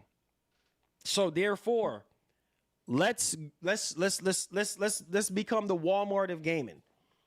Let's be everywhere. Let's carry every game everything that we can. We need to buy up everything that we possibly can. You understand what I'm saying? And Call of Duty did not save Microsoft. It did not save them. Because look at Black Ops 7. Right now in Japan, UK, in general, didn't really move the needle as much. So Call of Duty can't even save them. Nothing can save them in terms of like, you know, allowing them to see this huge surge in growth on Game Pass. Actually, it could, but here's the factor though. They need to make a good Call of Duty, not make whatever fucking Blob 7 was. No, seriously, whoever made Blob 7, fire the whole damn team. And get rid of AI too. Because obviously you do not fucking care. Even the AI fucking didn't even care. Holy fuck. Chaos, this is Marlin Gaming. Oh yeah, no, Blockwire's got a point. It amazes me how those PlayStation fanboys easily forget the true reason why Microsoft bought ABK in the first place. It wasn't to bring Call of Duty to Game Pass. It wasn't to boost or Game Pass. They want to infiltrate the fucking mobile market. The pastimes that they have tried with their IPs have failed. So you know what? Go buy Activision, get Candy Crush, and just sail. Just sail. They're still losing. So it's like, bro, they can afford to lose. Sony cannot. Nintendo cannot. I mean, Nintendo got money to last them till the end of time. Right? So Nintendo is a whole different ballgame. Nintendo got crazy money. You know what I'm saying? On hand. More than even Sony. You see what I'm saying? So let's not even put Nintendo in the equation right now because Nintendo is fine. Okay? Even if Nintendo mess up with some of their games, they're okay. They got crazy money. They got that old money. You know what I mean? Nintendo money is longer than trade smoke. Okay? So Nintendo don't have this problem. All right? Sony, on the other hand, they got to be careful. They might got a lot of money on hand to do certain things, but they got to be careful. Microsoft, on the other hand, look what's going on right now. $70 billion. $70 billion on freaking Activision Blizzard King. Mm-hmm. Right? And now they want to sit here and ask for 30% on everything. How is that working out for Microsoft right now? Not very well. Not very well if they set it to 30% increase every single fucking year. That's a great way to kill a business right off the bat. Not good. Not good. Okay? Now, pay attention to this. I need you to pay attention to the screen right now because, oh boy, here we go. Here we go. Because this is something that I saw coming a mile away. And when you see developers are thrilled about putting their games on another platform, it's not a good look. It's not a good look. But that's the picture that Microsoft has painted. Wait. So wait, if it's with Xbox, it's a bad thing. But if it's with PlayStation, it's a good thing? Does anybody remember when the Helldivers 2 developers pushed egregiously to get Helldivers 2 on Xbox? And they were like extremely happy to hear the news that PlayStation allowed it? Where's that same energy, Marlon? Marlon, hey, buddy, where's that same energy? Oh, Jesus Christ. Pushsquare.com. Sorry to call out your name. Oh, here we go. Here we go with a PlayStation fucking fans website. God. Xbox devs thrilled to be bringing their games to PS5. Happy days. You know why it's happy days? Oh, happy days. When the money talks, money talks. When money talks, oh, happy day. Money time. So, many of Xbox's first-party studios are allegedly thrilled to be able to bring their games to the PS5, according to Bloomberg's highly reliable Jason Schreier. Last year, Oh yeah, this is the same Jason Schreier that sent on a fucking what is it? A report that Activision. Oh God, don't even remind me about the Activision incident. Oh my God, sent on that report for a whole 2 years and then decided to make a book out of it. We're gonna trust that Jason Schreier? Here, Okay. Microsoft announced plans to bring 4 exclusive titles to Sony's console. This eventually snowballed to the point where practically every 10th pole title from Redmond Firm is now launching on PlayStation. And for the teams inside Xbox, this is a welcome change. Now, speaking with 404 Media about Microsoft's ever-changing strategy and its alleged pursuit of 30% profit margins, which I told you guys, 30%, they want 30% profit margins on everything. Jason Schreier, listen to what Jason Schreier is saying. And we're going to tie this in with the other topic that we have. Quote, a lot of these Xbox first-party games are put on Game Pass, which means they are not selling as much because people can just subscribe and get them for much cheaper than they would if they bought them. That complicates the math for a lot of these studios. A lot of game studios are now actually thrilled that they get to release their games on PlayStation, which is a recent phenomenon that's been happening in the last year or so. So this is just he said, she says bullshit. There's no confirmation. This is a PlayStation fanboy website that pushes bullshit all the time.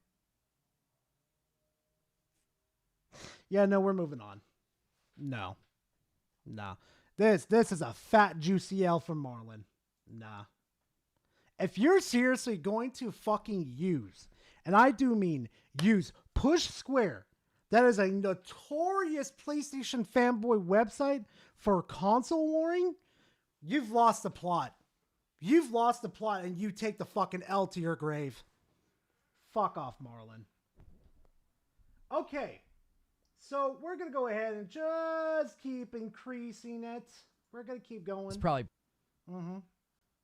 We're just going to keep going and going and going and going. So Reforge decided to open his fucking mouth about the Steam Machine pricing. Now, I'm just going to say this. We all know this one's going to be interesting. And also, I don't know if anybody's been paying attention. Let me check up on Astro real quick, chat. I want to make sure Astro's doing okay. Hold on a second. Let's see, Astro Cyborg. Rocket League. Oh, God.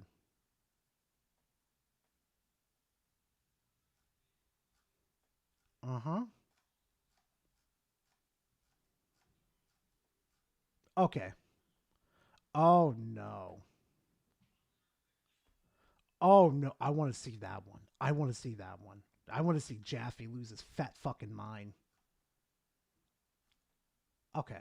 Seems like everything is okay with Astro now. Yeah. If you guys don't know what's been happening with Astro lately, he's been getting copyright strikes a lot. I've already got 3 suspects in mind. Reforge is one of them, and the 2 others I won't mention because I know they watch a lot of the Salt Miners. So if you happen to be watching right now, don't let me catch you. I will make sure to ring your fucking name out. Anyway, back to Reforge. Let me know what you would pay for it. So basically, it's a 7600 CPU and a 7600 GPU. This is not a super powerful machine. Valve is upfront saying that they are going to be relying on FSR in order to achieve 4K. And even then, man, like 8 gigs VRAM, anyone else would be taking a ton of flack for shipping a game console today with 8 gigs of VRAM. Yeah.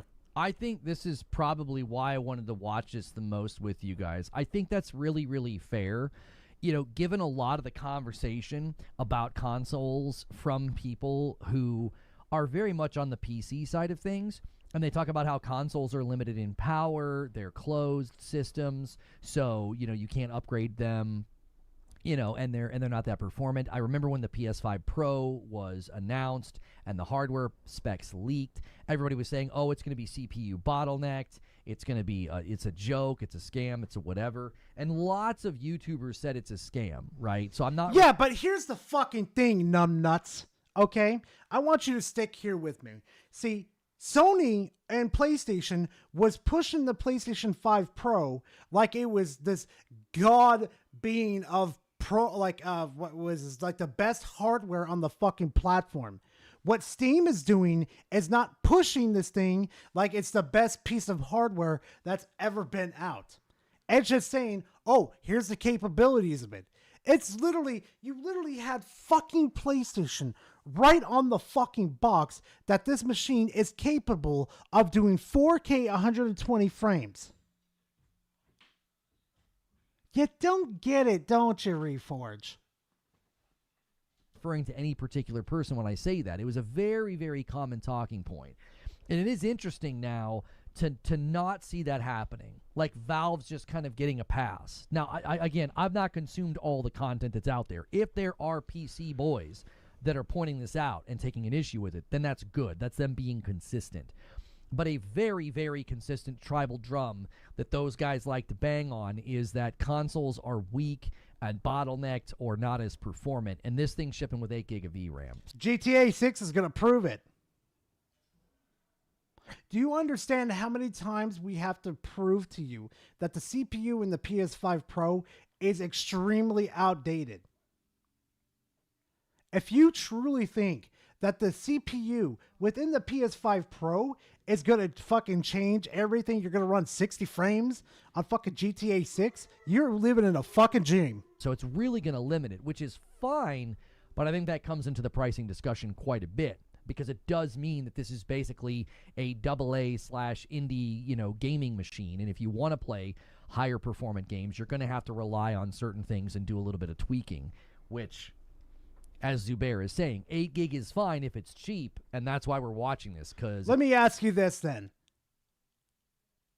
Hold on. No. Let me hear that again. Your performant games, you're going to have to rely on certain things and do a little bit of tweaking, which, as Zubair is saying, 8 gig is fine if it's cheap, and that's why we're watching this, because it doesn't sound like it's going to be cheap. So wait, you do tweaking technically on the Pro 5, PlayStation 5 too. You do tweaking. But when you boot it up on PC, you don't have to do that tweaking unless you want certain preferences with it.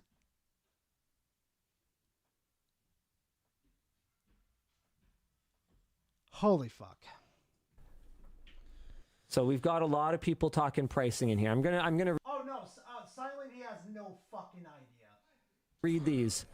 600, 600, 600, 600. I'm gonna go some Yote when it goes to PlayStation Plus because I got another games to complete. Oh, good, lady. Hopefully you enjoy yourself. 600, 350, 800, maybe 600, 1,000. You're crazy. So he says 1,000. You're crazy, right? I mean, if you're close to 1,000, I mean, I don't know. That's why I said I pulled up a pre-built rig on Best Buy. There's a $760 iBuyPower rig right now on Best Buy. Somebody in chat said, yeah, that rig's pretty close to a Steam machine. So if you're in that pricing threshold, you're going to have people thinking like this is really no different than me buying a pre-built PC. So it's really not, dipshit. That's the whole point. 500 tops or DOA, 250 PS5, so like 500 to 600, 599, 699, 500. Okay. A lot of 500 to 600. I don't think so. I can't tell you what the price will be because I literally don't know. But when I said, you know, I'm disappointed that it isn't going to follow a console pricing model where it's subsidized by the fact that the manufacturer is going to be taking 30% of every game sold on it over the lifespan of this thing, because I feel that would be a more meaningful product. And they kind of asked what I meant by, well, what do you mean by console price? And I said, yeah, Linus, it's not a fucking console. It's a computer, a PC. Well, $500. Nobody said anything, but the energy of the room wasn't great. Well, and this is the quote that's been circulating, right? This is the quote that's been circulating. So basically, he tells them, like, are you going to land, console adjacent?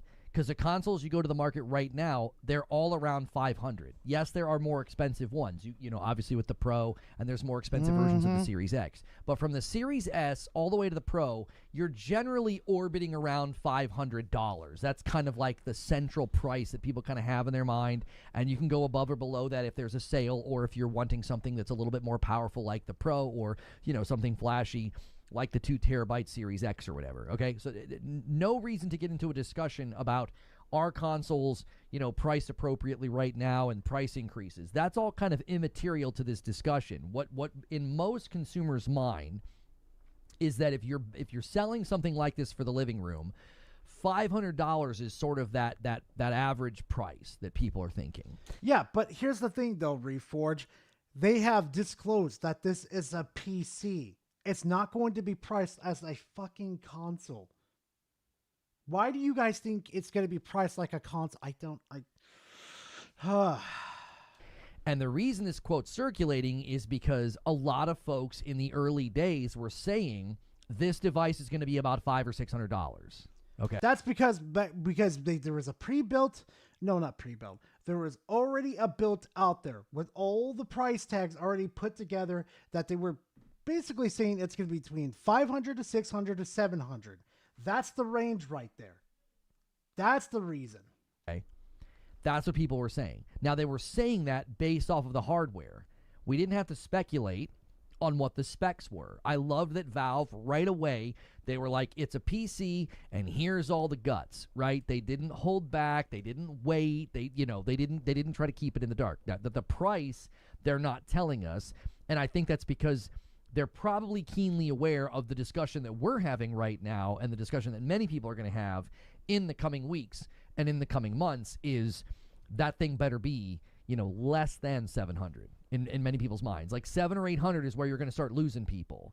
Now, that doesn't mean that the thing is DOA. I think that's an extreme position to take. But the minute you get in the $700 to $800 range, I think you start losing folks. Now, gee, I wonder what's going to be the reaction with the PlayStation 6 and the newer Xbox.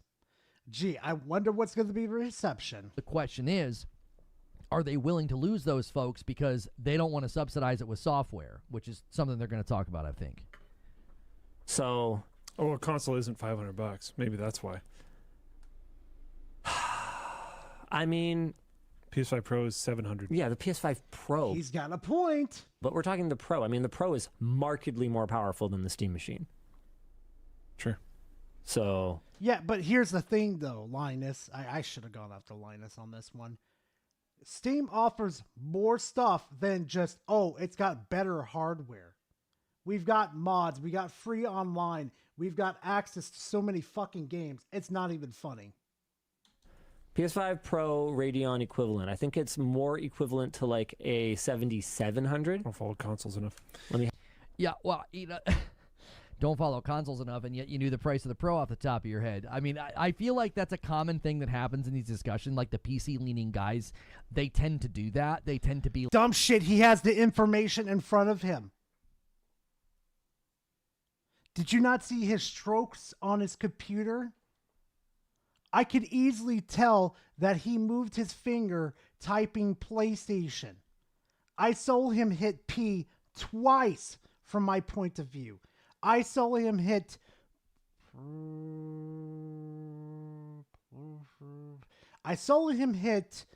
A twice.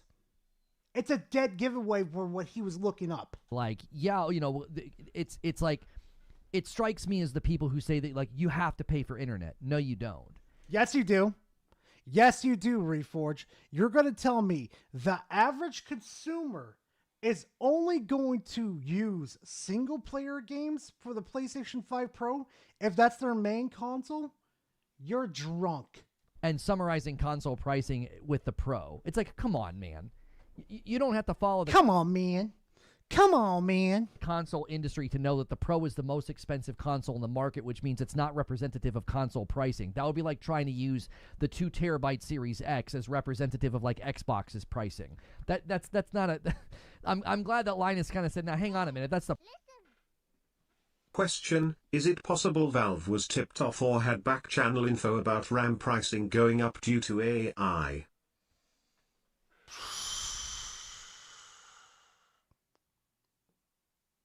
I don't know about that one, but I don't think they did. What I think is possibly is that, actually, no, you got a point there. Fuck, that's going to conspiracy theories right there.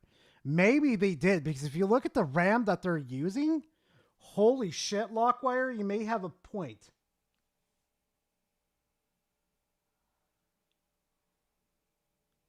If that's the case, then holy fuck. Valve usually has a good idea on the pulse of things. Yeah, that's kind of true. Silent says, yes, you do. You pay your ISP and PlayStation or Xbox or Nintendo to play online. Exactly, Silent. Fucking Reforge, man. I swear to God. Pro, and the Pro is way more performant, so you're not just spending more money for the sake of it. Like, it's the highest cost console right now because it is the most performant console out there. I think this commonly happens in these discussions. It's like, if you really want to do comparison pound for pound, you can't go to the most expensive one that also doesn't even make up most of the sales of PlayStation. It's a fraction. The most commonly sold device for PlayStation right now is the PS5, the base, not the Pro. Have a look. Let me have a look. So that is more equivalent to a 7700 XT. And then the base PS5 is about an RX 6700. So the base PS5 is closer to the Steam machine in terms of performance. With that said, it's not like the Steam... So wait, doesn't that kind of prove people aren't interested in the best hardware? They just want to get access to games and have them running? I'm just saying. Machine, even if it's at $600 or $700, isn't going to have any justification for it. The disk drive PS5 non-pro is $550. Does the Steam machine have a disk drive? No. Okay, then. Well, I don't think so. It has a lot of other stuff going on, though. Yeah, I mean, compared to a PlayStation, yeah, you can use it as a computer, but I think a lot of people won't. And the other thing, too, is... What the fuck did just Linus just say? Won't to a PlayStation. It has a lot of other stuff going on, though. Yeah, I mean, compared to a PlayStation, yeah, you can use it as a computer, but I think a lot of people won't. And the other... What the fuck do you mean a lot of people won't? Excuse me, Linus, the fuck?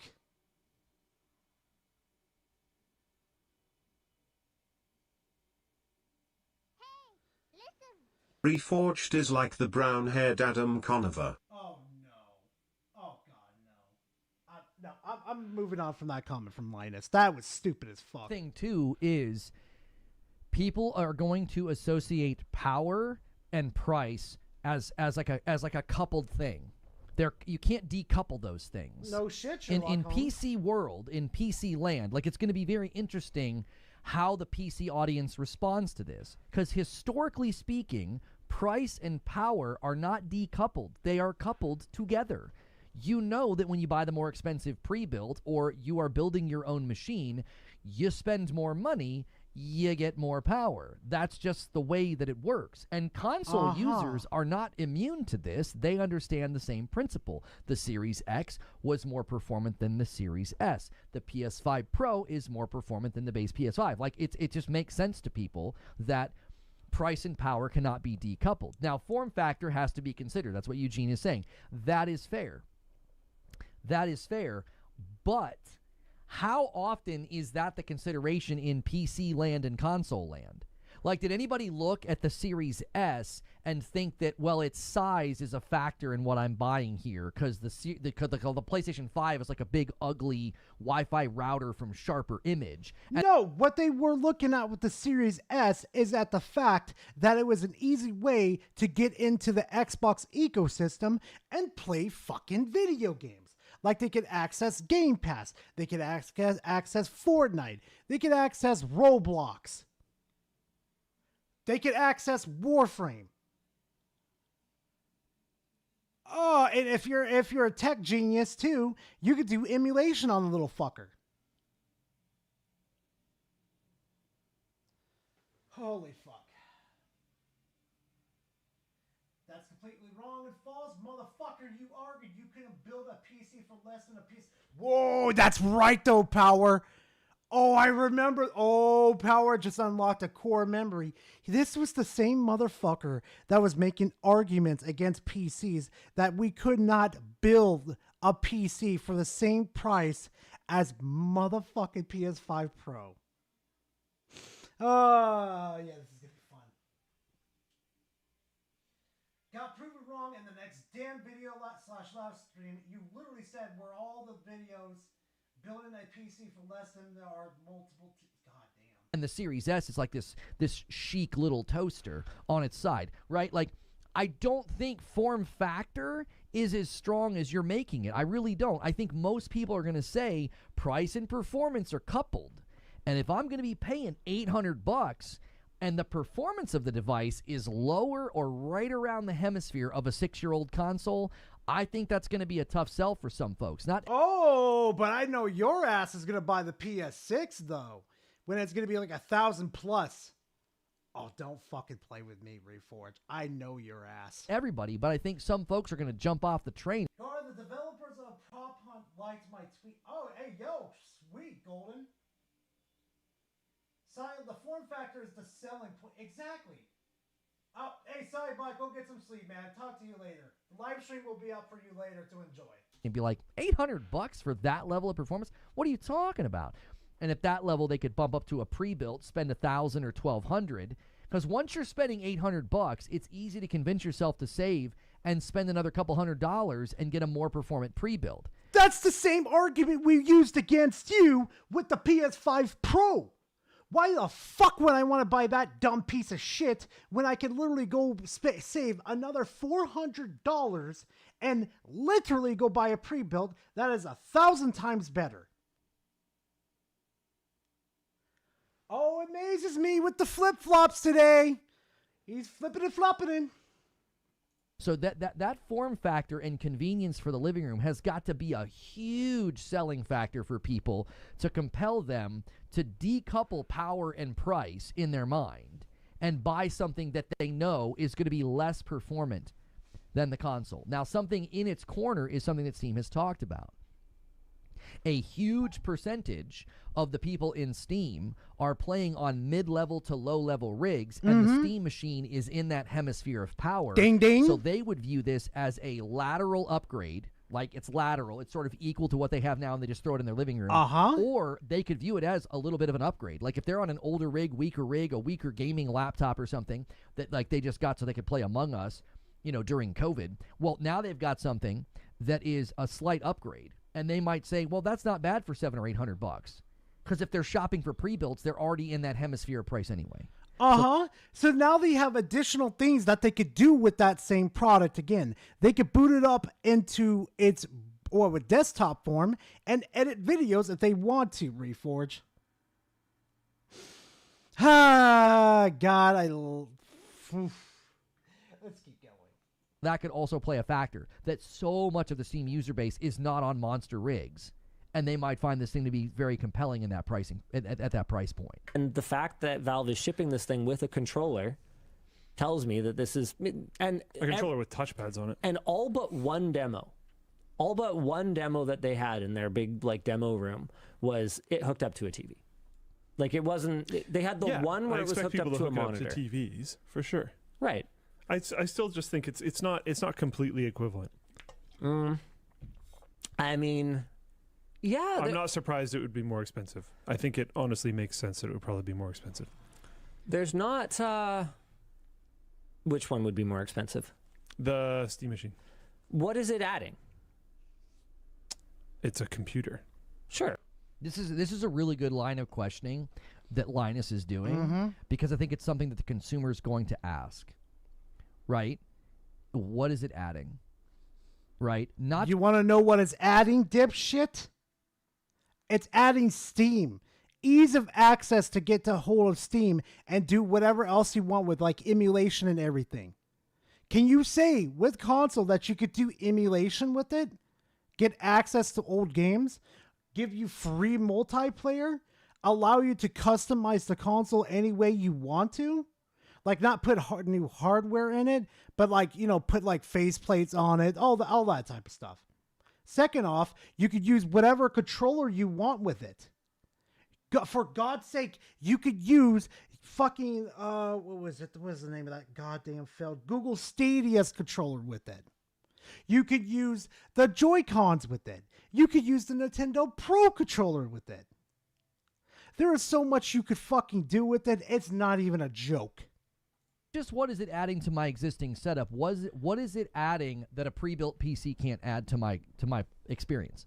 Let's see. You're going to need, if you get the pre-built, it's going to end up probably being a little bit bigger. So technically you lose a lot more space. Because his response, oh, it's a computer and you can access the Steam. Yeah, you're right. I can do that right now with a pre-built. Right? Mm-hmm. So technically speaking, it's not going to win in the power price coupling, right? You're going to have to decouple price from power in people's minds. And then what additive, it's not additive. It's size and convenience. I think selling a PC for the living room is a really, really bold move, and it could pay out big for them. But I just wonder if consumers are going to look at it and think, yeah, that thing doesn't really make much sense to me, right? Some of them are going to say it, Reforge. It's the nature of the beast in the first place. Just like how a lot of the same consumer base that you want to cater to literally said the same thing to the PS5 Pro. Why am I buying a Pro just for, I don't know, better performance?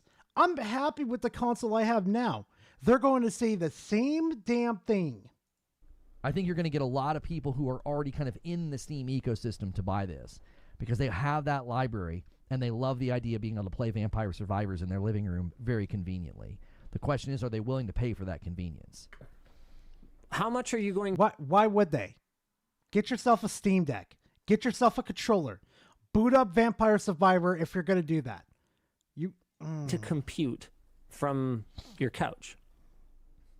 Excellent I question. can definitely see people using it in that way, and I can see that being a value add for people and it being more expensive because of that. I don't agree with him on that. I don't think lots of people... More expensive. Definitely see people using it in that way, and I can see that being a value add for people and it being more expensive because of that. I don't agree with him on that. Of course. Size was designed for living room entertainment stand. Both looks, size and cooling. Basically, yeah. I don't think lots of people are going to buy this and use it as a computer in their living room. I don't think so. I do not agree with him. I think the vast majority of people that purchase this thing are going to use it as a gaming machine in their living room. They're not going to be like checking their browser and emails and stuff. They're just not. Why? They could do that. They could do it with the Steam controller. Are you kidding me? Like, sure, they could use their phone to look up their email, but they could also do it straight up on, I don't fucking know. They could do it on their fucking PC too. It's literally a fucking PC. Why do you think there's trackpads on the fucking controller? He's got a laptop right in front of him that solves that problem. There are iPhones and tablets and Android phones that solve that problem in your... Well, here's the thing, though, because I could use the same argument that you fucking numbnuts have been saying for the past couple of years. Maybe they don't want to get up and do it. Maybe they're just tired and they want to use their trackpad on their controller to check their email. See how that same argument can be used against you? Pocket, like you're not. I don't. Who's sitting on their couch and using, like, well, let me pull up a browser and check emails. Like, come on, that I don't think so. I don't agree with that. That is stupid as fuck to say. That is literally just like fucking saying, hey, why would I want to use my phone to check my email while I'm sitting on the couch? Come on. Sure. I'm just saying I understand why the pricing might work that way. I'm Oh, not okay. saying it's good. When you were saying there's more to it, I thought you meant there's like more hardware that I'm not accounting No. for that would make it like But the it's cost higher. It's a different device. Sure, yeah, it's a different device. But for me, look, the question is like from a performance standpoint, the biggest justification. You know what? I'm going to go ahead and skip this and go right to the fucking discussion. Because I think he's got a little bit more interesting shit to say during the discussion. Affected the PlayStation sales significantly because it is ugly and it doesn't really fit anywhere in a good way. So, if you guys enjoyed this segment, support the original video. We'll have it linked below. And, remember to hit like and subscribe on my channel as well. That's segment 1 there. We'll timestamp that because there's a lot of people who aren't here right now. Watch that later in September for the channel. Entertainment segments right here. So thank you for the 100 bits wired rope. He says, this is why the Ally X wasn't an Xbox. It's the Electro Voice AT20. Yeah, it's a nice pot. I don't think I would ever switch. I think that... if you had purchased off of looks, yeah. XeSS with the Ultra Performance preset. What the fuck? Very close. Do you want... my extension's working again. Okay, so Wired Rope is saying we should watch this. Let's see what he says. So that people can use that generally on this. And the ray tracing implications of what's going to be available on this. I do want to talk about price, and there are going to be 2 different models. There's a 512 gig model and a 2 terabyte model. But ultimately, what I want to address here is the lengths that I went to try to match these into my existing setup. What is it adding that a pre-built PC can't add? Right? Good path people and they your couch. Excellent question. Definitely. They're not going to be like checking their browser and emails and stuff. They're just not. Why? He's got a laptop right in front of him that solves that problem. There are iPhones and tablets and Android. So that would make it like the cost higher. It's a different device. Sure, yeah, it's a different device. But for me, look, the question is like from a performance standpoint, the biggest justification for what I'm going to hook up to my TV. I'm not computing. I'm gaming. I'm gaming from my couch. So the biggest justification to me is that I can take advantage of Steam sales. I don't have to buy things in the PlayStation Store. If it's going to be more expensive, that's the more meaningful. There are benefits to it being a compute device. Before he talks about that, another thing that Linus could add there that I think is really on his side of things is there is an ocean of games that are only available in Steam. Like an ocean. I mean, there are thousands of indie and AA games you cannot get on console. That really adds to his argument. Like, yes, this is a gaming machine, and it does have that advantage over consoles. It has a much bigger library, and there are countless games. You will watch Future Game Show and other game shows every year. Hey, Fallout, how you doing? Where half the games announced are in Steam, or they go to Steam first. Like right now, if you want to play Moonlighter 2 in early access, which I did a day or 2 ago and had a great time with it. They have some performance issues they got to work on, but overall, very, very fun little game. If you want to play that right now, you can't. If you guys saw me play it and you thought, man, I'd love to play that right now, it's a fun little content loop. It's perfect for the PlayStation Portal. It's perfect. It's perfect for a Steam Deck. So yeah, I think that adds to his argument. Now he's going to go into details about here, like why he thinks this being a PC like gives it an advantage. And I don't think he's joking. Somebody said he's joking. You guys can decide. I don't think he's joking. Get to the fucking point. For sure. I think saying no to that is crazy. I mean, hit me. Like you what? can pirate things. Okay, but I can't watch like proper. That is not. He's not joking. I do not think he is. Oh, we're not joking.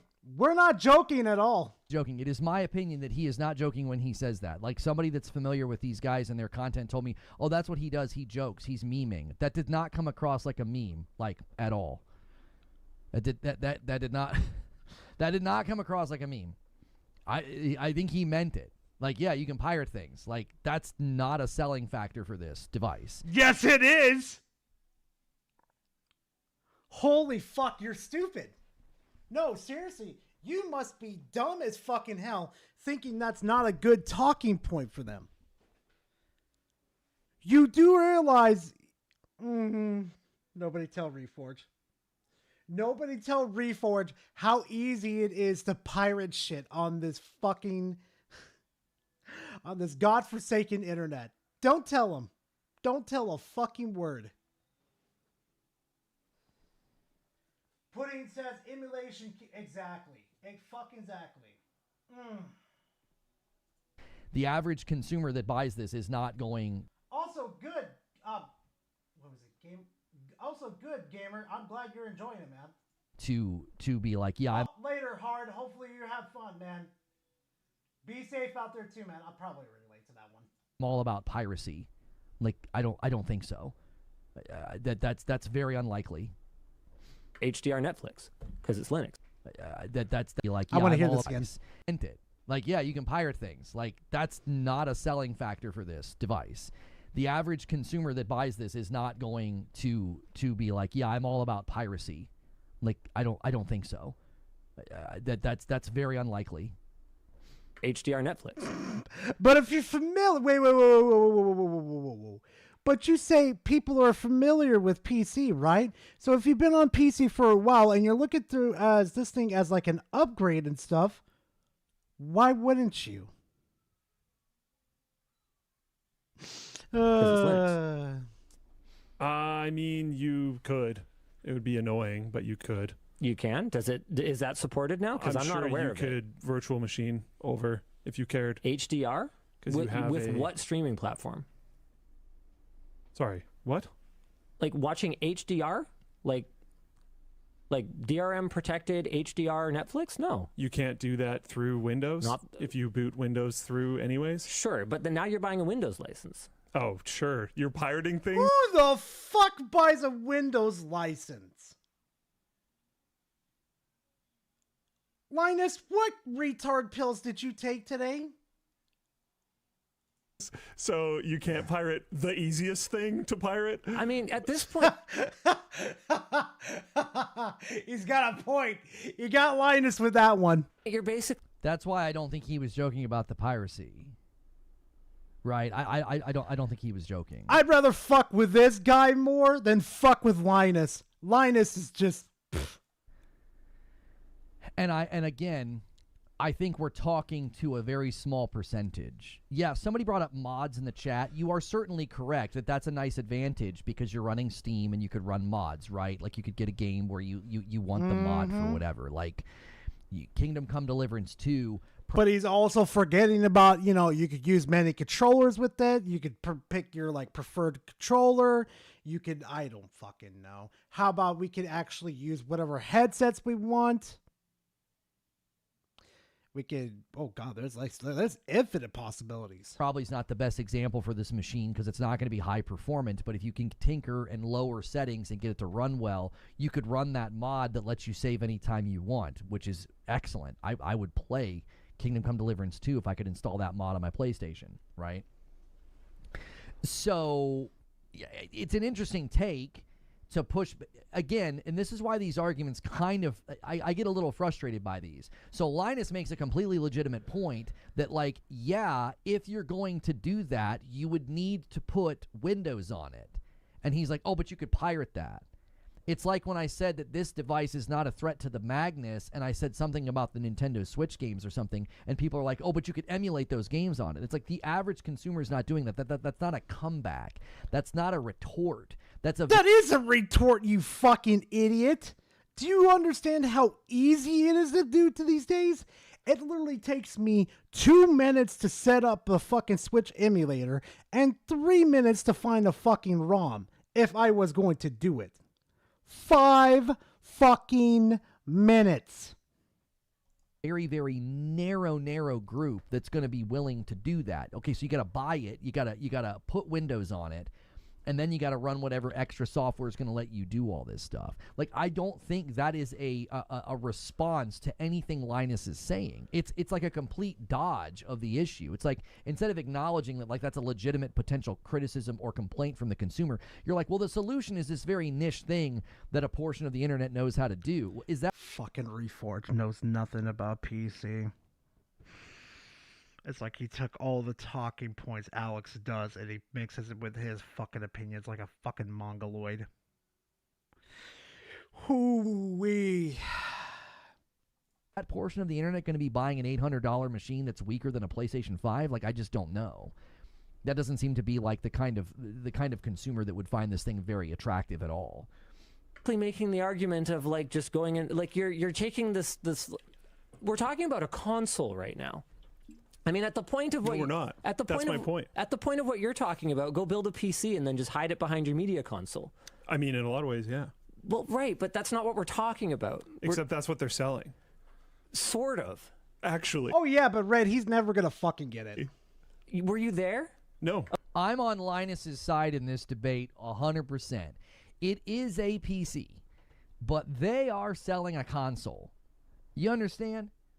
It's not a fucking console, you fucking idiot. It is a mini gaming PC. If you morons never seen what a mini gaming PC is, then just shut the hell up on the topic. It's like when Steve Jobs said, don't tell people that the iPod's got 100 gig, tell them it's 1,000 songs in their pocket, right? Yes, it's a PC. At the technical level, you are 100% right to call it a PC. Even Valve's calling it a PC.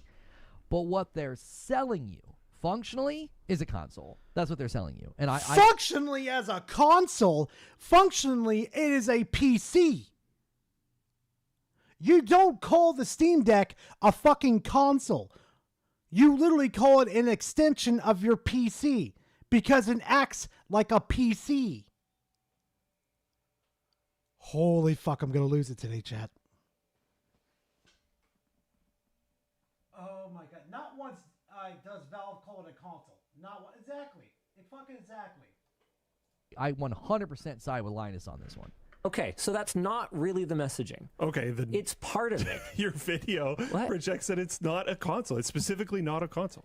It's not a console, but what it is it is designed for a very console-like experience. Totally. So basically, instead of saying console, it's streamlined so it's easier for you to access. Holy fuck, I don't know what Linus is doing in this fucking video, but he has to stop.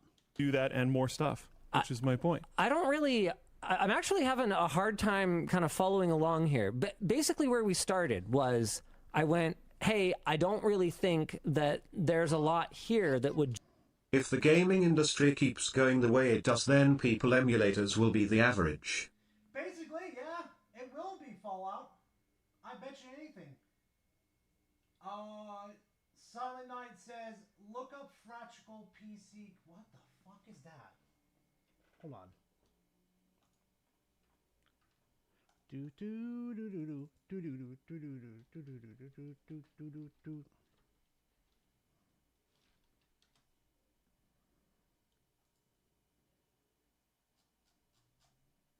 Oh.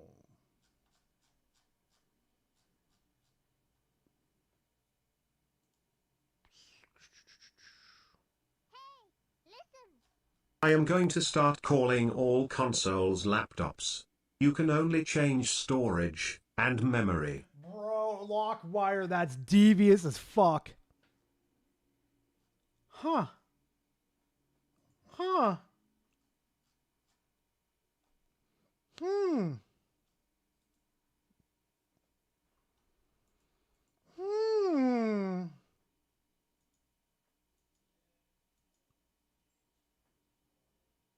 Hmm.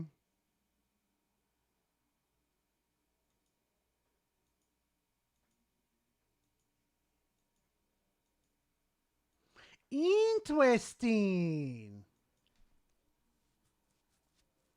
Huh. Ain't that about a sumbitch? Justify 4 years later why this thing would be priced like a 4-year-old PlayStation 5. That's exactly and, right. You know, that's exactly if you the kind of go question. like, yeah, there's more utility in it being open. It's like, yeah, but you know, at that point, yeah, you could just like build a PC and flash a SteamOS image on it. Like it's... Yeah, and they said it will be very competitively priced with PCs. So you could do that. Or you, dun, dun, dun! You could buy this thing. You could do either one. Yeah, if we...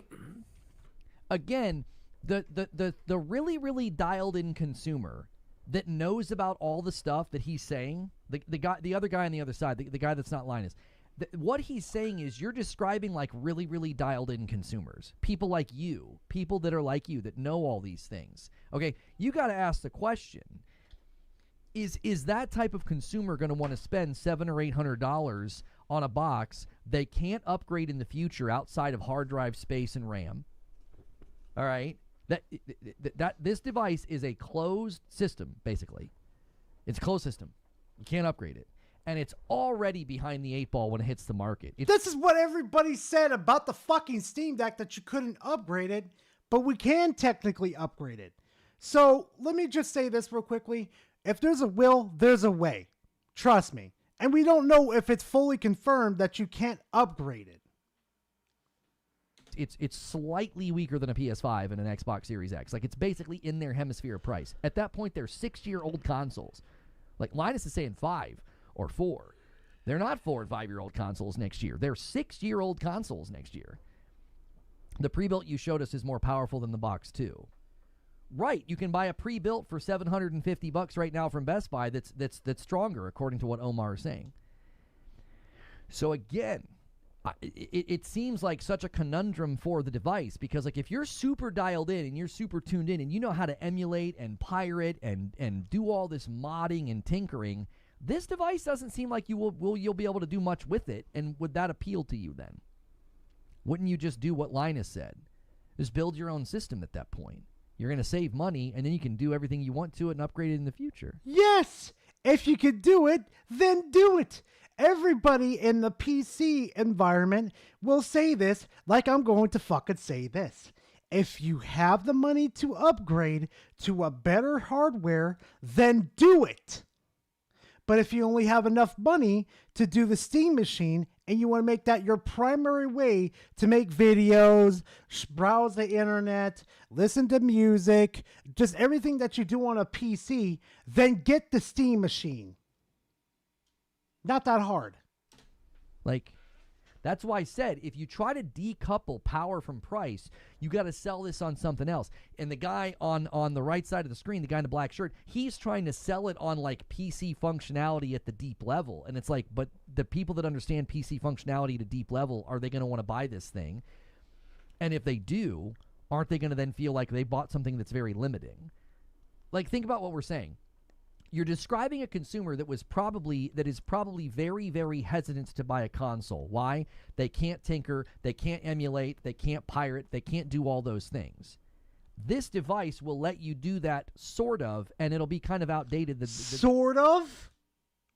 You could fully pirate, you could fully emulate. The only problem is that you can't fully customize it. Holy fuck, he's an idiot. The minute that it hits the field, the minute that it hits the market, it's behind. So that's what I'm saying is, like, I don't even think it's going to appeal to people like that. It's going to appeal to people who have like mid-level rigs. The guy on the right, his name is Luke. Okay, so no disrespect, I think he's describing a consumer that's not going to find this thing very appealing. I think the people that are going to find this appealing are playing on gaming laptops, mid-level and low-level PCs, and they're going to view this as a lateral or slight upgrade for themselves, and they love the convenience of having it in their living room. I think he's describing use cases and consumer examples that this thing just won't appeal to in great number. I think it's going to appeal to a completely different subset of the PC audience that doesn't do any of the stuff that he's talking about. Because if it... Subset...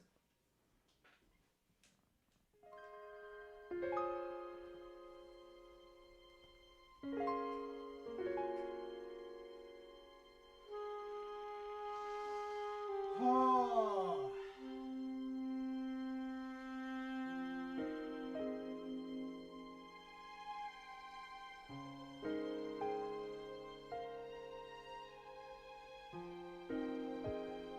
Who wants to skip? 'Cause I'm ready to skip. I'm really about to skip a loo to this fucking Jack Daniels to my fucking head. He's ready to skip.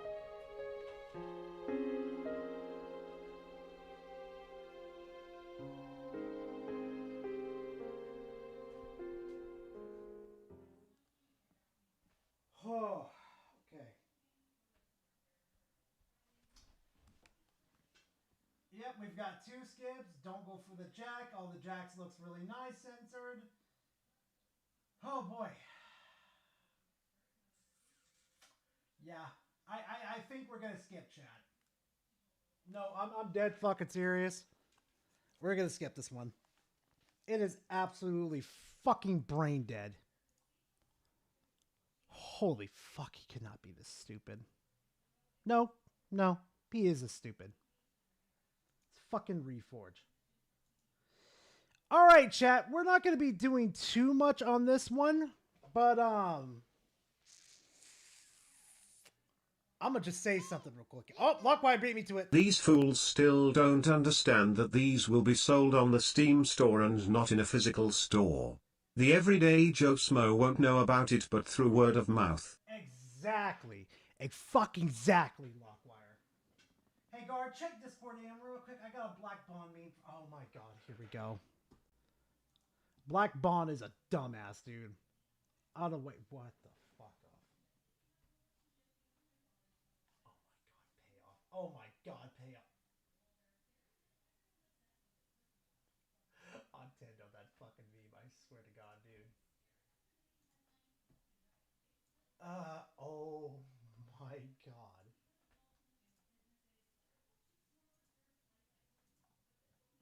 I have no comment. Nah, I'm done. No. I have no comment. Oh my god. Wait, someone tagged me in palate cleanser.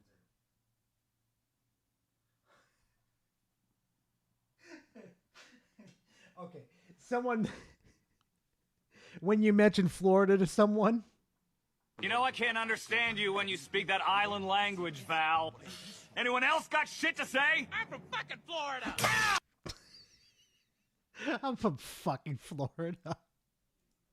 God. That's fucking lore accurate if I've ever heard it in my life. I'm from fucking Florida. Bink! Oh my god. Holy shit. Why is it always Florida? Because it is Florida. Power, literally, if I do, you know what? I'm doing it live. Fuck it. If I type these words in, Florida man. Look what fucking pops up. Payoff. I mean, not payoff, but fucking power. Look. Florida man. Florida man. Florida man says small water spill caused $12,000 and his... Oh my god. Florida man arrested in DUI crash that killed... Oh my god. Florida man charged with murder after his girlfriend... What the fuck? Georgia teen killed in Thanksgiving crash... Jesus fuck! What is wrong with Florida? Florida man sentenced for 60 years after child exploit...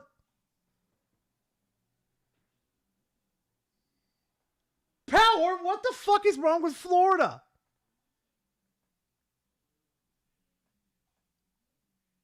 These are within days.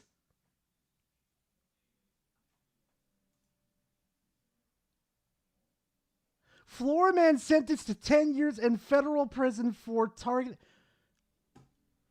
What the fuck?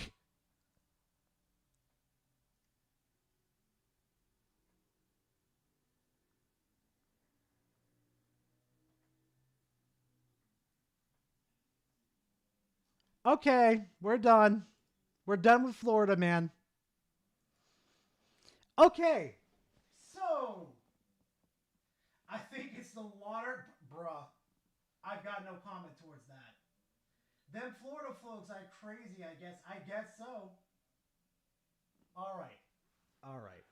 So, chat, you think spending $70 on Pokemon Legends ZA is worth it? Like, you think you get a good experience? Well, you might want to tell these people because they're not having fun at all.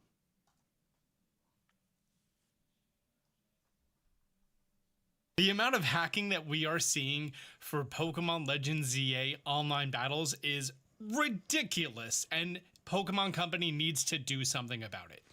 Guess what? They're not going to do anything, Austin. You and I know it.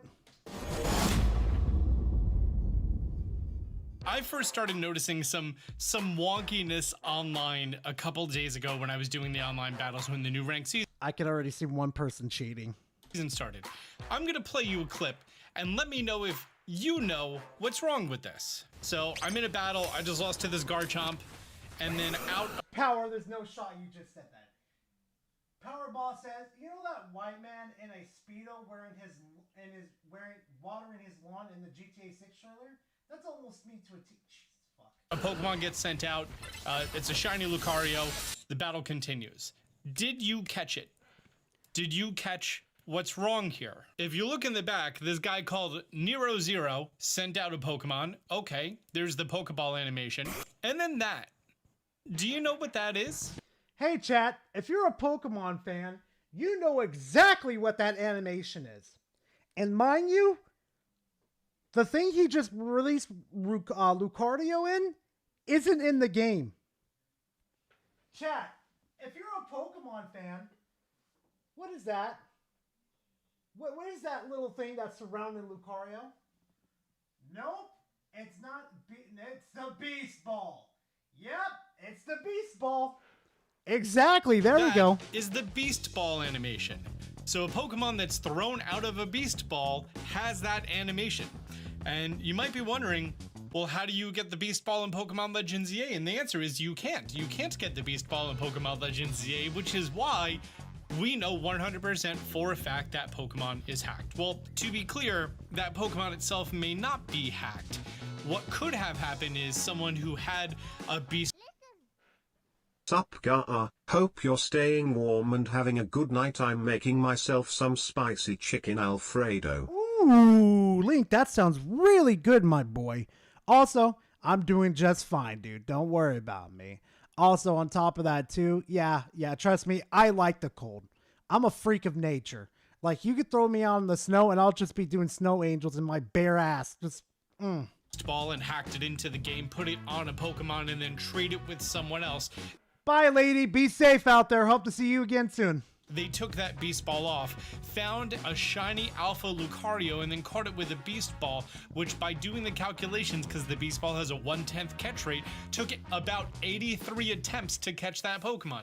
That 100% can be a real scenario, and that person may not have even known that the Beast Ball wasn't available in game. But there's a much simpler explanation, which is it's hacked. And this is just beginning to scratch the surface on.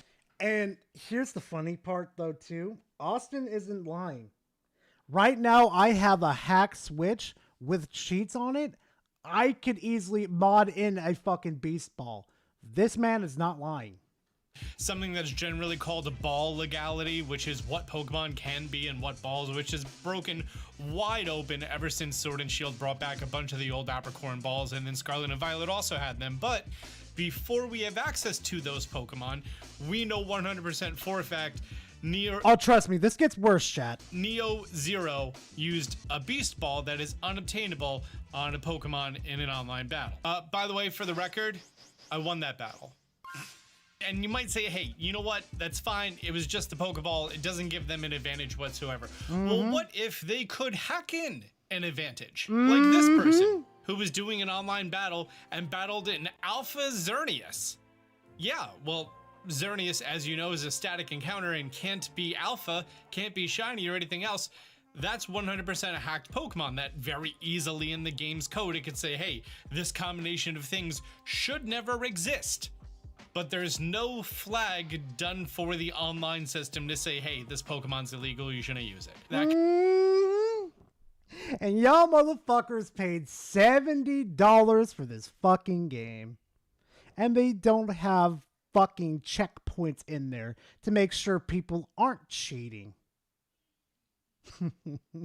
Kind of tracks for, you know, every Pokemon game ever. Seeing it just feels wrong. And yes, it can give them an advantage, but Xerneas doesn't really have a lot of moves that are like big AoE on the ground, like Earthquake or something when you want an Alpha. So it's weird that someone would specifically use a hacked Pokemon that gives them a disadvantage. What if it gets a whole lot worse than that? What if they get an advantage and that advantage is astronomical? I was on Reddit like I am most days, and someone posted this 2 days ago. Anybody notice the problem? Come on, chat. Anybody notice the problem?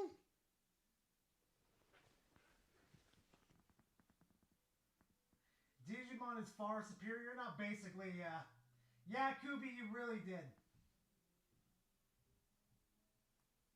Which one, chat? Which one's the problem in this situation? Yo, oh, he's on Reddit. Yeah, he's on Reddit.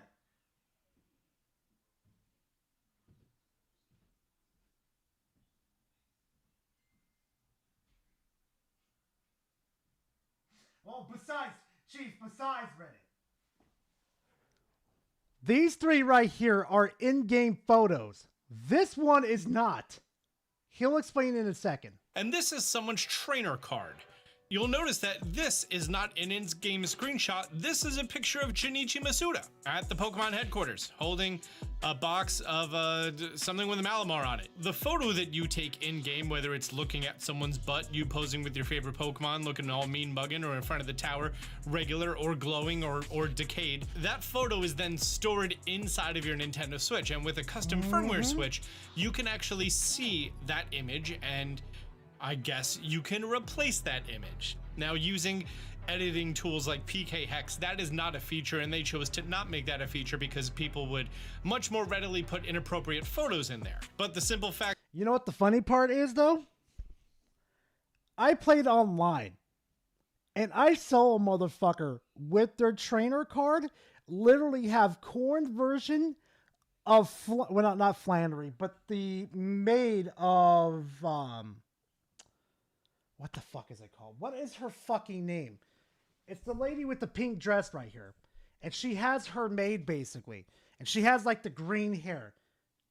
There was, like, corn version of her in the trainer card. I shit you not. Oh, yeah, it's real life ones, yeah. It was your profile picture, wasn't it? No. Oh, no, Power. It was worse. It was a corn. It was the hand to the tie. Mm-hmm. Oh, yeah. Oh, yeah. Shit's fucked. Shit's fucked with online. I know who just can't remember her name. Yeah, same here, Silent. Same her. that someone is doing it, not great. But if you'll notice, this score over here looks really, really off. This person has 0, this person has 3, this person has 3, and the hacker has 15. Even if I had all megas on my team and everyone else had nothing, I don't think I would walk away with 15 and the next person has 3. And we have a clip of exactly how they achieved that. This YouTube video. Did anybody catch the name on that player card by any chance? The dude's notorious as fuck. It's Centro. Yeah, it's Centro. Video by Sebastian Gonzalez with 400 views has a video of doing a battle against this exact person. Hey, look, it's Centro. We have Garchomp. He's doing Swords Dance. And he's doing Earthquake. And he's doing Earthquake. That seemed... Oh, he's doing Earthquake again. And Earthquake. If you noticed, that was a lot of Earthquakes very, very quickly. And if you played the game, you know for a fact that's not normal. And even if you had max speed on a max Jolly Garchomp, it wouldn't be I think her name is Lembane. I think it's Lebane. Able to do the move that quickly. Here's a Reddit post of someone encountering the exact same person. And they have a Garchomp who's here. It Mega Evolved. And it's doing Earthquake. And it's doing Earthquake. And it's doing Earthquake. And it's doing Earthquake. So this hacker just walks around and hits the Earthquake button. Now, it's not clear if they hacked the cooldown time to be instantaneous or they just made all 4 of their moves Earthquake. There's also speculation that the area of effect that... Yeah, player, this is the reason why PvP and Time Stranger got dropped in the first place. It's because they got sick and tired of cheaters being in there constantly. Like, I'm not joking at all. It is, like, the first one, it was a real fucking problem. Dress Bandit, thank you for being part of the fam for 5 months. I appreciate it. Thank you very much. But, yeah, No, I'm dead serious though. There was an exploit in Cyber Sleuth with one of the Digimon where you can actually abuse the speed stat.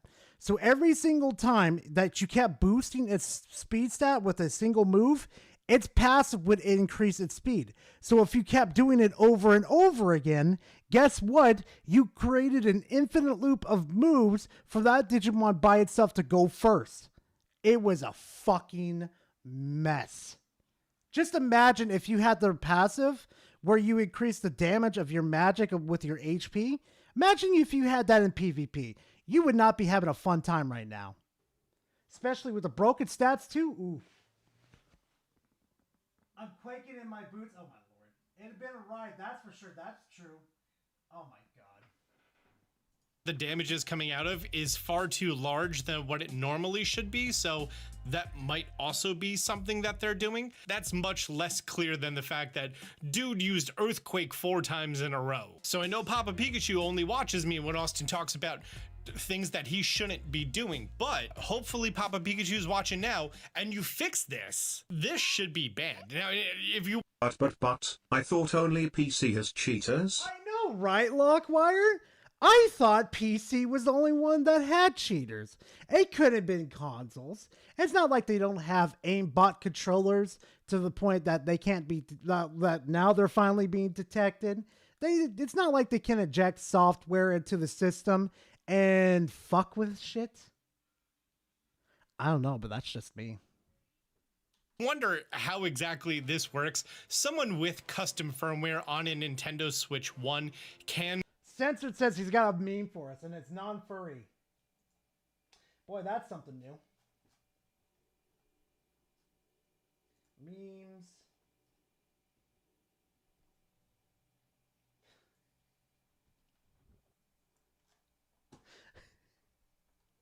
God damn it.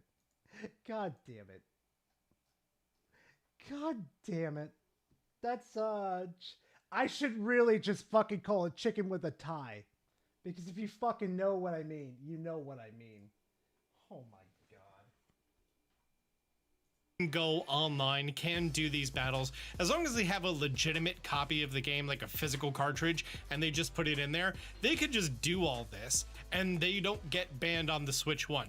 The Switch 2 isn't hackable yet, so anyone on the Switch 2 can't do something like this. And the rate that we're going, it doesn't look like we're going to be having that level of open Pokemon hacking in the near future anyways. Is this just the last time we're going to be seeing some ridiculousness like this? No. Because nope.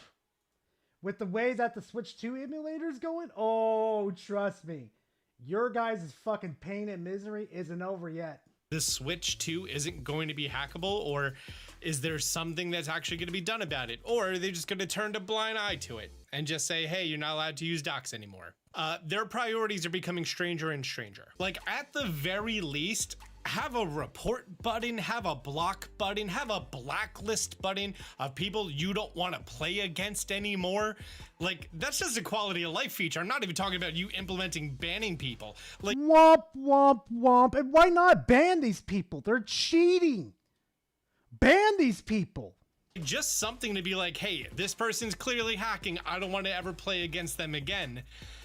A report button, anything. It took Pokemon TCG Pocket like 2 months to get names being banned. And there were some bad ones in there. Of course, there were like curse word filters, but like, I particularly went against one.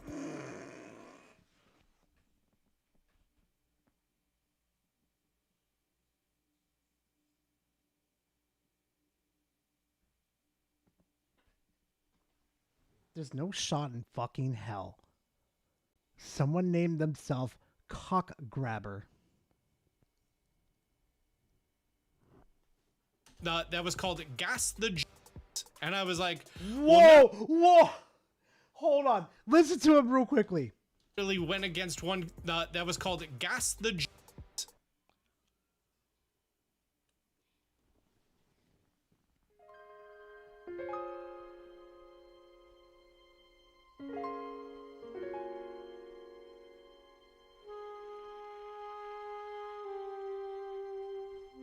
I'm trying my best right now to not fucking laugh. How the fuck can Nintendo drop the ball that hard?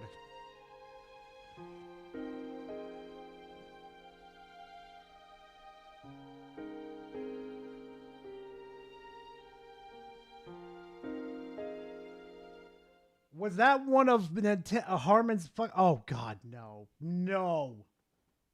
And I was like, well, none of those are curse words, but you probably shouldn't be having a name like that. And it took them months to implement it, but this blatant level of hacking going on, whether it's just 4 moves or if they're actually modifying the code of the Pokemon to just have instant cooldowns, the only reason I think it may be just 4 Earthquakes is because we haven't seen a clip of this person do anything other than Earthquake. I guess the move now is use Skarmory in online battles. If you come across someone like this who's doing this, I also use names like Mr. Wanky and Tug Me Elmo. Tug Me Elmo. Gara, Send me. L now own a Legion Go Z1E32MD 1TB SSD handheld with SteamOS, which will be my unofficial Steam Deck 2 until Valve release their Steam Deck 2. Hey, dude, hopefully you enjoy it, man. blatant level of hacking and cheating, like my video with the Beast Ball Lucario, or this level of dude is just hitting Earthquake 7 times and winning. Take a screenshot, take a video, upload it online, put them on blast. This is how we treat hackers. This is how we treat scalpers. And when I say this is how we treat hackers, I'm talking about people who are doing maliciously bad things, okay? This kind of stuff. There's white hood hackers who are using their powers for good, and there are people who are using their powers for bad. They're using their powers for bad. The people who are using their powers for good are the ones who are distributing the event Shiny Miraidon and Koraidon events, because the Pokemon Company really fumbled that distribution at GameStop, and some countries just didn't even have it. Hi! I'm one of those people that do that. Hi! Those are the bad ones. We don't like those. This is normally why I say, what do you think? Because Nintendo, you really fucked that up. You really did. Yeah, I don't regret duplicating the fucking rare Pokemon and then sending them out to fucking people that really want them for absolutely free. Because you fuckers couldn't even bother generating extra codes for people or just making an event for people to redeem. Fucking idiots. I also have some news. Just last Thursday, I bought Sonic Crossing Worlds on Switch 1, and it's for Aussie. Oh shit, nice, Kubi. Yes, Gara, I do enjoy it. Definitely an advantage over the Windows version of my Asus ROG Ally X. Dude, that's good. Everyone's gonna be like, kind of bullshit, Austin. And you know what? I agree with you. It is kind of bullshit. What level of bullshit do you think this is? Leave it in the comment section down below. For significantly less bullshit, be sure to subscribe here to Austin John Plays. Until next time, Austin John. All right.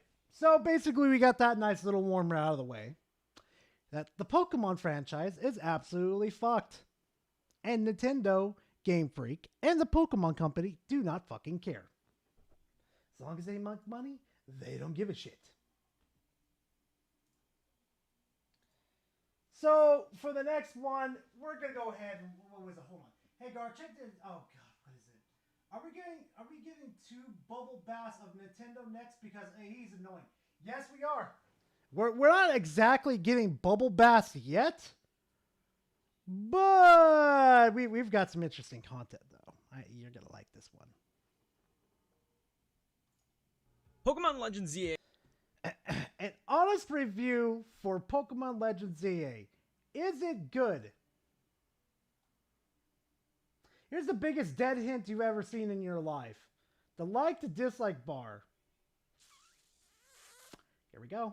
I'm going to speed this up a bit too.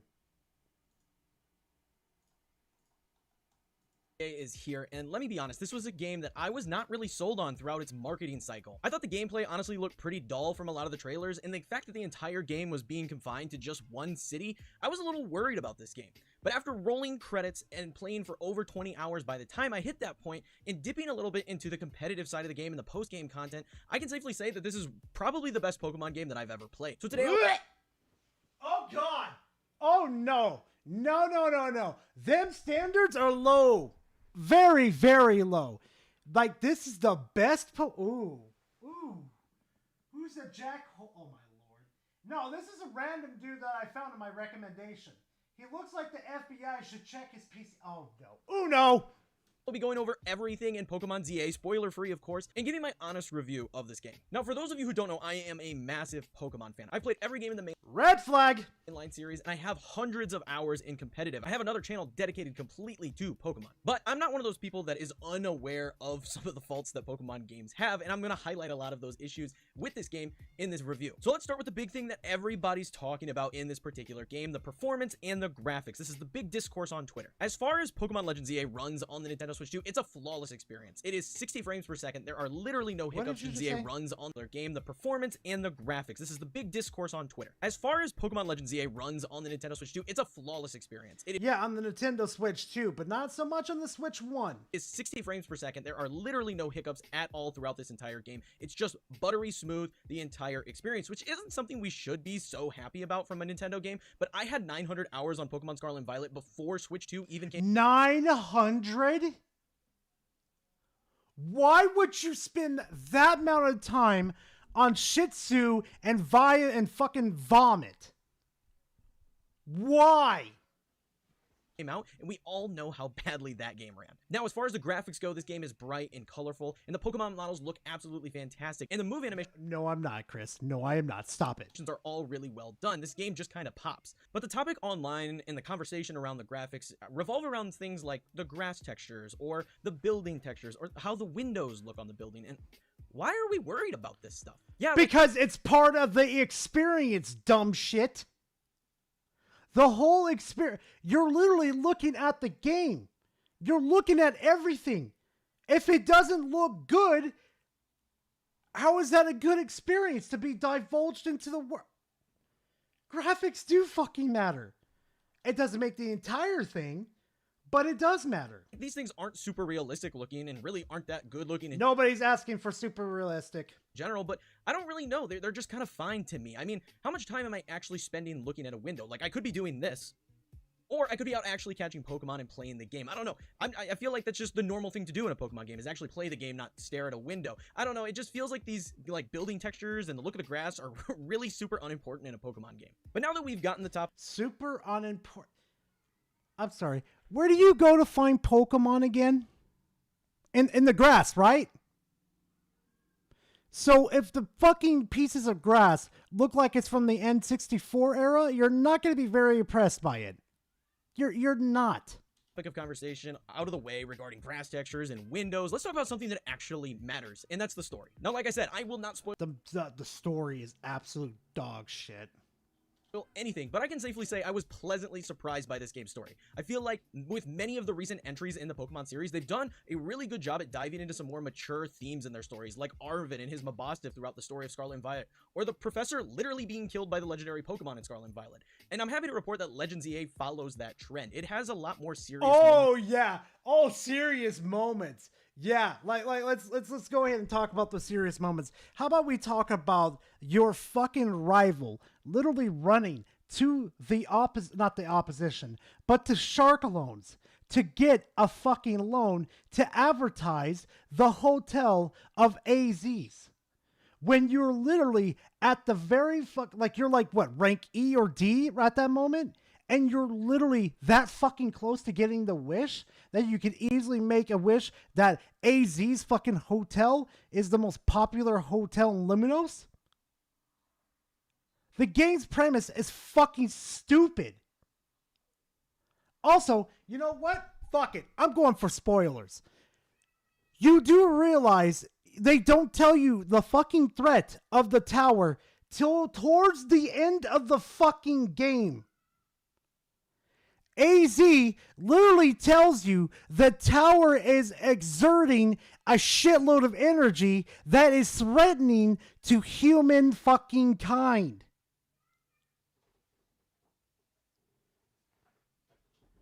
You could have told me, I don't know, fucking earlier, how this could have been a big and important thing. I mean, even AZ doesn't even tell the people that are inside the fucking... I don't think they're inside the building, but around the fucking buildings. So all the days that you go out ranking up, they could have not, I don't know, build machines to absorb the energy, maybe build something around it to slow down the fucking, like, what the fuck?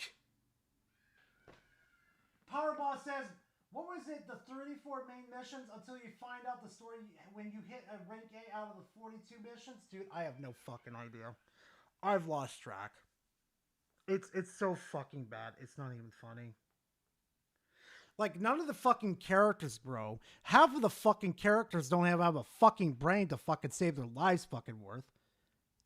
And literally, you just have a streamer on there that literally just doesn't give two fucks about battling. Like, why is she even in the Battle Royale in the first place then?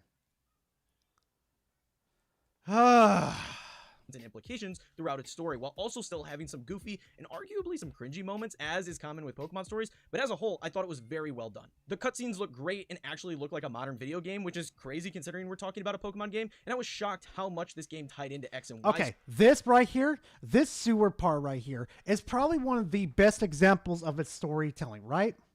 So basically, the big guy in the back. Let me see. Let me see if I can pull him but up as a real whole, quick. I thought it was very well done. The cutscenes look great and actually look like a modern video game, which is crazy.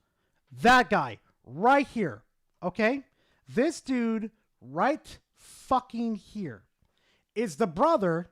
Crazy considering we're talking about a Pokemon Hold game. on. And I was shocked how much this game tied to her.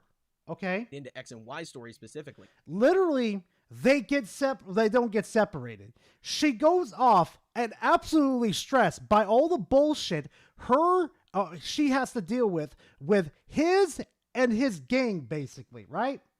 And she goes through this fucking sewers to get away from them because her brother knows wherever she is all the fucking time.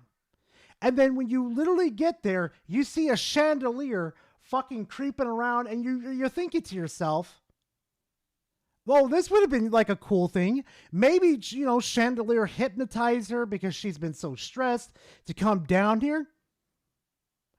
She does it of her own free will. She just goes down there because she wants to. I sit there like you had an interesting premise where Chandelier cares so much about their fucking trainer that they hypnotized him, brought him down to the sewer so where she could relax and enjoy herself. But her whole arc is, I just want to be down here because I want to be away from my brother.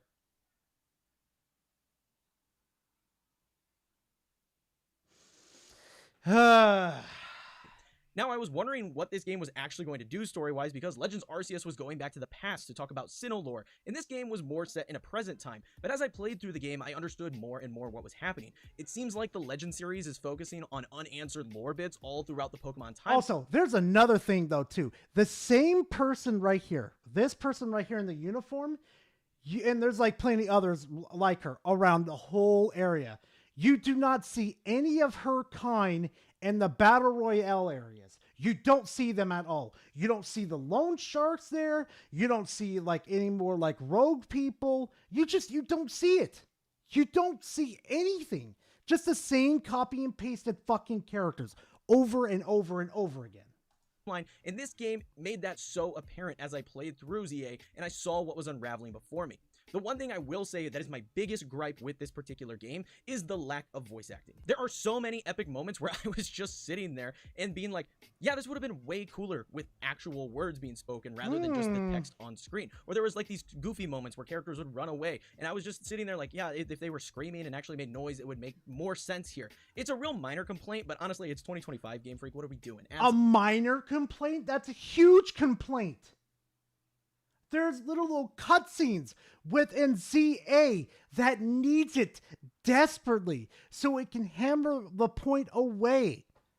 But it doesn't. It's trash. Like literally, you see the characters move around fluently. You're thinking like, holy shit, this animation looks really good. Maybe they'll have voice acting with it. Nope. Nope. Nope. All you get is fucking trash. That's it. But they had the fucking audacity to put sound effects in for you climbing ladders. Put all the SFX sounds in for fucking Pokemon. And moves too. all the moves got FS, what is it? FSX noises too. I'm fucking sitting here like this is trash. Absolute garbage. Some voice acting to these games. Now let's move on to the most important part of the game, and that's the actual gameplay of Pokemon Legends. Epic moments. Gar, please pull up an epic moment from the new Digimon game. Okay. Okay.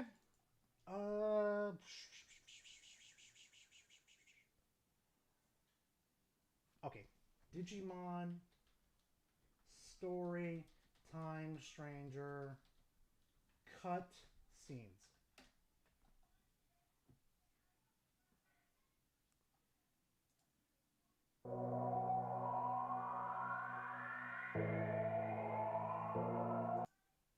Abandoning us? Abandoning this? Do stay behind. Wait! Great Guardian, you must stay behind. What? The humans will return to their world, but we must defend ours. But Titamon is after them. Inori is in danger. There is nothing greater than fulfilling your destiny. Tell me now, what is it that you should be doing?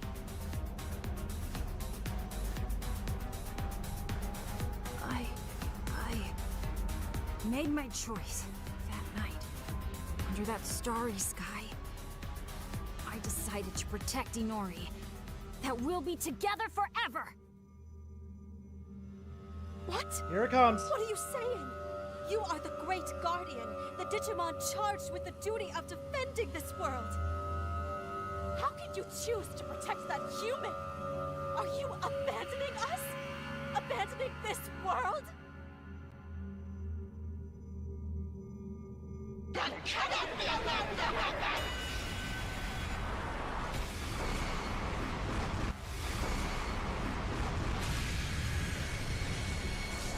Angemon! Inori!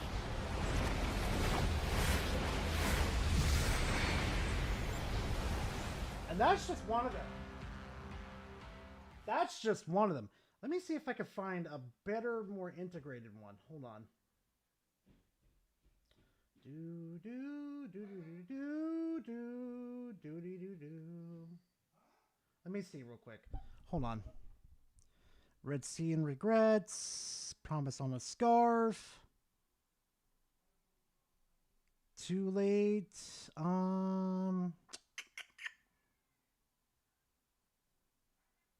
I'm trying to find like a really like 10 out of 10 one real quick.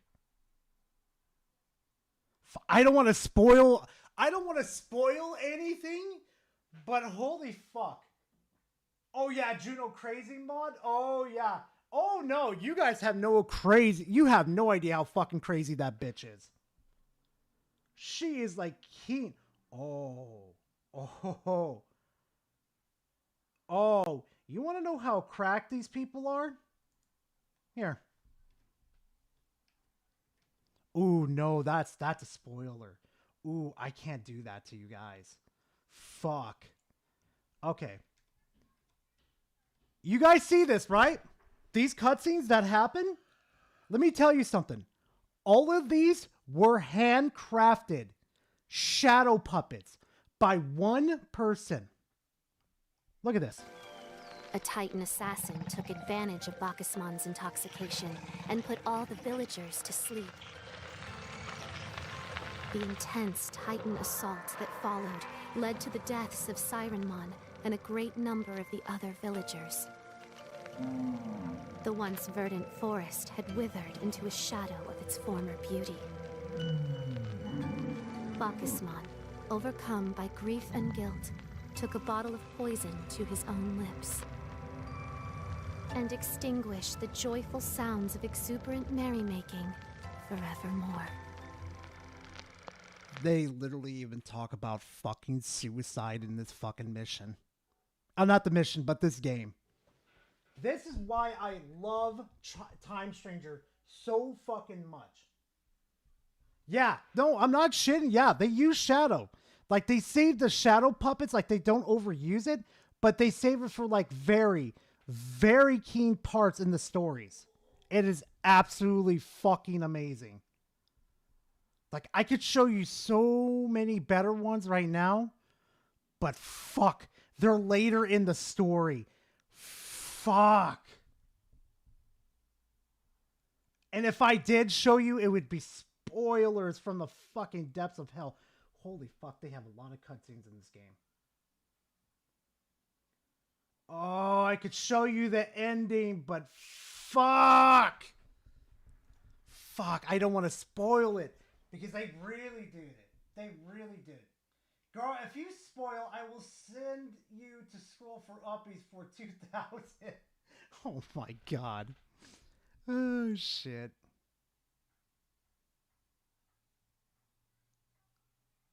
It's like fuck. It's like they actually put some heart into this fucking game, dude. Anyway, that's enough. Back to this dude's fucking shit.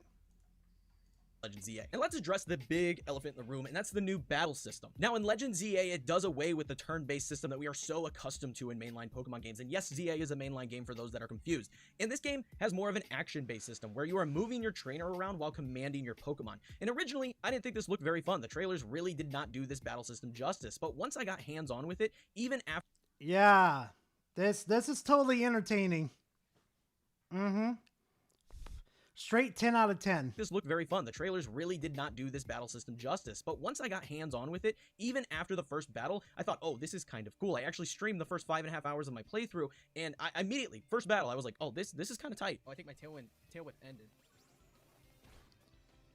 Tackle it again. Yo, this is actually cool. Hold on. I know it's just the first battle, but this is actually cool. And as I played more... How exactly is that fun? Like, you just see two creatures duking it out. Hold on. First 5.5 hours of my playthrough. Look, they just slap each other with special animations. Look at this. I take my tail and... What special shit do you really fucking get with it? Hold on.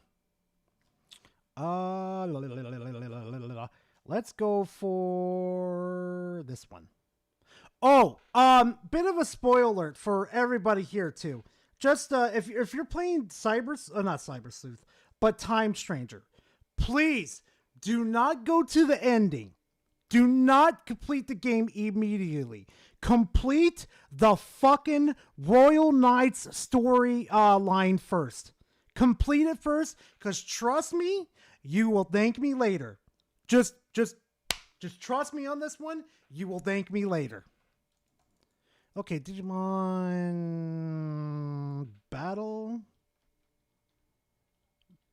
Battle gameplay. Yeah, let's do gameplay. Let's see.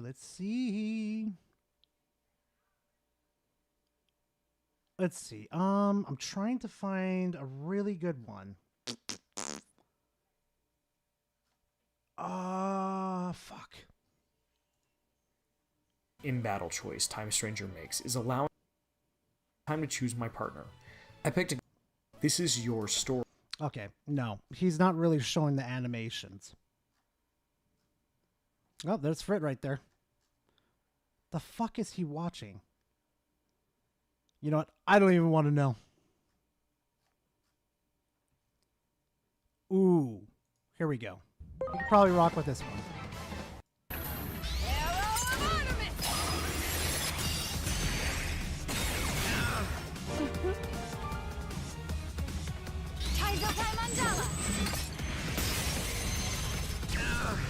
Illuminator!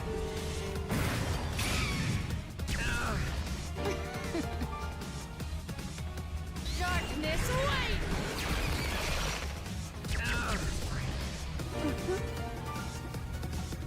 Dark despair! Holy desire! Chaos, degradation!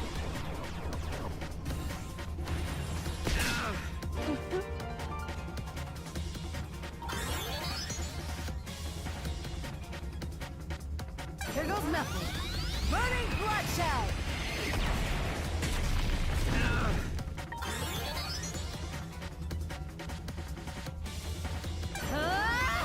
Island freefall. Can you move her forward a little bit? Oh, I forgot about her. My. Oh, there's Autendo's favorite girl. There's Autendo's favorite girl right there. Mm-hmm.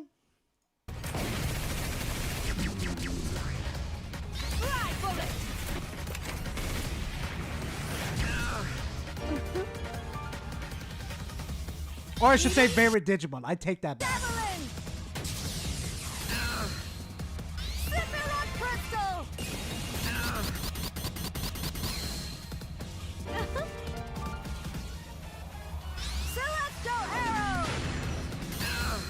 Everybody knows Angel Woman.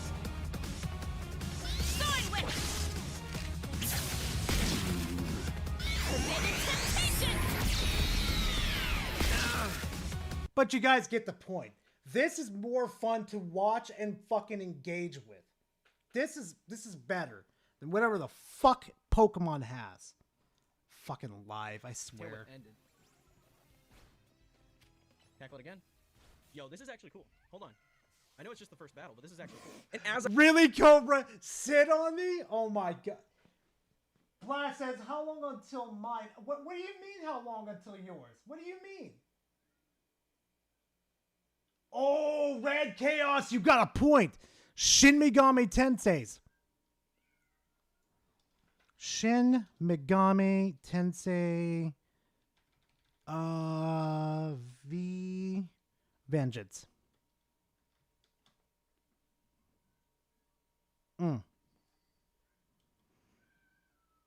Where is it? I want to see like the fucking combat good. You better not have fucking done. I swear to God, I'll fucking rip you apart. Fuck, where is it, dude?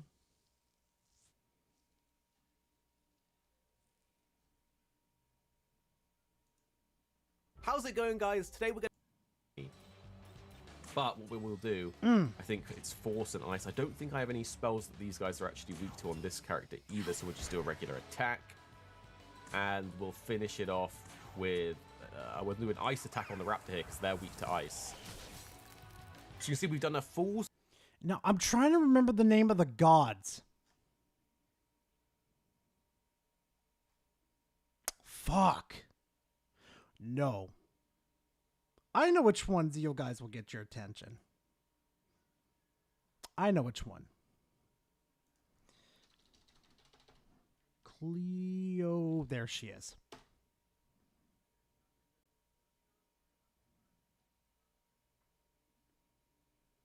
Where is it? Oh, here we go.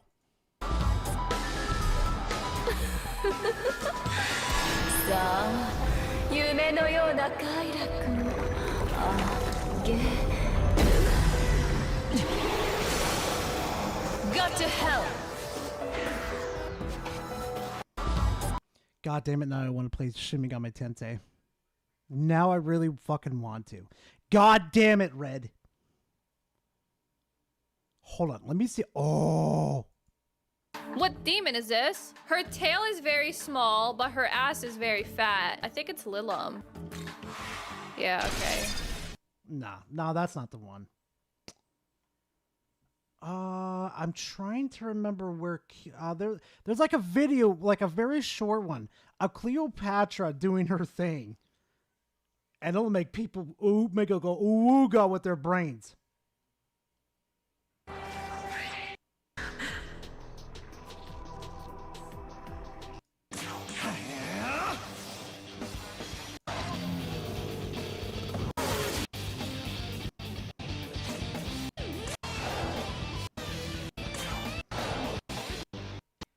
Wait, no. I know where I fucked up. Hold on a second, chat.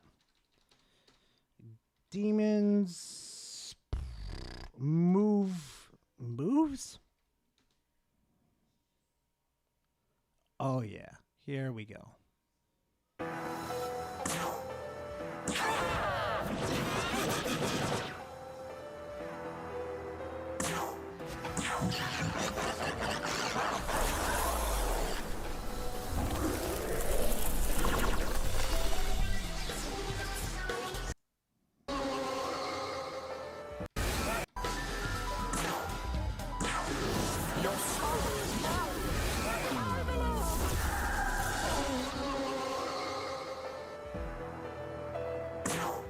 I want them to see the Cleopatra one. Cleopatra one is fucking insane.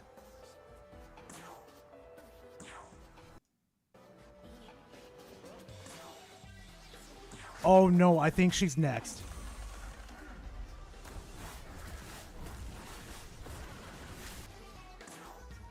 Oh, here we go.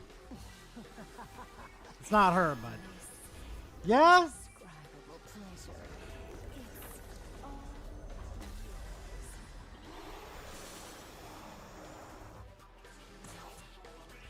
Oh, Isbeth. Oh god, her ass. Oh, she's my favorite. She is absolutely my favorite demon. Agrit. If you build this bitch right, she wipes. Any last words?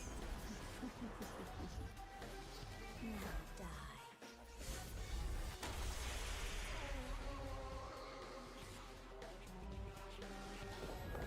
Hear me, Mother Earth. Grant us your love and affection. Shield us from harm.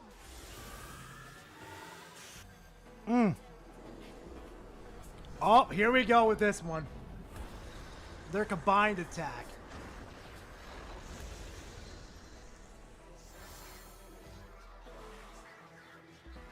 Bro, I'm trying to find the Cleopatra one because y'all are going to lose your fucking minds.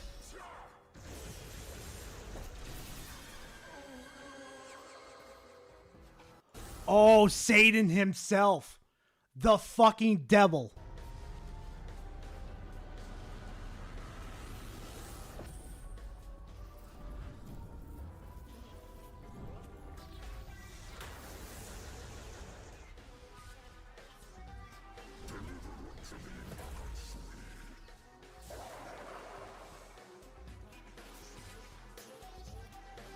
That dude, that thing is a pain in the ass to fight. I'm not gonna lie. Almost done, chat. I'm just trying to find Cleopatra real quick. Because holy shit, neuron activation.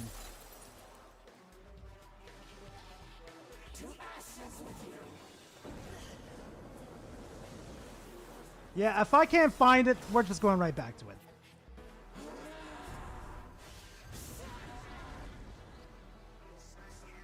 But you know what? Yeah, I can't find it. All I'm going to say is pretty much Pokemon is inferior to Shin Megami Tensei and Digimon. Like, you can sit there and say, oh, they sold more copies. Cool. But we all know, deep down inside, it's the inferior version. As I played more and more of this game and learned this battle system, I came to absolutely love it. It reminds me a lot of other games like Xenoblade or even tap-target MMORPGs like World of Warcraft, where you're controlling the character on screen but waiting for cooldowns to go off in order to attack. You can roll around. Yeah, Cobra, just to let you know, it can be difficult. Like, if you're going for Shin Megami Tensei, it can be a very difficult game. You might want to start off on medium. Just a warning. And dodge attacks sent at you by wild Pokemon, and your active Pokemon also follows you around, allowing you to have it dodge attacks by moving around the location you're in, making this game feel a lot more like the anime, which just hit the right chord for someone like myself who grew up watching the Pokemon anime. However, how the fuck is it like the anime? I swear to God, you motherfuckers use the same fucking repetitive excuse not excuse, but I guess explanation every single time. It's like the anime when it's really fucking not. Like, God, I swear to God, I don't remember any time in the anime where they were just spamming moves all at once and not giving their opponent a chance to attack back. Does anybody remember that? I don't remember that. I'll say, this system is not perfect. Many times my Pokemon would get caught on something running up to do an attack, or would be standing on the other side of a bush or something and hit the bush instead of the opposing Pokemon I was targeting. So there are some issues, but these hiccups in the battles aren't a constant issue. They have. Oh, so it's not like the anime then. Because if it was, your Pokemon would move out of the way, then attack. So it's not like the anime. Great. Fantastic. Here and there, so it's not something that's killing the experience, but you will notice it from time to time.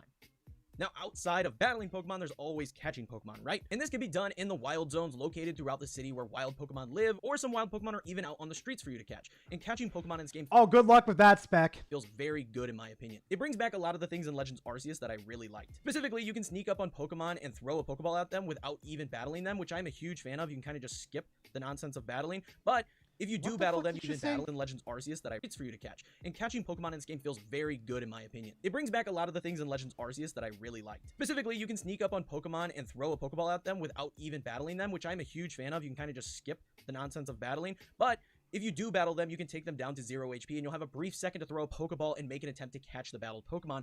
Both ways feel great, and the biggest thing is that the shiny noise indicator is back that was in Legends Arceus, as well as a visual sparkle effect, so you can hear the shiny Pokemon when they spawn, which is super nice for accessibility. Here's the thing, though. I'm just gonna come right off the bat with it.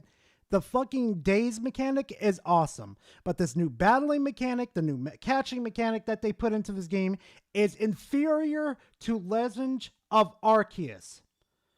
I'm on the verge of saying Arceus, but I swear to God, everybody rode my ass saying it's Arceus. Like I said earlier, this game takes place entirely in one city, which originally I was quite skeptical of. But honestly, they sold me on it. Lumio City feels big in this game. There are tons of wild zones full of Aranthra, thank you for sticking around this long in the stream. I appreciate it. Hope to see you later, man. Be safe out there. Pokemon to catch, plenty of locations to visit with a variety of colorful characters to meet. There is stuff literally everywhere on the ground, whether on street level or on the many scaffolding construction sites that you can parkour on throughout the world to collect even more items. There's stuff everywhere for you to find. And the way you can explore the rooftops and the buildings makes this world feel even bigger and denser, which is a huge plus for a game that is taking place in just one location. Although, I will admit that the rooftop traversal, at least in my opinion, can be a little bit annoying because it can be hard to figure out exactly where you need to go to get up on the right roof, especially for some of those main story missions. So, while I think the rooftops being accessible is cool and a nice feature, I had some gripes with it personally. Oh, so this comes back to the graphics. This comes back right back to the graphics issue then. So maybe having different, coordinated, color coordinated rooftops, some additional things on top of the roofs, that would have been pretty good to have. That would have differentiated the difference between, oh, I need to go to this rooftop versus this rooftop. Like, dude, come on. There are also some sewers that can be explored, containing even more Pokemon, adding even more to explore in the city. And the day-night cycle is really nice because it not only changes which Pokemon are spawning in the wild zones in the world around you, but at night the ZA Royale takes. Wait, Red, what do you mean? Wait, what the fuck? 1956, you're welcome. Thank you very much, Red.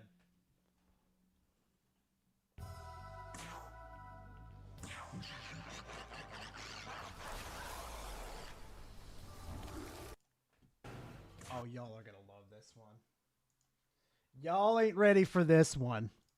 If you're listening to me through the headphones and not paying attention, what you need to do right now is just take out your phone, go to somewhere else real quickly, and you need to watch this.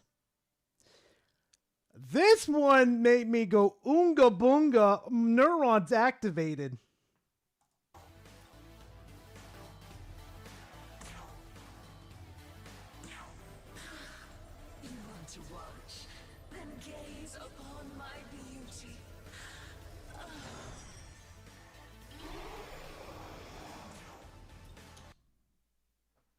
There's a mod for it where it removes that fucking silhouette and you could just see her violate herself.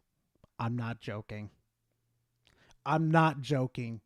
I'm not joking. There is a mod on PC that you could do that to Cleopatra where it moves the silhouette. You see her violate herself straight up. It is fucking insane with these developers.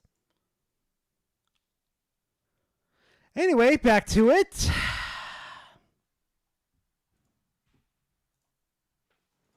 Place. And this is a battle tournament where you do as many battles as possible before the sun comes up to earn points, which allows you to climb the ranks from Z to A. And this minigame was not only a lot of fun due to the battles and if you're wondering what that game is, it's called Shin Megami Tensei 5 V for Vengeance, basically.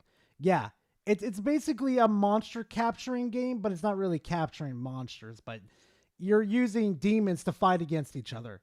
And Cleopatra in some religions is considered a demon. Well, Cleopatra's a demon in that game. Okay, that was a win. It basically, yeah. Oh my god. Okay, no. Bonus challenges that you would find during it, but it was also a great way to earn money and resources while playing through the game. I found myself really enjoying the ZA Royale quite a bit and thought it was a really well done system and was handled and tied into the story very well. Now the big No wonder this video got disliked into oblivion. How in God's name was the Battle Royale implemented perfectly into the game when all you're doing is running people down and collecting points? They don't even make it special at all. They don't even make it like a Battle Royale where you knock people out and then you keep going and you grab like a special prize in the middle. Or you don't like do like a capture the hill, or you just... I don't understand these people. How the fuck is that even good? Actually, as a matter of fact, here's another thing though too. Hey chat, what is Battle Royale's most famous for? I gotta ask y'all something.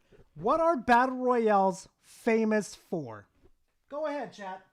If you've played Battle Royales, you know exactly where I'm gonna go with this one. You're fighting with mythology against mythology. Basically, yeah. Kinda Last Man Standing, kinda Fallout. You're getting close to it. You're close. I'll give you a hint. You don't like this happening to you, but you like doing this to other people. Fortnite? Not really. No. It's like a tactic that happens a lot. Especially when you talk about Battle Royales. This is something that happens every single time in a Battle Royale. There we go. Fallout got it. Third partying. When I played ZA, and I was like, okay, this is a Battle Royale. This is what you're supposed to do in a Battle Royale, basically. Why the fuck can I not third party someone battling already? Why can't one of the other opponents third party me? You do none of that in ZA. Why is it even called a Battle Royale in the first place? I never fucking know. Cheating, surviving at all costs, Hatsune Miku shooting Cleveland Brown. Oh my god. Eating popcorn as a taunt, bruh. Yo, speaking of Fortnite lately, though, that live event was pretty fucking fun to watch. Fucking Miku on top of Godzilla fucking beaming the shit out of the bad guy. That was pretty cool.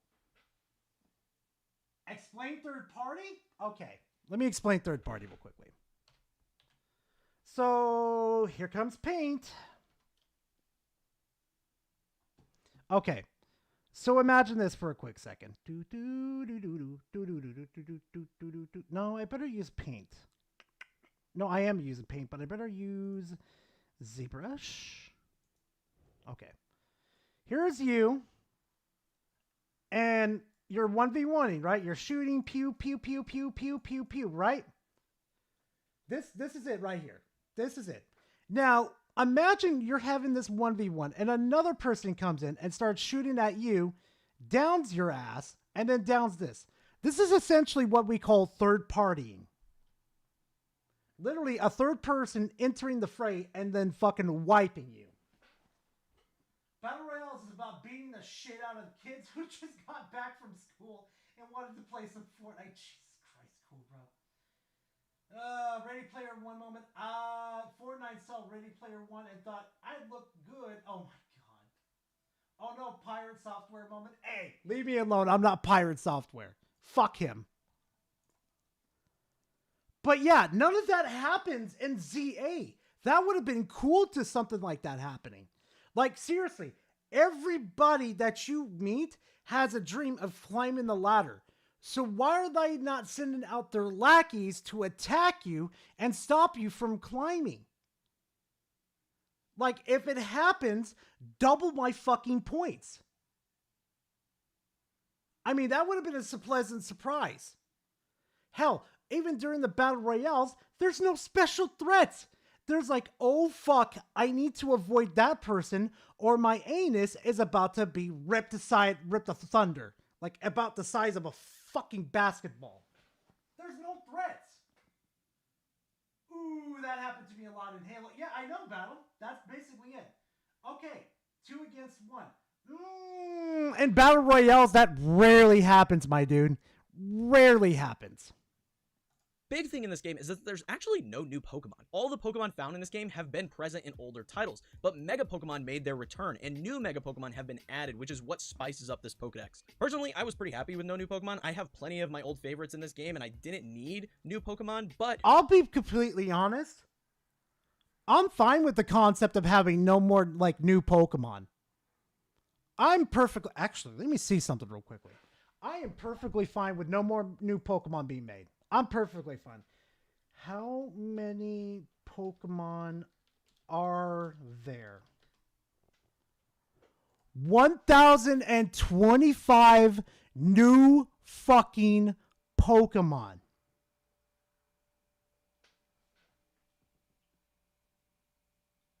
Gar, you're acting like PSW? Who the fuck is PSW? Gar, use paint to draw yourself as yourself with Prince. No. Battle Puppet says, I'd rather take what they made so far and refine how to get them, like Digimon. Yeah, that would have been a little funner, to be honest, man. You know, it's just like, it just feels like, you know, they spend more time on the Pokemon, creating new Pokemon, and I'm just sitting here like, we've got enough Pokemon for now. Not every single new generation needs new Pokemon. Sure, if you want to add some new legendaries, go for it. Perfectly fine.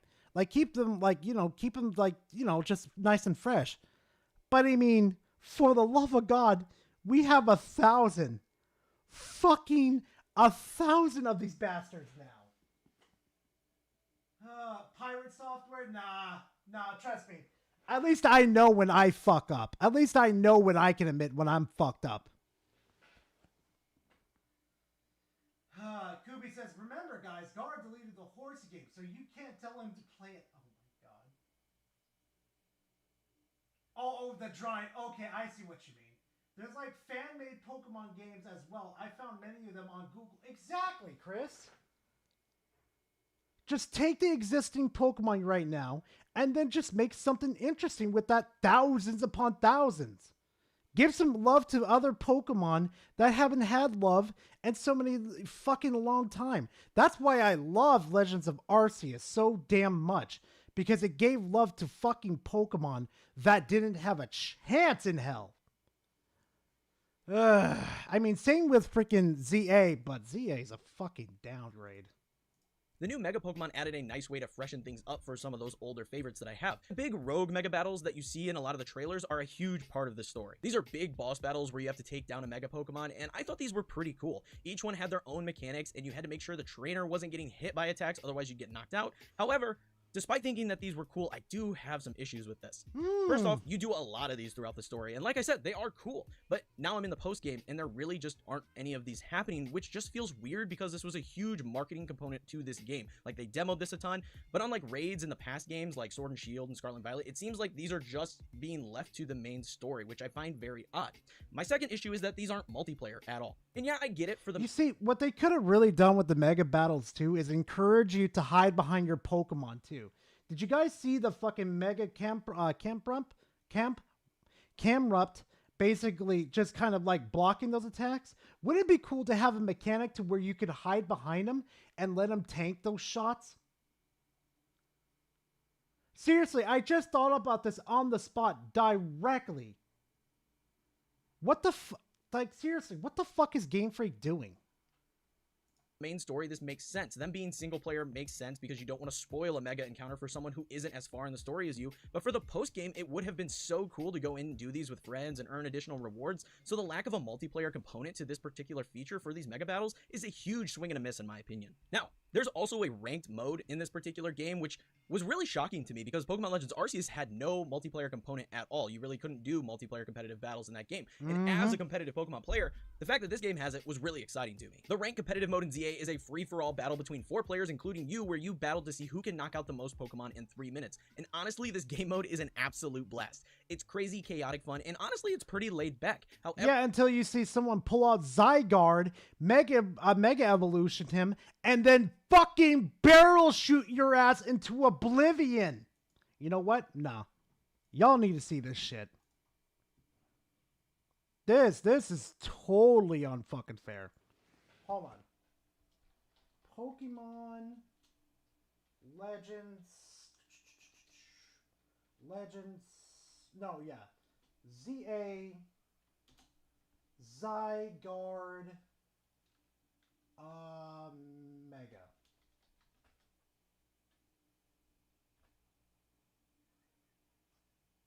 Look at this what this fucking bastard can fucking do.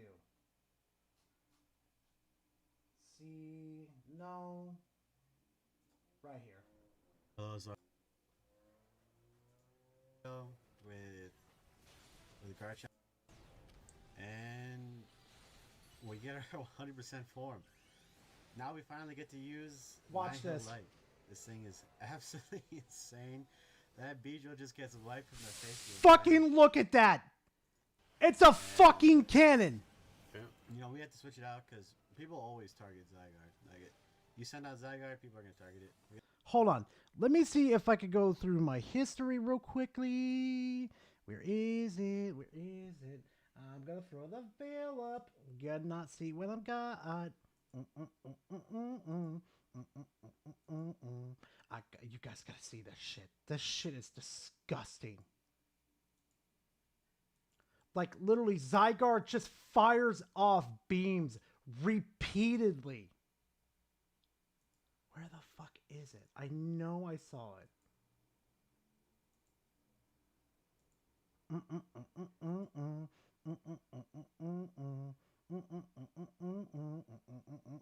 Okay, it's not here. That's fine. Don't worry about it. That's fine. But no, the online mode, oh, it is not fair at all. Oh, it is not fair at all. Especially the enemy team has a fucking Zygarde, and the motherfucker shoots hyper beams at your ass. Oh, you're fucking cooked. Hey, guard, check. Oh, God, check Discord. Oh, God, here we go. Zygarde fires lasers. Yeah, basically. Let's see what you got. Hold on.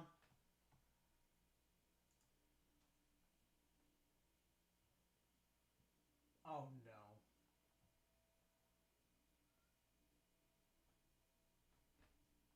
Oh, God, no. Please, no.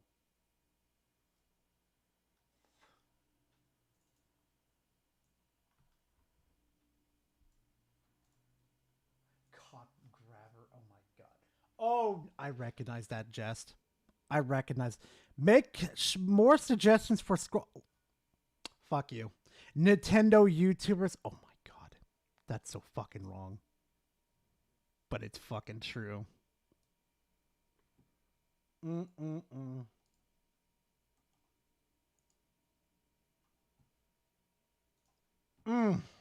However, there is some strategy to team building and training your Pokemon that can get you ahead in these battles, and being that the normal training system for Pokemon in the form of EVs and IVs are in this game, I can see myself dumping a ton of time into competitive play and training up different Pokemon and just having a great time with this game mode. And honestly, I feel like this is a really solid way, and I kind of think of it as baby's first competitive Pokemon game where it's so simple and laid back, and yes, it doesn't tie into the normal competitive scene like with the traditional battle mode, but the act of training Pokemon is very similar, if not the exact same for most instances in this game, so it's a good way for people to learn how to build competitive Pokemon and be able to apply that knowledge to the actual competitive games, which I think is a really cool feature. So despite my many gripes with Pokemon Legends ZA, I think I can safely say that this is the most fun I've had with a Pokemon game in my entire life and is probably my favorite Pokemon game. The story was an absolute blast and had some heavier, more mature moments that really took me by surprise and Heavy and mature.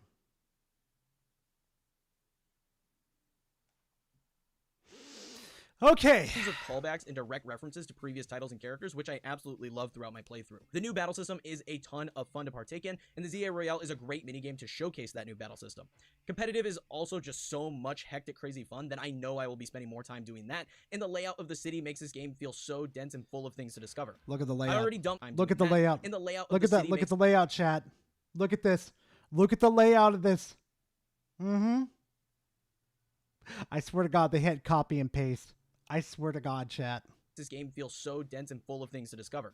I already dumped 24 hours into this game, and I still have so much more to do. I have to finish my Pokedex, I have to shiny hunt, I have to build more competitive Pokemon for ranked mode, and I have to complete all the side missions, and this game is just bursting with Yeah, Xerneas is literally the only one that could stand up to him.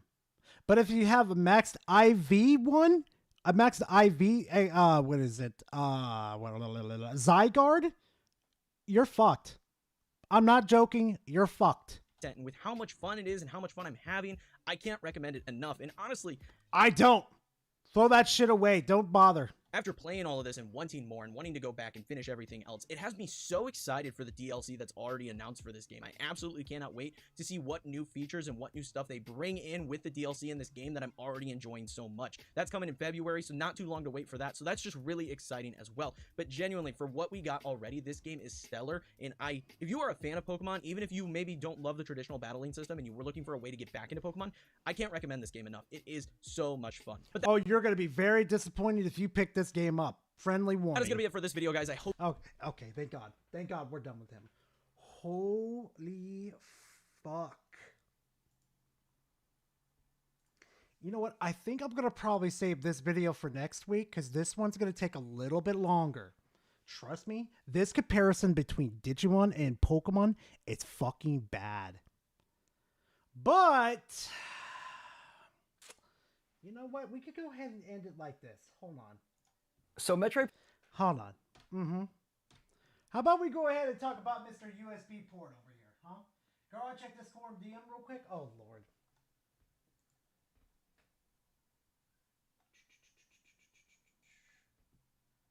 Oh, wait. The Battlefront pack. What the? Reach game... What?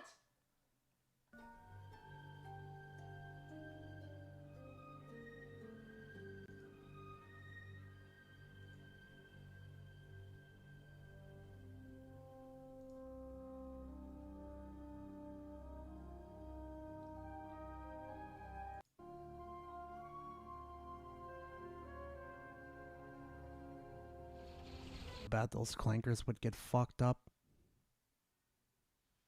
Do you realize what you just injected into the Star Wars universe? I don't think you understand.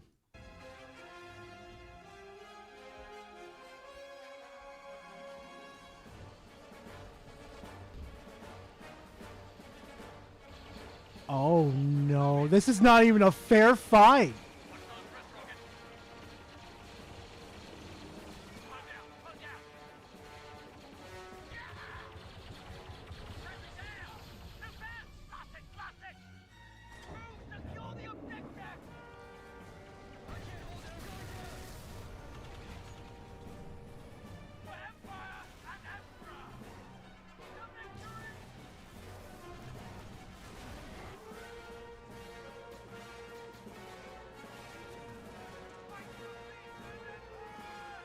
So you're telling me you mixed Halo and Star Wars? I could fuck with this.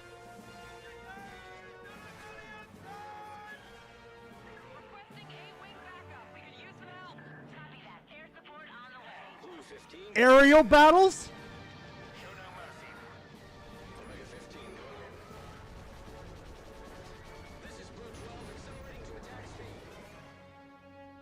I know that loop if I've ever seen it in my life. That's the Reach fucking barrel roll.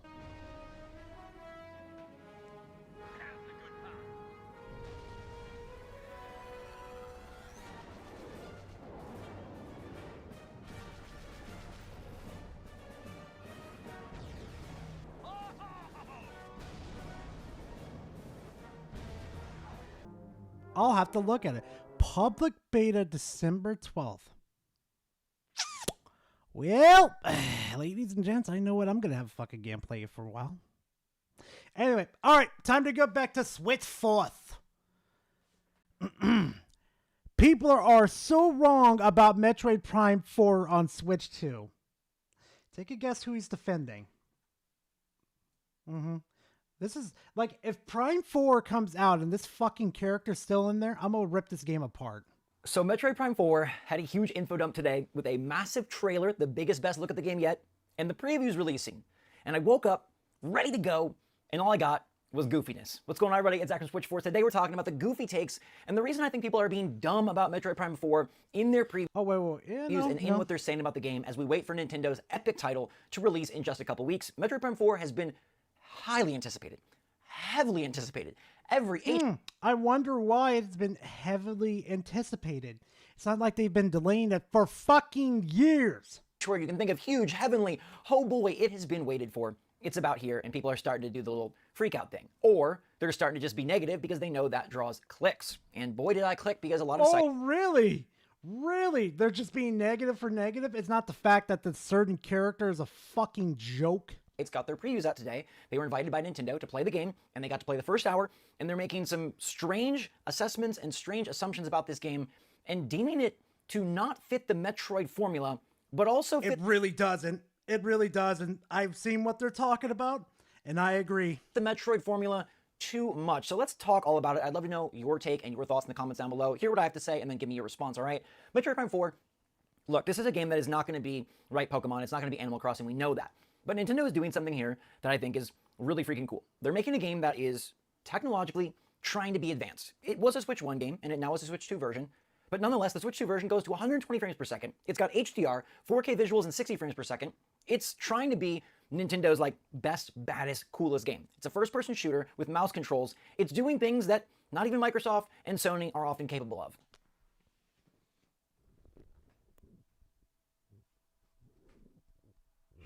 Oh my god. Not capable. Chat, I'm so fucking done. Why does this motherfucker still exist on this platform? That alone is like, wow. He's like Dreamcast, but for the Nintendo camp. That's really cool. Right, that's really cool. And then Nintendo is trying to do a very cinematic game by having cutscenes, a big villain, and a lot of supporting characters that we're going to touch on and talk about for a long time in a minute. But let me just say that my blank take was, wow, that trailer looked good. They showed 7 minutes. They showed all these different areas, all these different locales. It's got this open world desert between the locations. Of course, Samus is marooned on a planet where her abilities are gone. She has to get them back, navigate her way through the planet, face off against bosses, and then defeat Psylocke to save the day and save an ancient civilization. Sounds like a normal Metroid game, except there's some big problems. Sounds a lot like Metroid. And after all these years, I think sounding like Metroid is probably what people would want. And according to their previews, that is what they want, but it's also not what they want. And let me just say that, yes, Zelda and Mario have taken huge steps, right? Breath of the Wild, Tears of the Kingdom, giant leaps for that franchise. And I blame Zelda. I blame Breath of the Wild. Because that game was success, it has plagued the fucking other games. Like, there needs to be open world with this game. There needs to be cooking. There needs to be, like, collectibles. I blame Breath of the Wild. I don't know that Metroid Prime is as antiquated as Zelda had gotten to be. I don't know if it's as stale for a couple of reasons. One, the first-person shooter is still a very popular format. It's not as popular as it was, say, 7-8 years ago. It's still pretty popular. Two, really great graphics and bombastic cinematics and big boss battles, kind of very modern, okay? I think that this and big boss battles... Where's the boss battles? You could at least shown footage of that. Kind of very modern, okay? I think that this game is pretty new just based on what it's trying to be. And then there's the fact that Nintendo hasn't made one of these in a very, very long time. It's been 8 years almost since they announced this thing. It's been forever, right? It's been so freaking long. Over 8 years. I mean, it's been so long. So you can't really say like, wow, they did this before. Because they did it before so long ago. What, like 15 plus years ago? Do it again. Do it again. I don't think this game looks antiquated, old, or held back in any way. Yes, it was built on the Switch 1, but if it's doing the Metroid Prime thing again, well, it's been a freaking long time. We don't have so much repetition, and we don't have a formula where it felt like it was getting a bit stale. Everything in the action, sort of light RPG area. So when are we going to address the fucking character, Switch Force? It's been almost about 4 minutes. Show us the character. the Zelda franchise was going open world, was going big, and so the idea of corridor-driven, map-driven, get this item, then go to this boss and defeat it, while still fun, and honestly, I'd love to see Nintendo return to that, it was feeling a bit out of date. So Nintendo needed to make a move. Out of date? Out of date. No. You do realize that is still one of the most favorited fucking things from the Metroid camp, right? That's why a lot of people love the Prime series versus the other ones. But no, let's go ahead and fuck up the series by doing something completely fucking different. Just the Breath of the fucking Wild type shit. To modernize Zelda, and they did it. I don't know that Metroid Prime needs to be modernized. Now, the way that they've chosen to modernize it in one way is that they've made the story and the supporting cast much more involved. And here's where we dig into people's problem. Why would we want the main... Oh, why would you want the additional characters more involved? Oh my god, this looks like fucking garbage. Holy fuck. I forgot how bad this looks. Right? Metroid Prime 4 has NPCs that talk and blab, and it sounds like they're pretty annoying. All right? Can't deny that. The phrases and the dialogue that's being quoted in these press previews, very bad. Very par for the course for video games as well. Let's not forget that our medium is usually not full of eloquently written, amazing, quipped characters, right? There's a lot of people that just say, huh? BT would like a word with you. Claptrap would like a word with you. Daxter would like a fucking word with you. Oh, I don't fucking know. Clank would like a word with you. What is this bullshit? Dumb stuff. Let's think of recent examples. Pretty much any military shooter, Horizon, Forbidden West, has Aloy being like, oh, I dropped that, or oh, I could use, like, that is a thing that games do. Hey, Toxic, and how if you know doing? Nintendo, what do they love to do, especially early on in the game? Onboard the heck out of people. They are the hold your hand and get the game going group more than anybody else. So to think that Metroid Prime 4 in the grand year 2025 on the Nintendo Switch, their best-selling system ever, and the Switch 2, their fastest-selling system ever, was not going to have a hand-holdy intro for the first hour was very silly. Yes, Metroid... It doesn't look like for the first... Oh my god, he's later in the fucking game. Oh fuck. Hold on. No. Metroid Prime 4 Mackenzie. Oh, this character's fucking terrible. I'm gonna let this play. A mess. Wow. What a mess. You're alone on a planet with no hope of survival. But you're also not sitting next to Phil anymore in a cubicle, so... Win? Oh. Okay.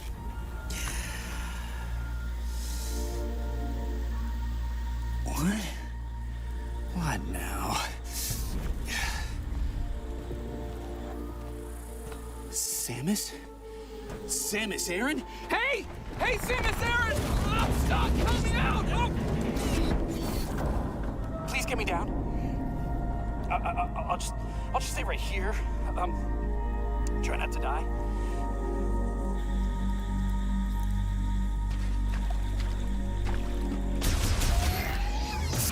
Oh!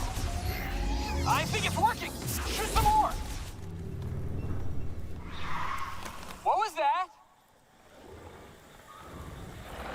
Okay, that did not sound friendly.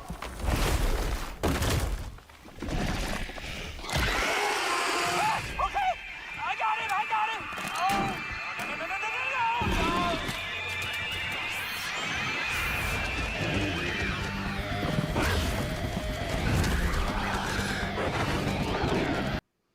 You have a useless, annoying fucking character. Yay! You know what? I'm gonna bring this one up too. Sungrad Studios. I want y'all to hear this one. Hey, welcome. I'm Ter- Shut your fucking mouth.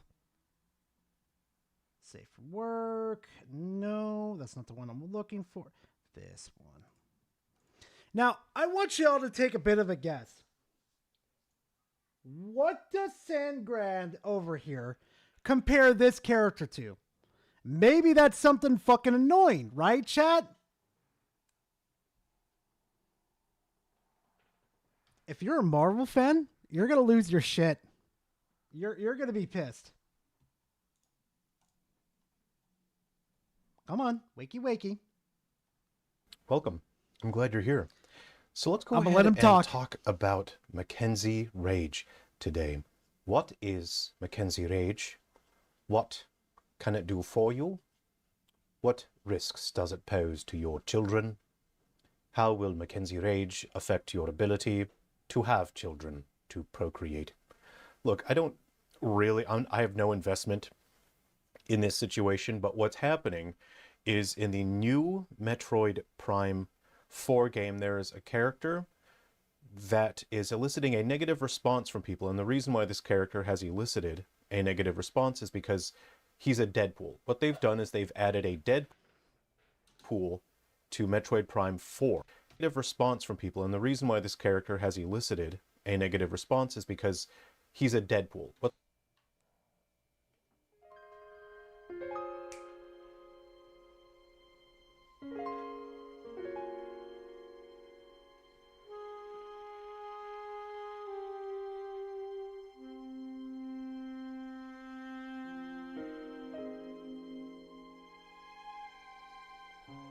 Don't worry, Grizzly. We're gonna watch something else. Don't worry.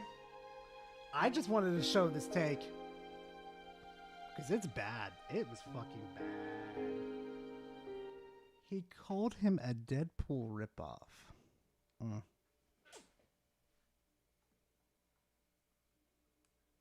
Metroid Prime is a more adult game, and I understand if you don't really love the way Nintendo handles their intros, their tutorials. They're very, very heavy-handed with it. They grab your hand and say, come on, son, I'm going to take you for a ride. And then they even offer you opportunities to take that ride the whole way through if you want to add extra continues or ability to not die. They've got different power-ups throughout their games that make it easier or simpler for you or just make things more convenient. It's something they do. And we can argue about that in a separate video, but that is Nintendo. So when we see that they've got this Mackenzie guy and he is saying dumb things like, Samus, I think you missed something over there. I don't know why everybody is so up in arms. And they're saying that it destroys the formula, that it destroys the mood, that it destroys the vibe, that it destroys what Metroid stood for and stands for and was supposed to be, which is this isolated, eerie, quiet adventure. Yes, that's the whole point. You're supposed to adventure this unknown planet. Figure out things by yourself. Figure out, shit, where's my powers out? I mean, where's my power-ups at? I need them desperately in order to continue further. Now you're going to have this annoying fucking Atreus character going, hey, look, over there. There's a piece of the puzzle right there. Hey, you need to morph into your ball in order to blow up that plant over there. Hey. I swear to fucking God, if he's just as passive annoying as Atreus, I'm going to lose my fucking mind. Yeah, exactly. Silent fucking knows. Power Boss says, you know who Mackenzie reminds me of? God of War. Boy. Yeah, boy, basically. Yeah, I know, Power. I counter that with, haven't a lot of us wanted Nintendo to make AAA games in a way that feels more modern and more like the rest No! Nobody has asked to modernize fucking Metroid Prime that way, you fucking idiot. Nobody has asked to gut Metroid Prime. Nobody has. Great, another series of mine is being gutted so the fucking next fucking booger flingers can fucking play it in a modernized fucking way. Fuck off. the industry. Voice acting, NPCs, cutscenes, that all seems to be something that Nintendo is probably trying to be a part of. Look at how lambasted Pokemon Legends ZA was for having no voice acting. And look, I understand there's a world where they have voice acting, they have cutscenes, they have a story, and it's all done masterfully. Nintendo's first rodeo with trying to do a big budget story-based single-player game ain't gonna be great from the story side. But look at these previews. Everyone says the gameplay's awesome. They all say the gameplay's awesome, and then they say it's ruined by Mackenzie. It's ruined. I played the first hour of a Nintendo modern era game, and they held my hand, and they told me what to do, and I hate it, and it doesn't feel like Metroid. But it also feels so much like Metroid that I wish Nintendo had evolved the franchise. What? feel like every This motherfucker. This motherfucker. There are so many ways you can modernize fucking Metroid by giving it better graphics, giving it better weapons, or like different weapons that you could use or use them in a different way. Give us more archetypes of fucking enemies that we could fight against. There are modern ways you can make this modern. Not adding an annoying ass fucking character that won't shut the fuck up and let me enjoy the Metroid game. everybody's confused and just looking for something to grumble with. And let me tell you, the situations and the scenarios where you play these previews in a big group setting, in a big warehouse or a big event space. Oh, it's going to. Oh, battle, it's going to. Metroid Prime series is going to be fucking dead because of these idiots. Aren't great for feeling isolated and eerie and moody anyways. Even without Mackenzie, sitting next to 15, 20 other journalists, all with TVs in a row, playing Metroid Prime 4 Beyond, probably not. Who are these people and how do we get them to never talk about video games ever again? Honestly, I'm going to be completely honest with you. These are people that are within the industry that are developing these games. It's not going to work. Not the best way to experience that game, even if you're a hardcore. The only way it's going to work is that we don't buy this shit. Fan, you probably would much rather cozy up on your couch, play on your TV or your desk if you're going to go mouse mode, have the lights dimmed, have your popcorn ready, and enjoy the show. Also, you would play more than an hour. I guarantee after 8 years waiting, your session would be 3 or 4 hours, and you get to see how this game evolved. But we did see in the overview trailer that these NPCs are something that continues throughout the adventure. So basically, they're not in the tutorial. They're going to be scattered throughout the whole fucking story. Great. I get more annoying ass characters. Oh, fuck. Oh, fuck. Oh, no. Oh, no, no, no, no. No, no, no. No, no, no. No, no, no. No, no, no. No, no, no, no. This is what we're going to get. This is exactly what we're going to get. We're getting Metroid Other M. You.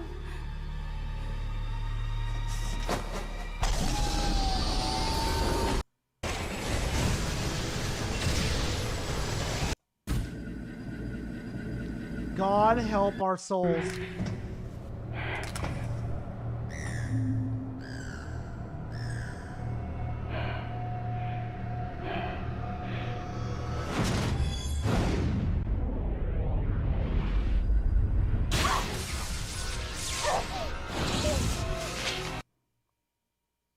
Yeah, we're getting Metroid M again. Yay.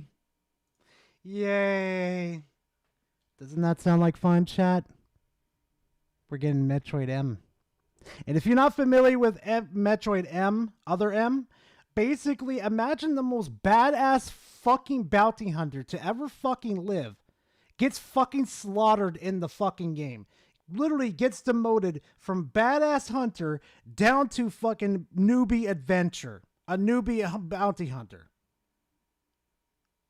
Like everything she's ever learned is made a joke in this. Like firing a missile? Samus, go ahead and aim at that and fire a missile. It's Other M again. God help me.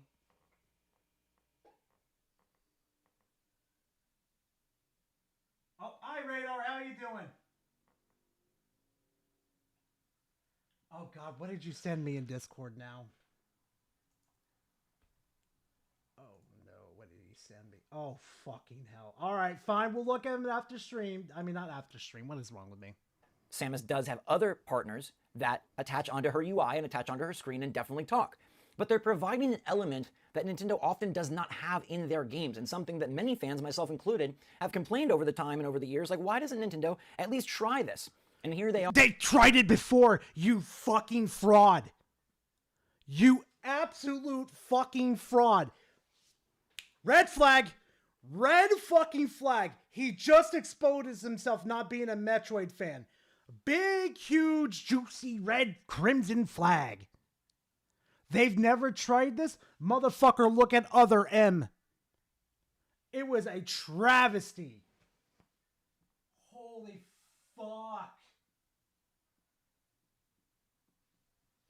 Oh, I'm gonna fucking... They're looking at games like Halo, right? They're looking at games like Battlefield. They're looking at other titles that do very well and saying, hey, a squad-based idea with characters that narrate, guide, and maybe become a fan favorite, maybe, never know.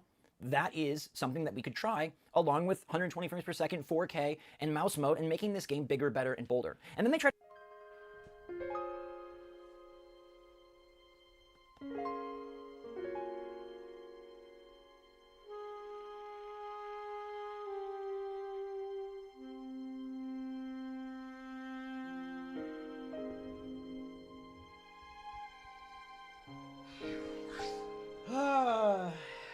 I'm saving. You know what? You know what? You know what? This is not how we're going out. This is not how we're going out. This is not how we're going out. But that's not Metroid. Metroid is its own thing. Chat. I'm saving this for a video. No. No, this is such a bad fucking video. I wish I caught wind of it earlier. I'm gonna do a fucking video on this. This is fucking bad. He looks a lot better when he's not saying anything. Bruh. Oh my god. Excuse me.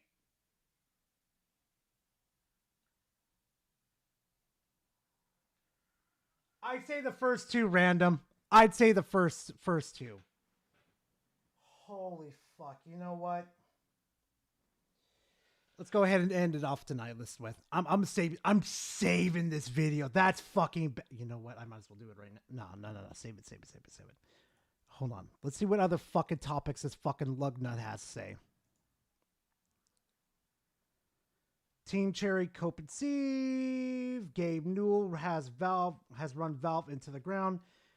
Oh, you know what? Hold on. Nah. Which one's better? Gabe Valve has run Valve into the ground, or the Kirby Air Riders? Which one sounds good? Chat. Check his post, Dora. Oh God, help me. God help me. It's becoming more common for publishers to delist in order to avoid Steam sales and resell them at full price. PC gaming is Harmon, that's not how it works, buddy. We don't lose. Holy fuck, he's an idiot.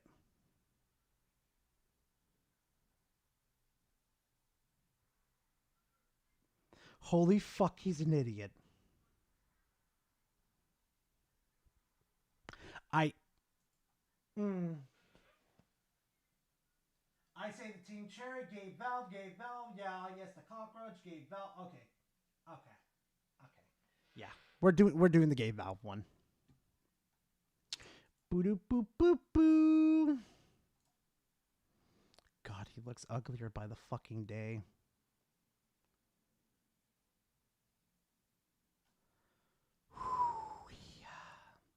Here we go, chat.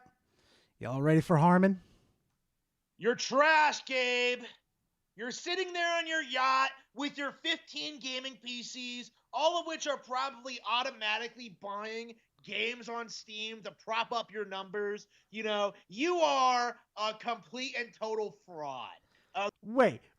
How is he trash when he's on a yacht with 15 gaming PCs while you're sitting in a basement, Harmon?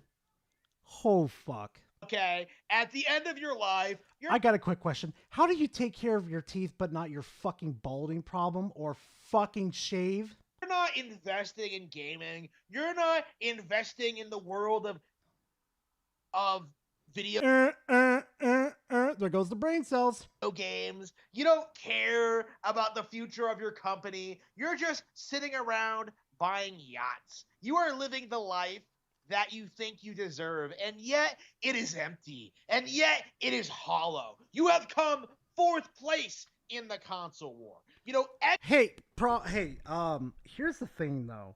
How are they exactly in fourth place when they're not a console? Holy shit, Harmon's off the fucking deep end. You talking about Harmon or me? Ha! Bad. Yeah, that's a bad joke. Bad joke, Spec. Bad. Check the short. Oh my God. What do you mean check the shorts? What has he fucking done? Hold on.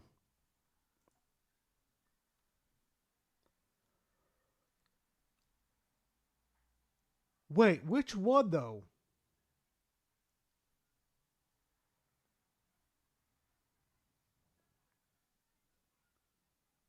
Wait. Shadow, which one?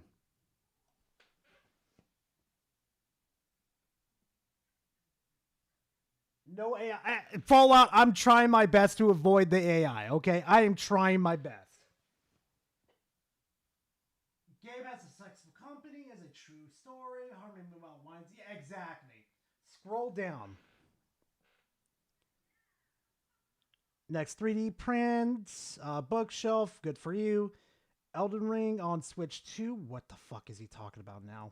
And now, like, what exactly is there? You know, like, why exactly would I go out and get a PS4 for Elden Ring? Elden Ring is a PS4 game, by the way. When I could just wait a couple of years, get a better version of the game on Nintendo Switch 2. Get a better version. And eventually get a sequel of that game exclusive to Nintendo hardware. Like, why would I ever... The new fucking Souls game is not an oh my God, is not a sequel to Elden Ring. Ever support PlayStation, Xbox, or PC when everything is just going to come out on Nintendo anyway.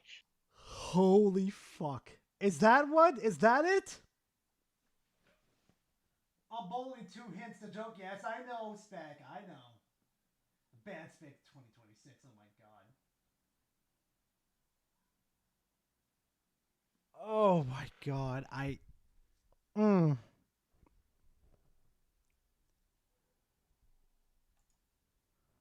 And it's something that, like, you'll keep coming back to over and over and over again. Like, not only because of the achievements, but because there's just so many wild, like, unexpected things you'll come across, and you'll discover more about the game the more you play it. Oh my God. No, I'm done. Xbox is more relevant than you. Like, and people are legit sitting there. Xbox is more relevant than Steam. Harmon, open both of your eyes, for the love of God. Trying to say that PC gaming is on top of the world and that Steam is ruling it all, but in reality, they do this weird thing where they conflate, like, PC gaming as a whole with Steam.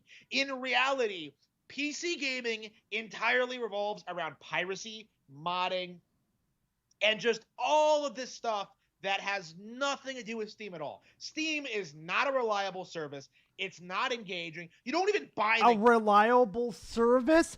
Harmon, if I buy a fucking game that I do not like, I could get my refund within 2 fucking hours. Say that about Nintendo? You really can't. Because I'm pretty sure you'd rather drag your balls against the fucking carpet than try to get a refund from Nintendo. I'm willing to bet. Games. You buy a license to play them. Okay. Hey, Harmon, guess what? Nintendo does it too. Steam is a complete joke and always has been. You are essentially waiting a couple of years for the same old, tired, boring AAA products on Xbox and PlayStation. You have to wait at least 1 year for Grand Theft Auto 6 to launch on PC. Hey, Harmon, guess what? That hasn't even been confirmed yet. Dumb shit. You are going to sit there and cope and seethe about Grand Theft Auto 6, about how it's going to be this glorious experience when it finally launches on PC, when, you know, it's going... I see him struggling so hard.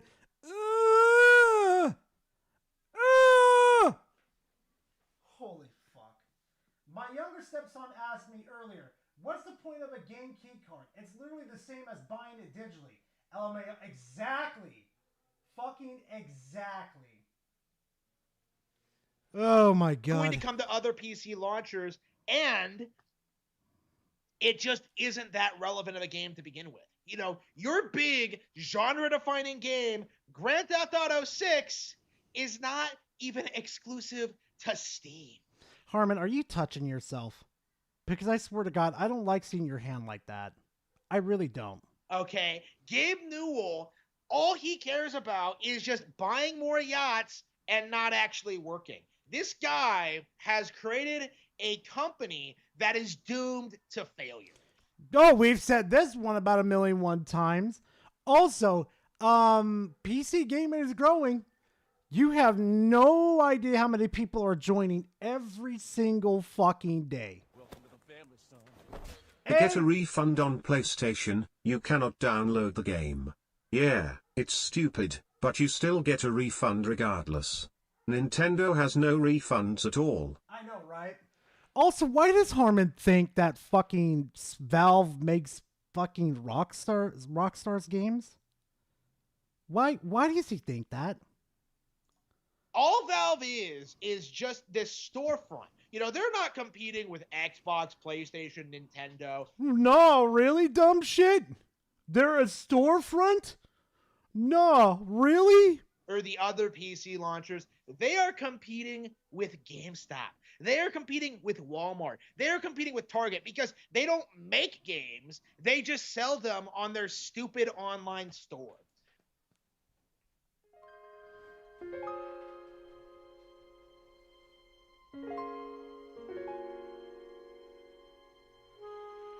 Please don't tell me you think this way, Harmon. Please don't tell me. Please don't think. Let me. Please. Valve is not a storefront. Valve is not like Walmart and Target. I'm fucking done.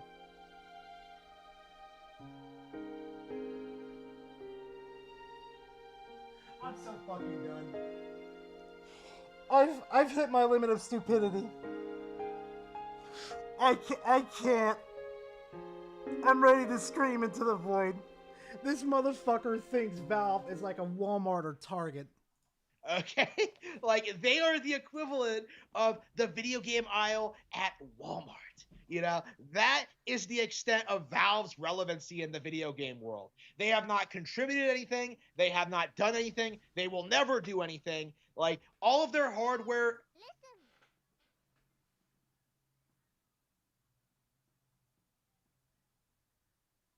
This unpathetic Pikachu blush humper. He has been huffing too much of that delicious copium to the point his flea-sized brain shriveled up. Probably, Piplup. Probably. I just like a GameStop. Oh my fucking God, Harmon. Please, just stop. You're hurting my brain. Just please stop. Oh my fucking God, this idiot. Fails, you know. The Steam Deck came out in 2022, and this year they announced the follow-up, the Steam Machine, a console, not a gaming PC, but a... It is a gaming PC, you fucking brain cell chromosome missing degenerate fucktard. It is a PC. Whether you like it or not, Harmon, it is a PC. Console that they're selling to their audience that religiously hates consoles and is even in denial that the Steam Machine and the Steam Decks are consoles. Like, if it's a dedicated video game piece of hardware, it is a video game console. It's not though, Harmon. It's got more additions to that makes it more of a PC. Holy fuck, he's brain dead. Like, that's what a video game console is. A dedicated thing. It doesn't matter if you can change the OS. It doesn't matter if it functions at like a PC. Like, it is a video game console because it is designed first and foremost to be a dedicated gaming platform. So the cope that you keep seeing people make about the Steam Machine, that like, it's totally not a console, guys. It is a console. And not only is it oh my fucking God.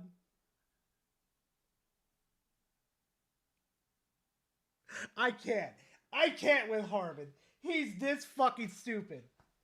Say my name and I appear. Hi, PlayStation Gamer. How you doing? a console. It is dead last in the console race. Like, It hasn't even came out. Plus, it's not even a console too. Holy fuck. I think those those leapfrog things that like little kids use, gaming tablets have more credibility than Valve's hardware. Stuff like more credibility. Hey, Harmon, have you ever played it on the Steam Deck? No, I think it'd probably melt your brain, so I'd say no. the iPad is more credible than Valve's gaming hardware. Because, iPads have all this unique functionality. They can do all this stuff. They're so smooth and intuitive and just amazing. Oh, I know his lazy eye is getting worse by the day. I could tell by it. Like, the PC is just an irrelevant piece of hardware in this day and age because you are better off buying highly specialized equipment, not only for gaming, but for everything else you use. Why would you ever use Skype or Zoom when you could just use an iPhone? Why would you learn, why would you use... What? Just use an iPhone.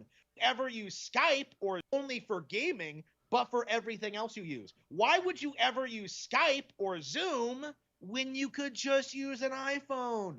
Why would you learn, why would you use... Why would you compare applications to an iPhone?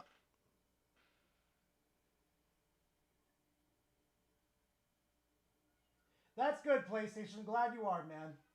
Unlike me, I like the Valve sounds right now. Beep, beep, beep, beep, beep, beep, and down on the ground. Yeah. Oh, gotta get back to fuck up on this one. A video editor on your PC when you can just do it on a tablet. What you're going to use a video is an iPhone. Why would you learn, why would you use a video editor on your PC when you can just do it on a tablet? What you're going to see. Because it's more accurate and you could do more things on it. You have more creativity on a PC versus a fucking tablet. Plus, you're more accurate where you want to slice things. Over the next several decades is that all of this stuff that PCs used to do simply by being a jack of all trades are simply going to be replaced by hyper specialized weird fringe pieces of technology. Nintendo dominates the gaming world, Apple dominates the tablet world, and what is Valve going to produce? In spite of all their best efforts, they are sitting there on their yacht just doing jack shit. That is where we're at. When it I can't. I can't. The fucking stupidity today, I swear to God. No. If anybody actually thinks Harmon Smith is smart, you've got fucking problems. Just like him. Comes to Gabe Newell and his company is that he has run this thing into the ground. He doesn't care about gaming. He doesn't care about making cool, interesting things. He doesn't care about the brand. All he wants to do is just sit on his boat and do nothing. Well, wait, if he doesn't care about the brand, why did he make the Steam machine? Why is he making it easier for users to identify content? Like Tim Sweeney basically said that the Steam needs to remove the AI, AI tag on video games. And Gabe Newell's like, yeah, no, thank you. I'm not listening to your failure of an ass. How fucking stupid are you? Well, someone like Shigeru Miyamoto or Takashi Tezuka, people like Masahiro Sakurai, Fujibayashi, you have all these guys who are working tirelessly to produce high quality content. Kirby Air Riders is better than anything Valve has produced in its entire history. I wouldn't say that, Harmon. Oh, there's some monsters that you're not even aware of. That is a game that is completely unemulatable, that cannot be played on a gaming PC, that will never see a release on a gaming PC, and yet,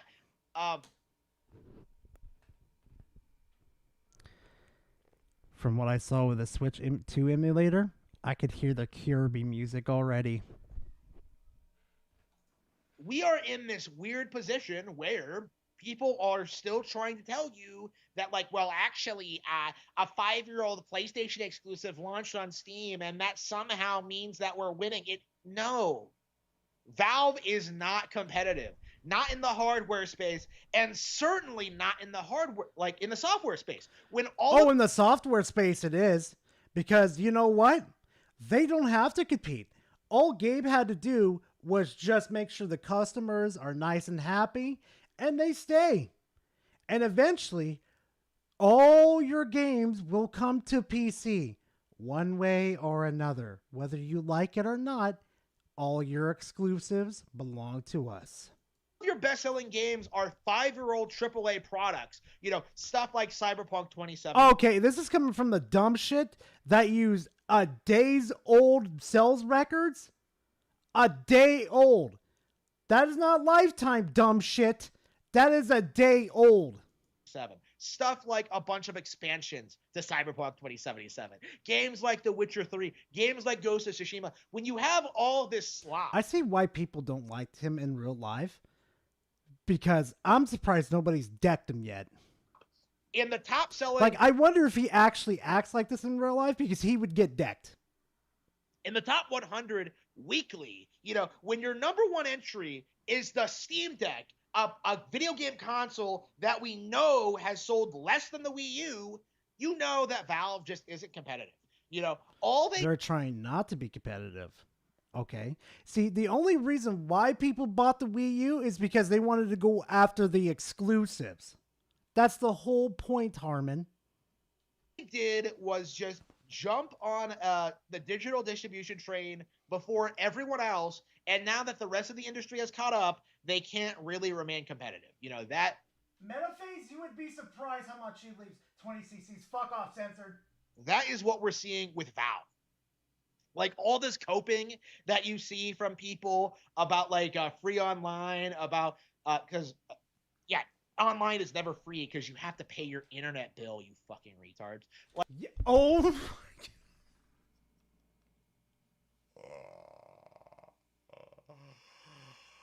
Oh my god, he doesn't get it.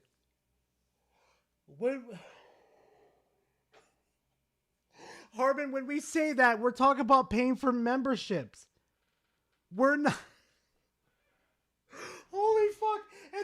It's like he's reading the shit off in front of him, but then his brain just goes fucking left, and it just fucking doesn't like fully process it. I'm so fucking done.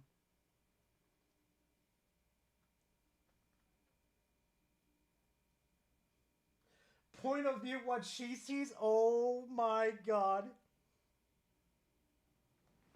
I've got no comment. Like, Valve is just a complete shell of what people say it is. It is a complete joke. And you are going to see the Steam machine fail. They are putting all this R&D, all this money, all this effort into promoting the Steam machine only for to again be outperformed by the Wii U. A far more... Oh, that's the only argument he has, chat, to be outperformed by the Wii. Nobody fucking cares about sales figures at all. All we care about if it's a good product or not, Harmon. Unlike your ass, of course. Successful, iconic video game product that actually moved units, that actually made Nintendo money. Valve is completely reliant on the lazy, stupid, bisexual, just the... Fuck! I wanted him to say bisexual bum. I wanted him to say bisexual bums. Fuck! Degenerate PC master race to try and prop themselves up as this massive titan of the industry. I mean, we are. Because all games come to our platform. One way or another. Reality, they aren't even the scum on my shoe. Okay, I don't... Who what the fuck to be on your shoe? Good God, I'd push you the fuck over. Fucking peasant. Think about them at all. You know, I have a gaming PC, and I never use it because I am... Has anybody seen his gaming PC by any chance? I need to find that one fucking video. We'll watch this one in a minute. Y'all are gonna love that one. Come on. Hey, everyone. What is it? Harmon? Wait. Wait. Harmon Smith.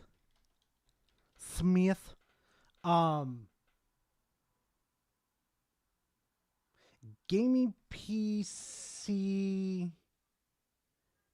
Sonic, I believe it was. Fuck. I'm trying to find it. That shit was so fucking hilarious. I nearly shit myself. Oh my god, I'm trying to figure it out. Oh my god. Does anybody have that video of Harmon when he was on his laptop and then he was bitching and complaining about Sonic and it wasn't like it had too many frames on it? Can anybody find me that video real quick?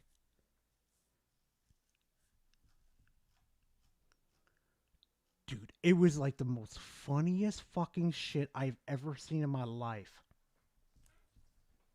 Oh, Sonic Adventure 2? Yeah. I saw it. Scroll up. The fuck do you mean you saw it?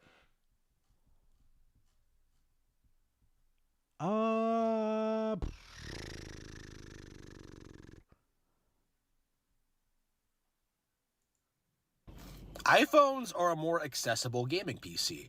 Anything you can play on PC, an iPhone. Why is his eyes always fucking closing on one? You know what? I don't want to know. I do not want to fucking know.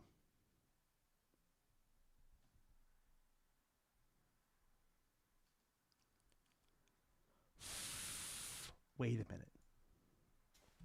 Hey everyone, I just set up my gaming PC. This is the controller I'm using. Oh my god, he used to look normal. It's an Xbox One controller. I'm just gonna keep it here. Yeah, so quick thoughts on my setup.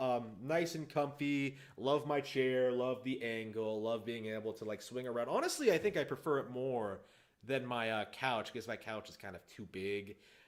Honestly, I probably need to replace my couch because I'm starting to dislike it to a certain extent. But the games themselves, I'm really surprised. There's absolutely nothing to buy. Like I'm not kidding here. Like everything I would want to buy is already ready available on my Nintendo Switch or the Xbox One. Like there are no exceptions. Like I think that maybe there are some Yakuza games that aren't on Xbox One, and maybe.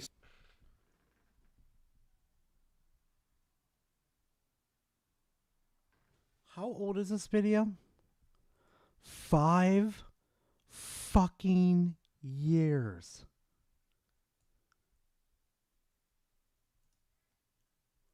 What the fuck happened to Harmon? Nintendo destroying him? That's an understatement. What, he used to sound normal? Yeah! He is a becoming worse Nintendo Nikado Avocado. Oh my lord. Yeah, Phil. Thank you very much for coming. I appreciate it. What the fuck?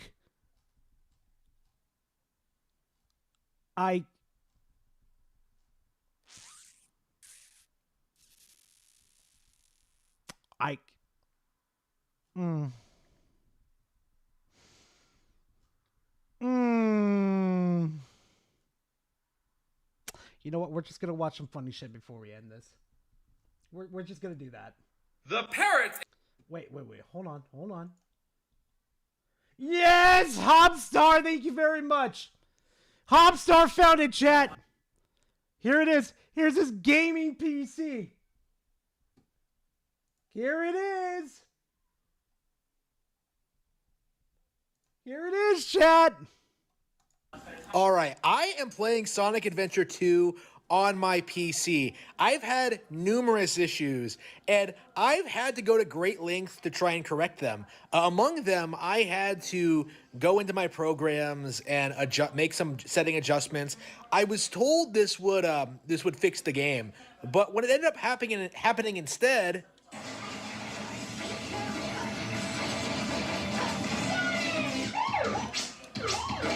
Incredibly fast gameplay. Like, I have no idea. Just cap your frames. For the love of God, cap your frames. What I did, but I somehow sped the game up where it's like 3 times the regular speed. And this is why you can't trust PC gaming, because the game didn't just boot up. I had to go to great lengths to try and like correct a problem I had. It was randomly freezing every couple of frames. And when I tried to fix it, when I followed the step-by-step instructions, I ended up with this. This is obnoxious. I have no comment. None. Mm-mm. Oh, fuck, it's this one. Is a bird that can talk.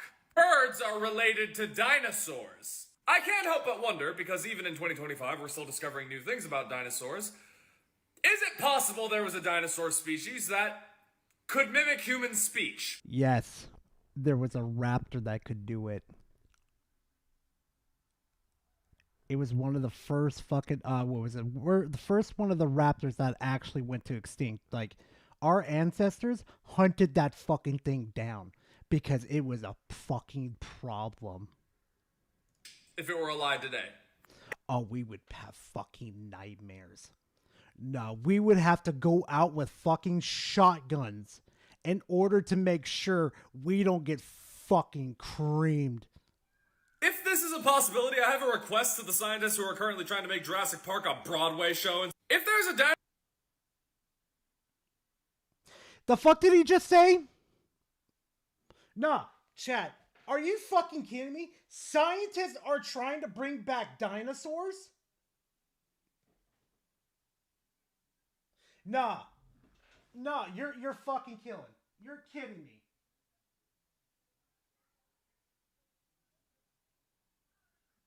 You're fucking shitting me. Why are we bringing the giant fuckers back? Why are we bringing the oversized chicken back? We are the dominant species for a fucking reason. Why are we bringing the Cluck Cluck 9000 fucking Devastator back? Why? dinosaur species that can mimic human speech? Don't make it! I don't even want to know if it exists, and if it existed, let it stay dead! Dinosaurs are already a horror beyond human comprehension. The last thing I want from an alligator's cousin is to say hi. I'm completely for recreating species that went extinct directly because of humans, but don't touch the dinos! To every one of you scientists who want Jurassic Park to be a real thing, go visit an alligator or crocodile sanctuary and tell me if you want those things to be 2 stories tall and able to run faster than a fucking Prius. Faster than a Prius, that's a good one. I'm saving that one. Faster than a fucking Prius, bro. Oh my god. I love my girlfriend so much. They do all kinds of amazing things. They make beautiful jewelry. They make wonderful music. They are a very talented person. Sounds like my scroll. There's just one funny thing. They will do anything and everything to avoid doing the dishes. My love. What'd be worse? Scientists bringing back dinosaurs, or scientists making it so all predator species know martial arts from birth? Bringing back dinosaurs, because at least with the fucking the creatures at birth knowing karate, at least I can fucking shoot them. Dinos? I'm gonna need a fucking tank. This right here? She's gonna get me later.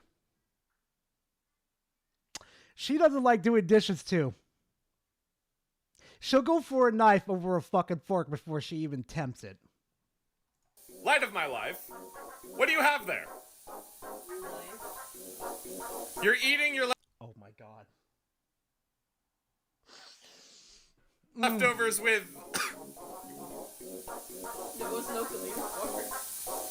we have 3 forks! I love my girlfriend so much. Me and this dude, we get along in real life. What he just did right there is what I do to fucking scroll when she annoys me. Just fucking right. When she tickles the tism just fucking right. I just bite her head.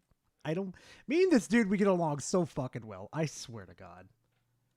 Oh, shit. I swear to God, shit. I swear to God. What a fucking day. Holy fuck, that X Vault video took a shitload out of me, Chad. Holy shit, I swear to God. Yeah, it's literally me. Yeah. Scroll will charge Gar uppies for chores. Oh my lord. And you can kill a T-Rex with a 50 caliber. It's a 2-story fucking dinosaur! I don't think I can kill that bastard with a fucking 50 cal. Oh my god. Or it'd be attacked by a hippo that could do Krav Maga. NSNP, stop it. Get some fucking help. I swear to God. Stop letting the intrusive thoughts win. I swear to God. They're already bringing back the saber-toothed tiger back via crossbreeding genetic. Are you fucking kidding?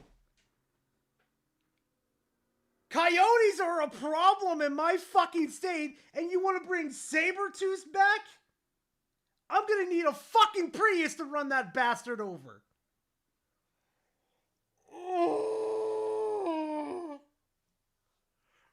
We could be investigating how to kill cancer or try to fucking cure world hunger. No! No! Let's bring back an invasive species that wanted to eat us! Alright, check this for me real quick. Get one more clip. Fucking hell. Oh no.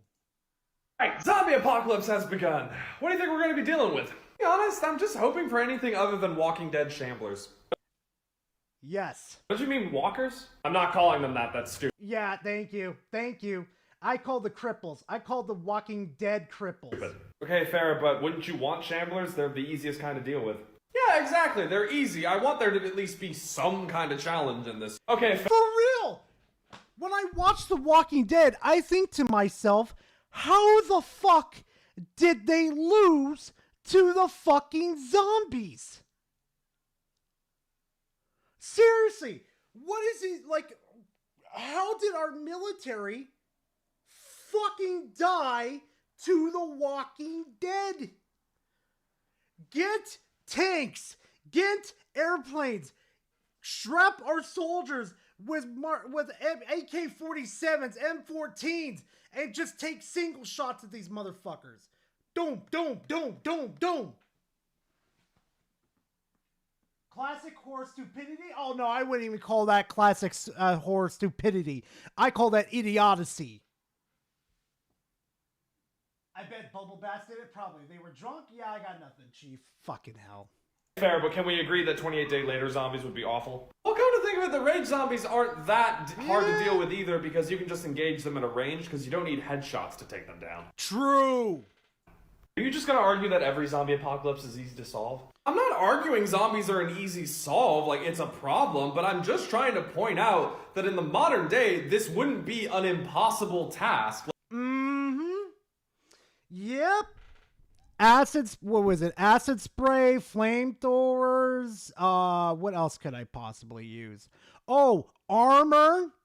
Medieval armor with a sharp enough blade.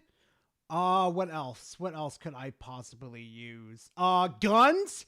A vehicle, a monster truck specifically that is decked out to like run shit over. What else could I possibly use? A fucking nuke? Like World War Z perfectly depicts that. Great book, by the way. Agreed. Yeah, no, he's right. Great book. So are you just okay with all zombies then? I mean, there is one I'm not okay with. Guys! The fucking witch. He's gonna say the fucking Left 4 Dead witch.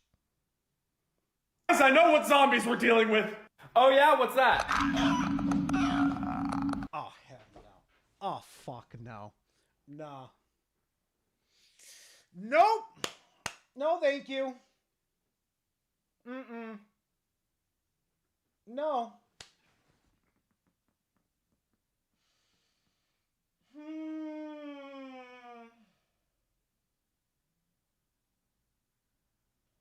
Clicker. PlayStation, it's the fucking click. It's the clicker. The clicker takes it. I'm just gonna say it right now. Clicker.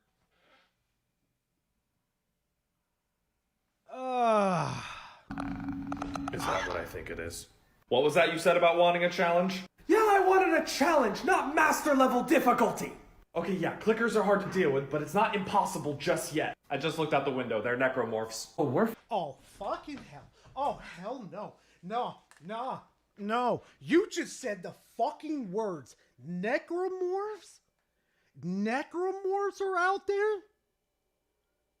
You are nowhere fucking safe on that fucking planet. If you see necromorphs on your planet, count your fucking days. The Brethren Moon are on the way to fuck your shit up.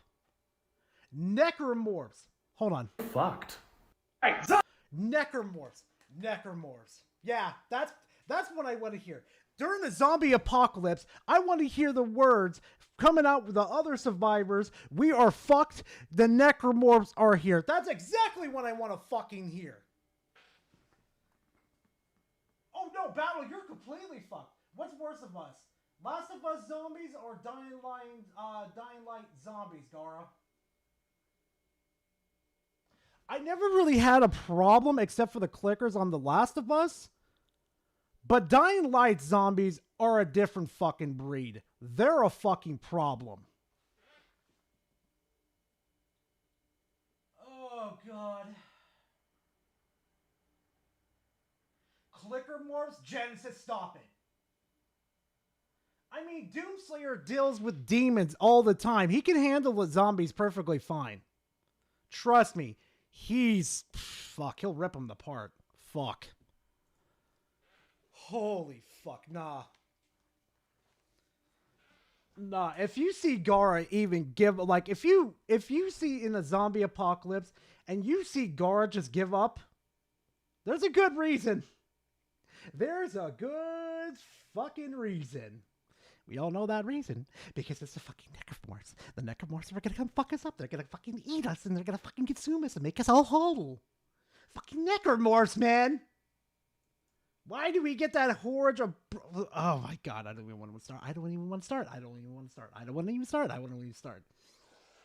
Oh! Chat, that's pretty much it. We've pretty much hit the climax of this whole thing. And you know what I like to say towards the end of this? Thank you all very much for coming out here for this crazy ass Salty Sunday. I truly appreciate it. I really, really do. What the fuck did Silent just say?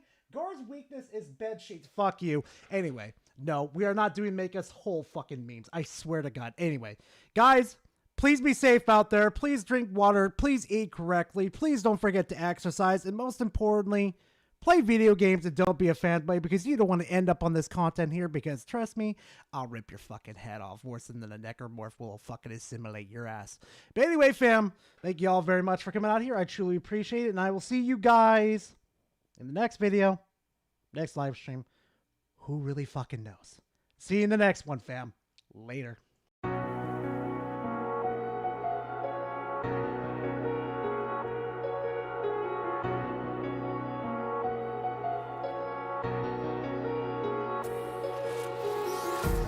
Empty hearts and neon lights. They're playing with my mind. Gotta get out of here tonight. Oh, I wanna